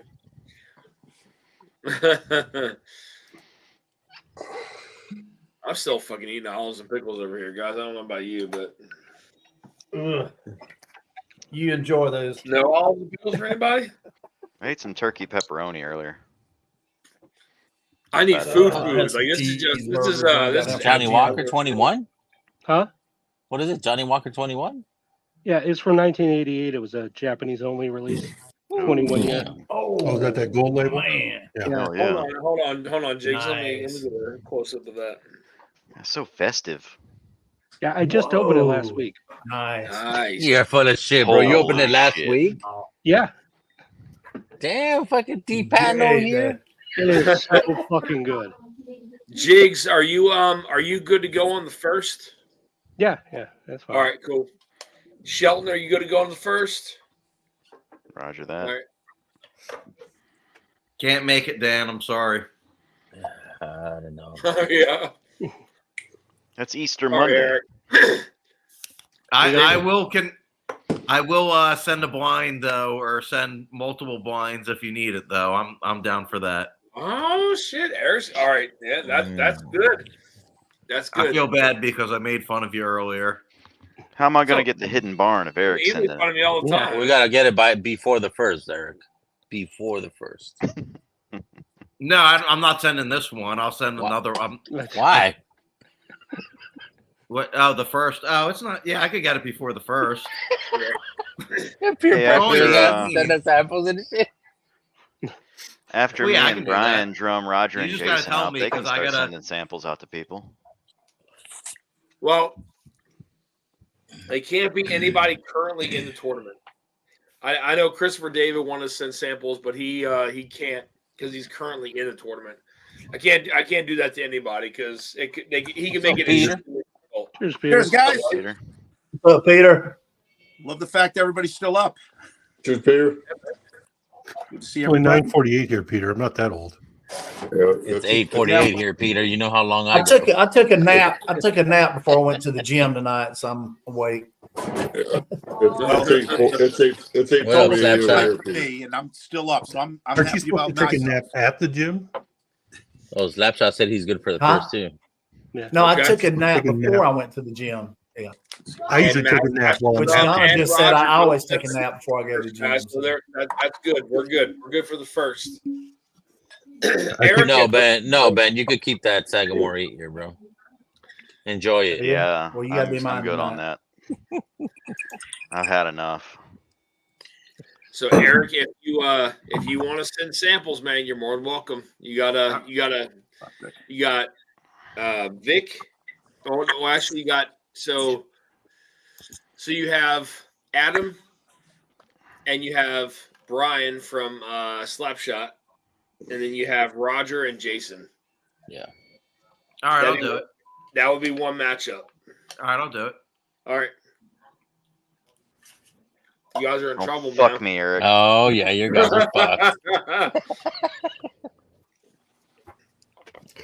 You guys are in trouble. I'll send the samples to Vic, Jigs, and well, as long as Lance can do it, Lance and Top Dog. This is going to be the April Fool's bracket. See, if Lance can't do it, then Top Dog and Jigs could battle, and then I'll step out so they could go at it. You gonna step out? Like I'll step back, and then I'll let Jigs fucking run it. Oh man! All right, make it even. I feel like we got punished enough with the Sagamore 8, and then that wheel horse. I don't know what happened to your guys' Sagamore 8, but that shit is fucking. It's right here. There's nothing wrong with it. It's clear as fucking day. Yeah, I don't know, man. Oh boy. Yep. I don't know. Sagamore 8 year. I don't know. And unless it was a stable model. I think I you don't know. thought I you don't put have to do Sagamore 8 in there, but you pissed in it instead. That's pretty good control, though, filling up 4 1-ounce sample bottles. So props to you. You gotta get that stop and go, man. That's man, that's control. But yeah, Ben says I got Sounds like a laser stream, you know. My prostate just enlarged thinking about that. Exactly. Yeah, you can't Peter, worry about the split are you stream, still man. in, You gotta keep that. you still in Vermont? Oh no. I actually wasn't there that long. I was there for 3 days, came back, but the weather got really good, so I went back for another 3 days, like a week and a half later. Yeah. It just happened that those are the 2 times you talked to me. I gotcha. Yeah. So I went the last day of February and the first 2 days of March, came back, and then we went up like 10th, 11th, and 12th of March again. Did you guys stay in Killington the whole time? We're just outside of Killington. The first time we were actually in a little farther south, and we went up a day of Stratton, a day of Killington. The second time, we were really close to Killington. We're only like 25 minutes away. So, and we skied at Akimo one day and Killington another. Yeah. Nice. Very nice. And actually, it wasn't even Akimo. We probably didn't even do a half day. 2 of the lifts on half the mountain shut down. So we said they refunded us and gave us, we were like, okay, we're good. And we skied. Roger, are you going to do the blind on the first? Yes, sir. All right. So Eric is actually going to send you guys samples. It's not going to be from me. It's going to be from Eric this time. So. Oh Eric, I'll shoot you. You thought my Dan address. sent some tainted stuff out before. Wait till you see mine. Yeah. If you put it in your taint, I'm gonna know. Eric. That's quality hand delivery. I'm just saying. How do you put something in a taint? On the taint, you know what I meant. On the tape. On the tape. I was like, Adam, what's wrong with you? A lot. How much time you got? So it'll be. How do I sound? Do I sound loud? A little bit. You're all right. All right, tone it down, buddy. How about now? Yeah, that's Better? better. Yeah, better. I realized I had my auto volume on. So Eric will send the first set of blinds. I just got to make sure Lance from Whiskey Tornado can do it. Pretty sure Top Dog is good. He's pretty open, so it's just a matter of whether Lance can do it. So hopefully we'll have 2 sets of teams on the following week for the first. So Ain't that's the goal. scheduling a bitch. It is a bitch, man. This has been a fucking nightmare. Like I'm watching you, Dan, and I'm like, Yep, it's a scheduling nightmare. Hard, man. No, dude, me and Brian were talking about it last night. We're like, yeah, bro, we're gonna go on the 25th. Like, nope, not today. Yeah, Are we going on the first? Okay. It's tough, man. I mean, you figure one person out of 4, if their schedule doesn't fit, it's done. Can't do it.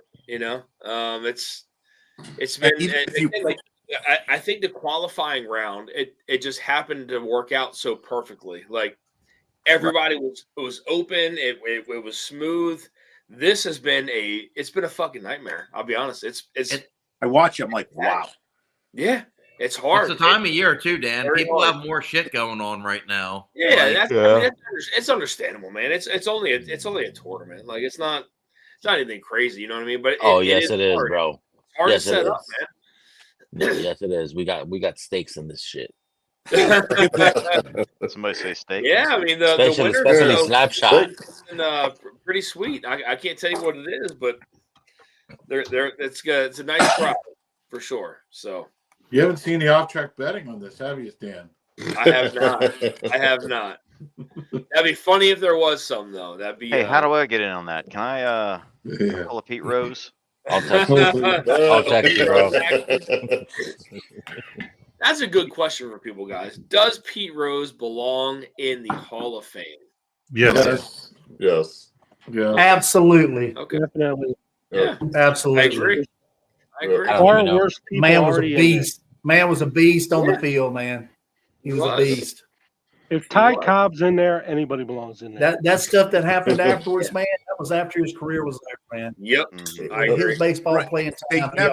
They He's never the fall got guy. him. Oh, we're talking rigging a about baseball? game, swapping points. He Nope. bet on his own team. Nope. Football. He bet on his own team. Oh, yeah, no. exactly. Right. Yep.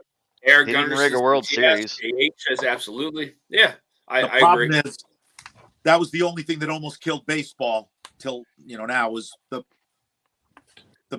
betting, the Black Sox scandal. So Yeah, that's. I Well, mean, you're steroids. talking like. Yeah, I mean, the that's- We just need to go back to the steroids. steroid era. Everybody pump Yeah. up on steroids. Let's see, I want to see a game 24 to All 18, the records get broken. Just Who bomb, was, bomb everything. who was that? Who was that quarterback that played for? This is very recent. Dan Marino. For USC, Yeah, USC. That said the mob. The mob. the talked to him. SEC is rigged. Yeah. I saw that. He He's said full the of mob. shit. The mob asked him to throw the game.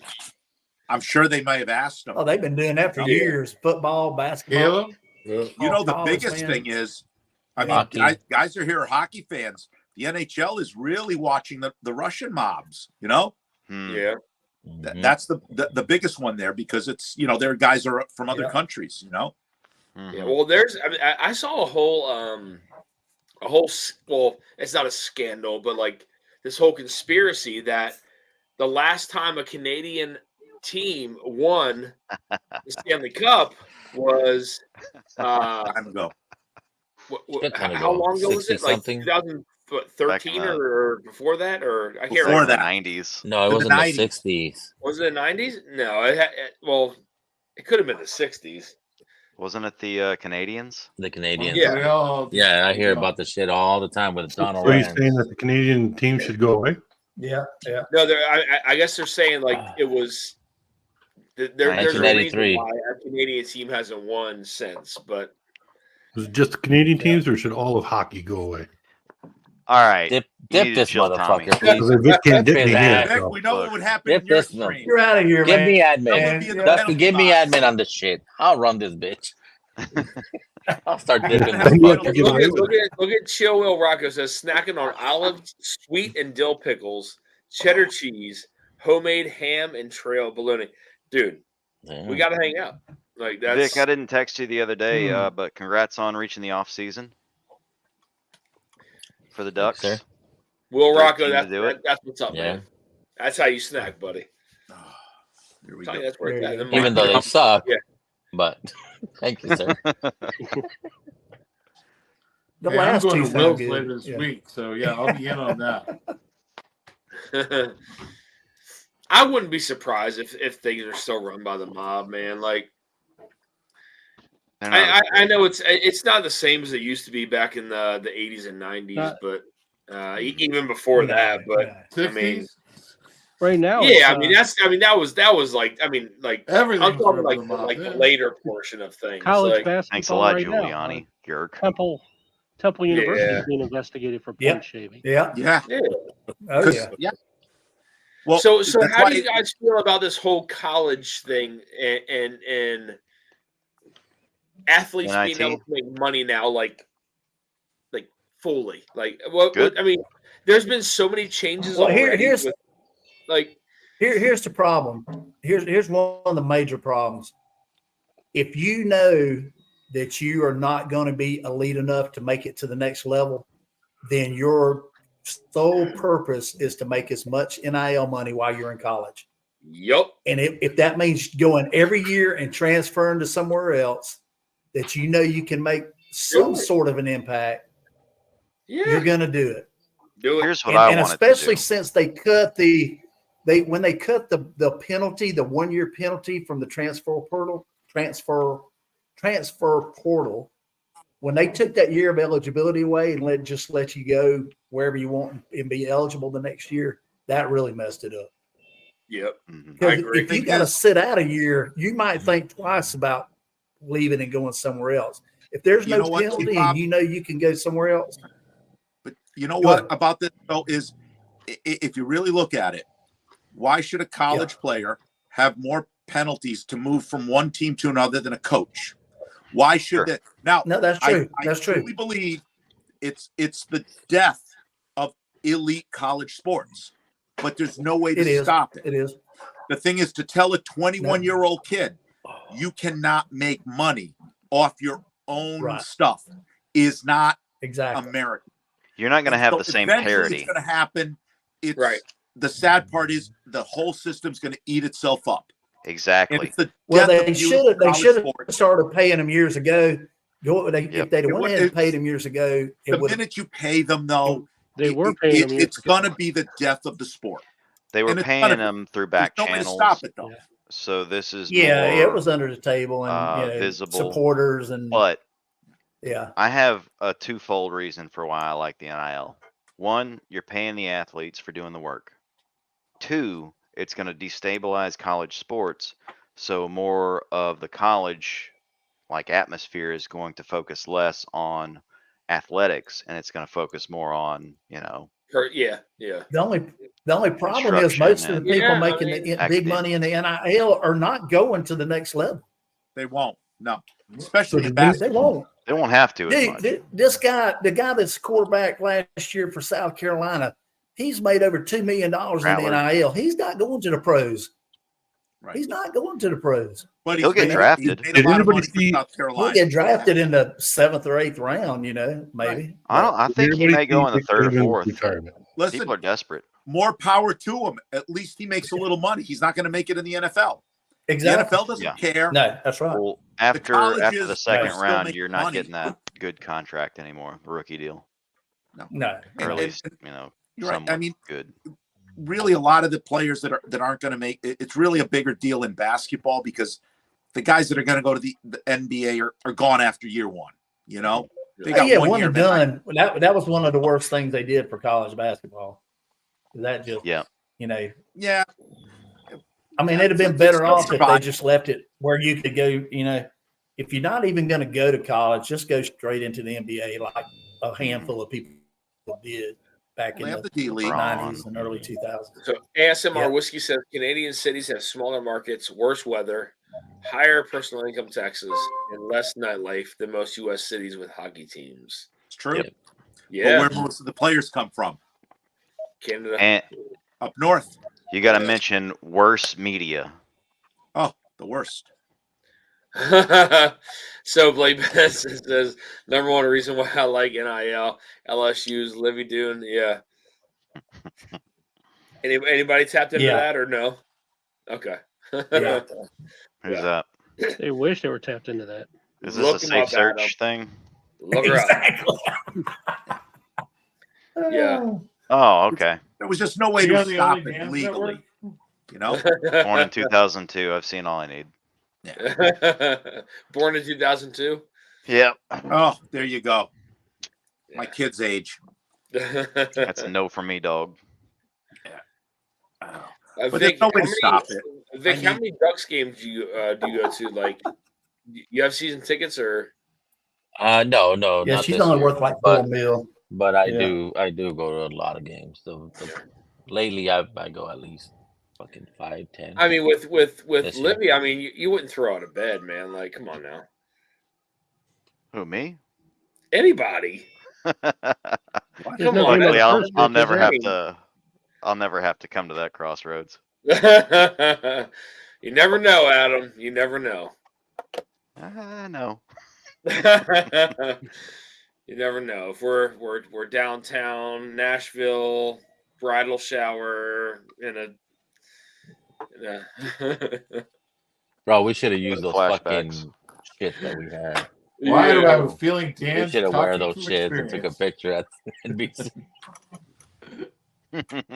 I do not know from experience there. So. Oh, okay. We all should have worn those sashes that we found. Mm-hmm. That's what I'm saying. Rhinestone cowgirl, whatever the hell it was. What was mine? I don't remember. I have a picture of it though. It's gonna go on a bottle at some point. G-Man's got the hat or something. There you go. I love it. There it is. Cubes. Look at that. Nice. Rigged. That's it. Cactus leaf. What the hell is that? Aloe? No, that's hold on, man. Cubbies in spring training. Yep. There you go. That is an aloe plant, isn't it? Mm. Or a cactus? Yeah. That's a cactus. No, it's an aloe, bro. Cactus. Okay. It All heals right, the so- wounds. Since we're on the sports talk, It's an agave plant. There you go. Excuse me. Dan, how do you feel about the Ravens losing Patrick Queen to the Steelers? I don't like it, but That was our biggest weakness on defense. We lost all our inside backers, and we just got one. it's Oh, I mean, it is what it is, man. yeah, I you mean, couldn't keep everybody. Yeah. I mean, it's beneficial for you guys, and then I mean, like the trash talk has already started. Like, Ricard is already like, I'm gonna pancake Queen. You know what I mean? Like, Good stuff, though. But dude, Ricard, you talk about a fullback. That dude can flatline people, man. Like that's a big boy for a fullback. Like, oh yeah, but Queen is a pretty good linebacker. Yes, he's young, still has a lot to learn, but under the right system, could be amazing. So Forget Ricard, you got Derrick Henry now. Yeah, I guess like, can you imagine them two coming at you? Yeah. I'm just saying, like, dude, Ricard. If you go and watch Ricard, like Ricard can flatline people, man. He can be lead blocker for Henry. Yeah, absolutely. Dang right. Ricard's nasty. Hey, Henry is a stud. Yeah, you know what you need to do is you need to make your nose guard linebacker to fill on that mother. You know who? You know who he reminds me of? He reminds me of a Brandon Jacobs. Right? Oh yeah, like big. Yeah. But I mean, more mobile. Almost reminds me of like a Mike Allstott. That's who I love. Mike Allstott. Yeah. He was a monster. Yeah. Yes, he had a good offensive line, but had Mike Allstott had an amazing offensive line, I don't know how you could have stopped him, dude. I mean, you're talking about a guy that could just bowl people over. Well, Dan, especially nowadays where you don't get those 250-pound inside linebackers. They're 220, 230. Yeah. And so they're all Not set up anymore. to be They're speed. zipping around. You can And you got a buck the trend 250-pound running back coming rounded at you that can run 4.4. You know. Yeah, that's a big boy coming at you, man. Like, That's why Derrick Henry's done so well. Yeah, He's bucking the trend. He's a big guy, runs downhill. You're not going to stop him for less. If he gets to 2 or 3, he's making 6. I agree. Yeah. Now, if you get him a straight line, he's gone. If he ever gets around the corner, you better hold on. Yeah. Yeah. You're not talking about a guy who can cut on the outside and do these outside zone runs and stuff. Like that's not. And the stiff arm, dude, the nastiest His stiff hands arm aren't great in the either. damn NFL, man. Yeah. Just get So off. if your of O line is good, and you have this guy here, now you've got all these teams that have 230-pound inside linebackers that are like, oh, mother effer, I got to tackle this guy. He's bigger than me. Yeah, good luck with Yeah, that shit. yeah. Yeah, you're going to tackle him. Exactly. He's going to drag you for 2 yards. You That know? does You know change that- the game for the Exactly. Ravens run game. It could be. It 'cause- does. It does. Like Yeah. Gus was, But he's got to stay I healthy. was He's a fan old. of Gus. Like I like Gus, but Yeah. Derek is a much bigger guy, man. Like Yeah. that's a very big man to try to tackle, and like He's just tackling got him low That is is. Because he is old. it's the only way you're gonna get him. Like, tackle him Jeez. high, good luck. You know. Yeah. Jigs, Yeah. I hope y'all use Naheem Hines right. Go for it. There you go. Are you guys going to He catch is a Sneed? pass talked about- catching. Adam. We talked about Adam, you Tampa guys gonna Bay get on Sneed. the last live stream we had that triple doubt headed it. monster they had. I mean, the question is, are you willing to pay him? Because it seems like the Exactly. Chiefs are willing to give him up. They are. Right. I've It's heard not. a 3rd round pick and a 5th round next year. Wow.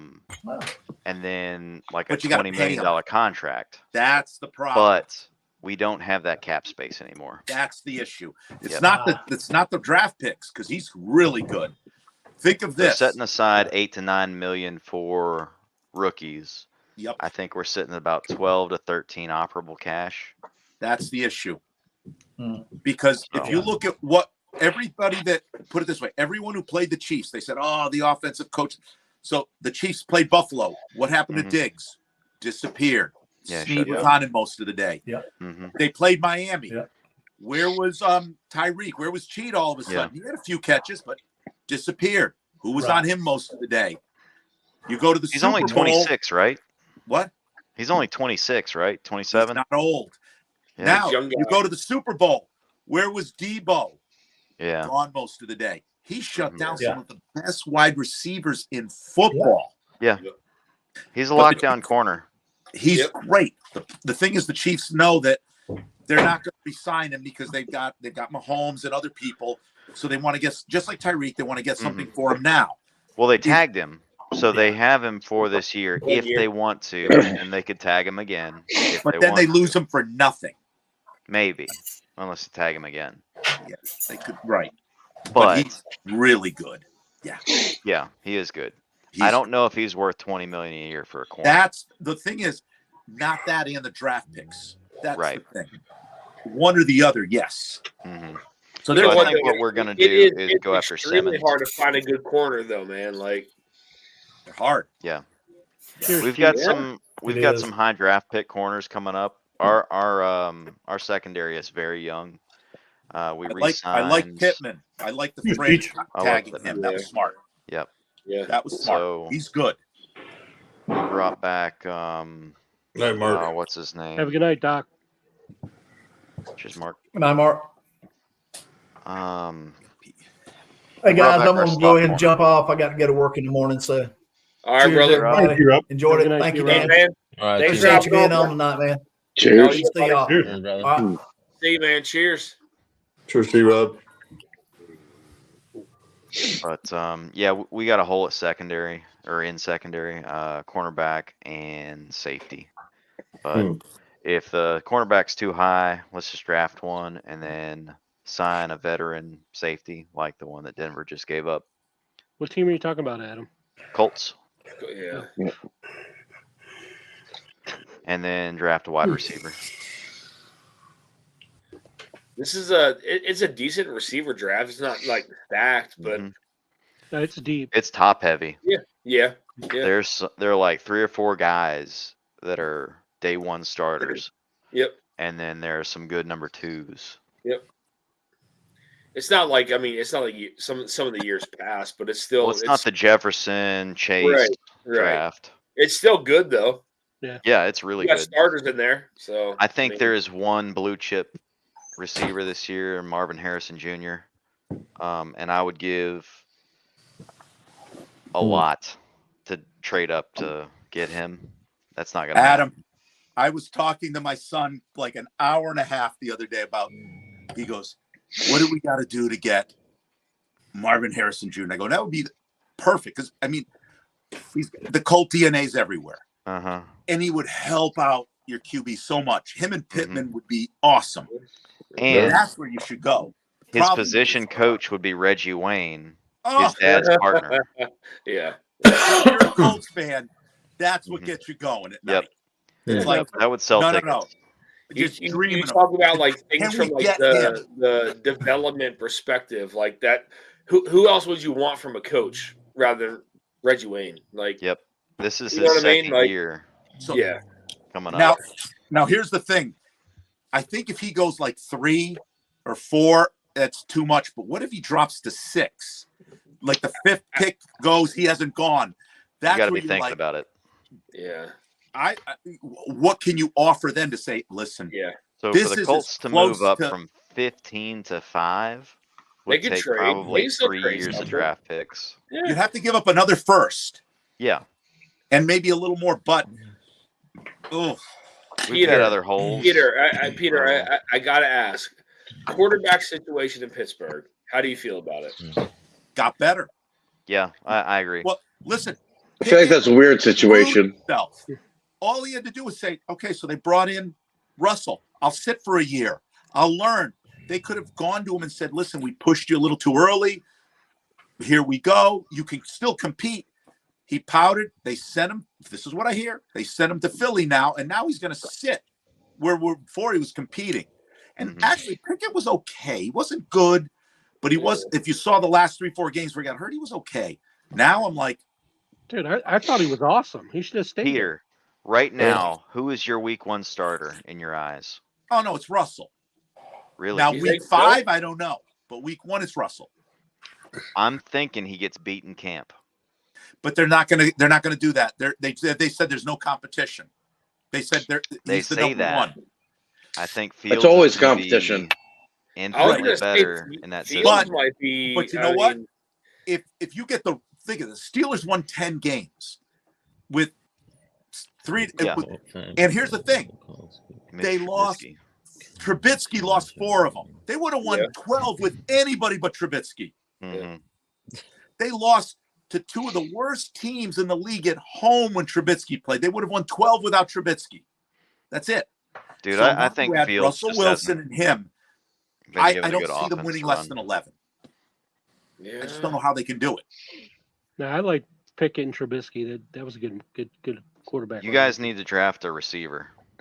We do. Why did they get rid of what was it, Johnson. Deontay? Yeah, why? It might He have was a been head case. they Well, they they're didn't all get a lot for him. they're all head cases. Well, he would quit on routes. There's just no effort. Deontay? No. Yeah. He was their best blocker too. Yeah, It was Pickens who would quit on routes. Oh. Yeah. It's Pickens, the one they kept, but Deontay is From Georgia.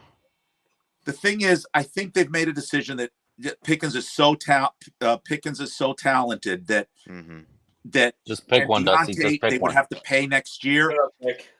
Financial decision. I'll tell you this: the Colts should have looked into him for a 4th or 5th round pick. You could have got a really good number 2. No, I think we've got so we've got our number 1 and our slot do. guy. Who's your slot guy? The pick last year? Josh Downs out of Yeah. North Carolina. Nice. You got to get better though. You got to help yeah. Richardson out a little bit. I think what's going to happen is in the first round we take a receiver, and then in the second round we take a cornerback. Well, think of this: the Steelers got a 4th round pick for Deontay Johnson. Mm-hmm. You're not The getting a Chargers only got starter. a 4th round pick for Keenan Allen. Yeah, that's crazy. That's the one I'm like. So the Steelers did really well. Yeah. Now, put it this way: if you're looking at a Richardson, how much wouldn't you have loved to have him for a 4th round pick? Well, yeah, probably. Yeah, for a young QB. Oh, yeah. So that's where you're like, whew. So the receivers are going for a pretty low price. We've still got Alec Pierce, and I think he's going to have a bounce back year. I just don't think he's being used right because he's a jump ball specialist. And last year it was an anomaly. Richardson went down early, and we were with Minshew, so the Minshew script did had well. to change. He did well, and I give a lot of credit to Shane Steichen for that. Absolutely. For adjusting his offense. But See, with I think like Colts next year are going to look way different. Absolutely. With Fields, I think he can still learn something from Russell Wilson, right? Like absolutely. It's not that Wilson's stupid, right? No, I mean, he obviously just can't throw downfield right or across the middle. So, like, as a veteran, as a veteran quarterback, like that's a pretty good person to learn from, to be honest with you. So, and here's the thing: he had a solid didn't year, have that in 28 Chicago. touchdowns, 8 interceptions. It's just that, Sean Payton he wanted his type of QB. Does I not don't want like him. Sean Payton. Sean Payton's he's Parcells, my way or the highway. So I don't what like is that? I didn't see that one. Tommy, what is that? Hold on. Elijah Craig. Pirate bottle. Ooh. Elijah Craig. Oh, pirate bottle. 94 proof. The old. Thank you, Ed. Well, all I Get know your is ass that inside, woman. the Steelers Uh-oh. are talking another Let's see Charger a guy chocolate. left over. Mike Williams might be with the Steelers. Yeah. next year. Yeah. So I'm hoping we You get have big. a shit. Mike Williams. Whoa. Just letting mosquitoes inside. Oh, is he on your list of his list of 3 teams? Steelers? He's visiting the Steelers last. Wow. He's going to the Jets, somebody else, and then the Steelers last. Nobody's going to the Jets anymore. Yeah. Well, but I would love Mike Williams as a number 2 for Dude, he was for Russell or a young QB. I was so high on him out of college. Yeah, he's Russell? You know what? If he gets you 10 to 12 games and then he has his usual hamstring or something, but So he was drafted the same year as Corey Davis that Tennessee picked up, and I laughed at that team so hard for taking Corey Davis over Mike Williams or however it was, but yeah, Mike Williams was the more complete player. He's just had some bad luck, and injuries. He's because he was cursed. He was a Charger. Chargers always get hurt. Oh, that's so cursed. You couldn't say it were better yet. Mm-hmm. No, for some reason, I thought you were talking about Tampa Bay Mike Williams. I was like, wait a minute. No. That's That's a different story. Yeah. Chargers and Ravens have the worst injury luck in the league. I think. Yeah. And I know, Harbaugh's trying Ravens to are plagued by it, man. but to get rid of Did you watch the Browns at all? 4th round pick. Yeah. Fuck the Browns. Just kidding. Injury problems? Come on. Yeah. Yeah, you guys had a bad year. One bad Chubb's year. still looking for his knee. Is Chubb? Hey, I'm hoping Chubb comes back, man. Yeah. Well, that was brutal. by the way, I had him in my fantasy league. I did too. I still won my championship. You did good. Yep. I lost in the semi. Bye, Eric. Yeah, he popped Week 1, you all will see what team will be winning the Super Bowl. By the way, Dan, who did the Ravens? Everyone plays, so yeah. Dan, the Ravens just picked up a wide receiver. Who'd they pick up? A receiver? OBJ. Who? Didn't they pick They one picked from the up a Devin Chargers? DuVernay? Was it Devin DuVernay? They re-signed? No, they got somebody else. I didn't see. I thought I could be wrong. I thought it was them that picked up a receiver. Somebody. I could be wrong. There's so much going on. I thought they picked somebody up, and They need to address their offensive line. The Ravens. They need, as long as their O line's good, they could get wide. Well, they lost a couple guys. So the Colts are hosting another defensive back from the Chiefs this week. Who? Mike Edwards. Okay. Not familiar with his work. They're solid. If you think about it, by the 3rd and 4th quarter, I watched Spagnuolo how he did stuff in the playoffs. 1st and 2nd quarter, he'd blitz a little more. By the 3rd and 4th quarter, he's blitzing 60% of the time and leaving his corners one-on-one. Yeah. And they're good. Colts don't blitz. What? But we do play man. If you play man with a little help, I mean, Soft they're zone. Yeah. You might. I don't know, man. To be honest. Oh, then I could be wrong. I could have confused the Ravens with somebody else. So I apologize. So I don't see anything. Yeah. I'm still laughing about the Titans contract with Calvin Ridley. Oh, what did they pay for him? $96 million. How much is 4 guaranteed? years. Most of it. Hang on. Oh, jeez, they're fools. I mean, he's a good receiver, but Oh, All right. who else was it? Was it Pollard too? His So deal. 23 million a year. I mean, we gave up an offensive lineman, Zietler, to the Lions. Okay. But I don't see anything about a. I could have been wrong then. I could have been confusing them with somebody else, which I do often. I confuse names. Well, besides I losing, thought for some reason Vic was Cheech a few weeks ago, so it happens. Oh, we going there? They look similar. The only reason I remind you, Vic, is I know I can't get in the penalty box this minute. It's not the same guy.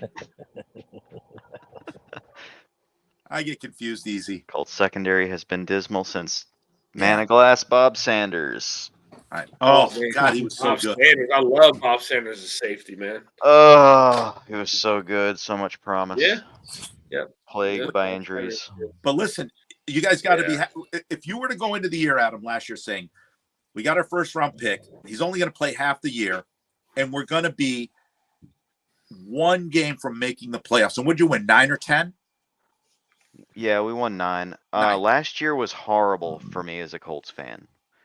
Not only did our quarterback not develop, we have a mid-round pick, and we missed the playoffs. So none of that went well. But where did you think, before the year started, where did you think you would have won? Like 6, 7 games? I was hoping we would finish third in the AFC South in front of the Titans because I hate them. Okay. But I'm actually really pleased with the Texans. I'm hoping that's a really good rivalry between Stroud and Richardson going forward. I think it will be.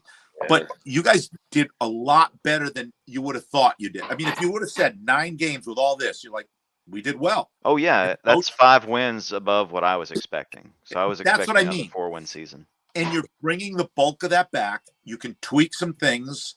You've got a lot of your draft picks.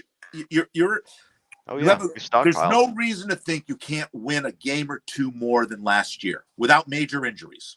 So they've done nothing to address some of the holes in the roster. They brought back a lot of guys. We've lost a few. We don't have a backup running back right now. Maybe that's what you draft. You can get them in the draft in the 3rd and 4th round. Yeah, I'm looking at the Tennessee running back, Wright. I think his name's Wright. In the 3rd round. Okay. But our defense needs some work. It does, especially the back end. Yeah. Yep. Which is And that's what was keeping us out of games at the end. So Blake says every year as a Colts fan has been disappointing since Luck retired. And Irsay needs to retire. Turn it over to the daughters. Yep. That was just made easier. There's a new thing in place to make it so that family-owned teams only need to retain 5% control. Where instead did Derrick Henry go? Ravens. Dan's team. Yeah. Wow. That And they got Tony Pollard from the Cowboys. The Titans did. Yeah. That's a decent pickup, man. Maybe. Well, you know what? Maybe. If they want him to Behind what line? Yeah, that's the problem. Derrick Henry was able to for a little bit behind that fucking cheese. And but Tony Pollard's that not is as a durable very as different Henry. style runner, though. No. So. Derrick Henry is way more durable than Pollard. Pollard may not, if you're going to run him a lot, he might not last 10 games. That's not going to work. And I really feel like the Titans are tanking. I think they are. I mean, well, Henry's north-south, man. Like, where Pollard may be a little more. He's not going to have time. That edge is going to be set before he even gets the ball. Yeah. So he's going to have nowhere to run. And Derrick Henry, he could literally meet a guy on the line of scrimmage and carry for 2 to 3. Yeah. Pollard can't do that. Yeah. Derrick Henry's one of the few running backs that can do that. Literally hit you and carry you for a yard or 2. You got to stack the whole, if he's behind a better than average O-line, it's hard to stop him for less than 3 yards. It really is. It's old school football. You don't see too much of that anymore. Yeah. It's hard. If you get, you think of him, Marshawn Lynch. Oh, You get to 3rd and 1, you got to hit him in the backfield or literally have the line like stalemated where he runs into his own line and there's no push. So you Frank get him Gore behind a was good amazing. O-line. He's tough. Yeah. You know, the one thing I've noticed this season is there was a lot of running backs that fucking were pushing forward, and the whole team got on them and just pushed them even more. Well, that's that Eagles influence, the tush push. Yeah. So there's a lot more of that. Because all the linemen don't know how to get low and crab. I thought they were changing the rules on It's that. high school stuff. They don't know how to get down I don't low think they and literally will on that crab. one. They get up and when you got an O lineman at center snapping the ball and getting under you. Yep. Jason Kelsey was the best at that. Oh, he's great at it. But if you teach a guy, listen, you don't have to be great. Get down on all fours, bend your arms, literally submarine the guy, and just basically you're a kamikaze. Give your body It's all up about and stack leverage. it up. Yep. It's physics. They all want to jump and make the tackle and So Blake Benson Once you're says, in the ring. I love watching Frank Gore. Dude, Frank Gore was so I underrated. love Frank Gore. Yeah. Talk about Iron Man. I mean, Yeah. the Yeah. longevity of his career. Yep. He almost played with his son. Yeah. He would have been the first one, I think, in the modern age. Football. I know we were all talking about LeBron and Bronny, but I think Frank Gore and his son, Frank Gore Jr., would have been the first. Frank Gore. Yeah. Yeah. Oh, he was great. Yep. I loved watching him with the 49ers. Loved watching him with the Colts. Yeah. He finished And then with he the Colts. bounced around. Yeah. No, it's good. So it's that he's more. People called him a compiler. No, he was It's a amazing. workhorse. Oh, he's a workhorse. Guys, let's hop backstage here. So we've been live for quite a while now. Let's hop backstage for a little bit. I do have to get Hour, 4.5 hours, bro. to everyone in chat. Cheers, y'all. I love you guys. Thank you all so much for tuning in. Next week we will have a live blind. Only one match next week. Following week, 2. We got 2. The following week, guys, we got Eric going to send out samples for one of those blinds. So see you then, guys. Thank you all so much for the super chats. Love you guys, and I'll see you next week. Cheers, y'all. Cheers. Cheers, everybody. Cheers. Have a great night. Guys.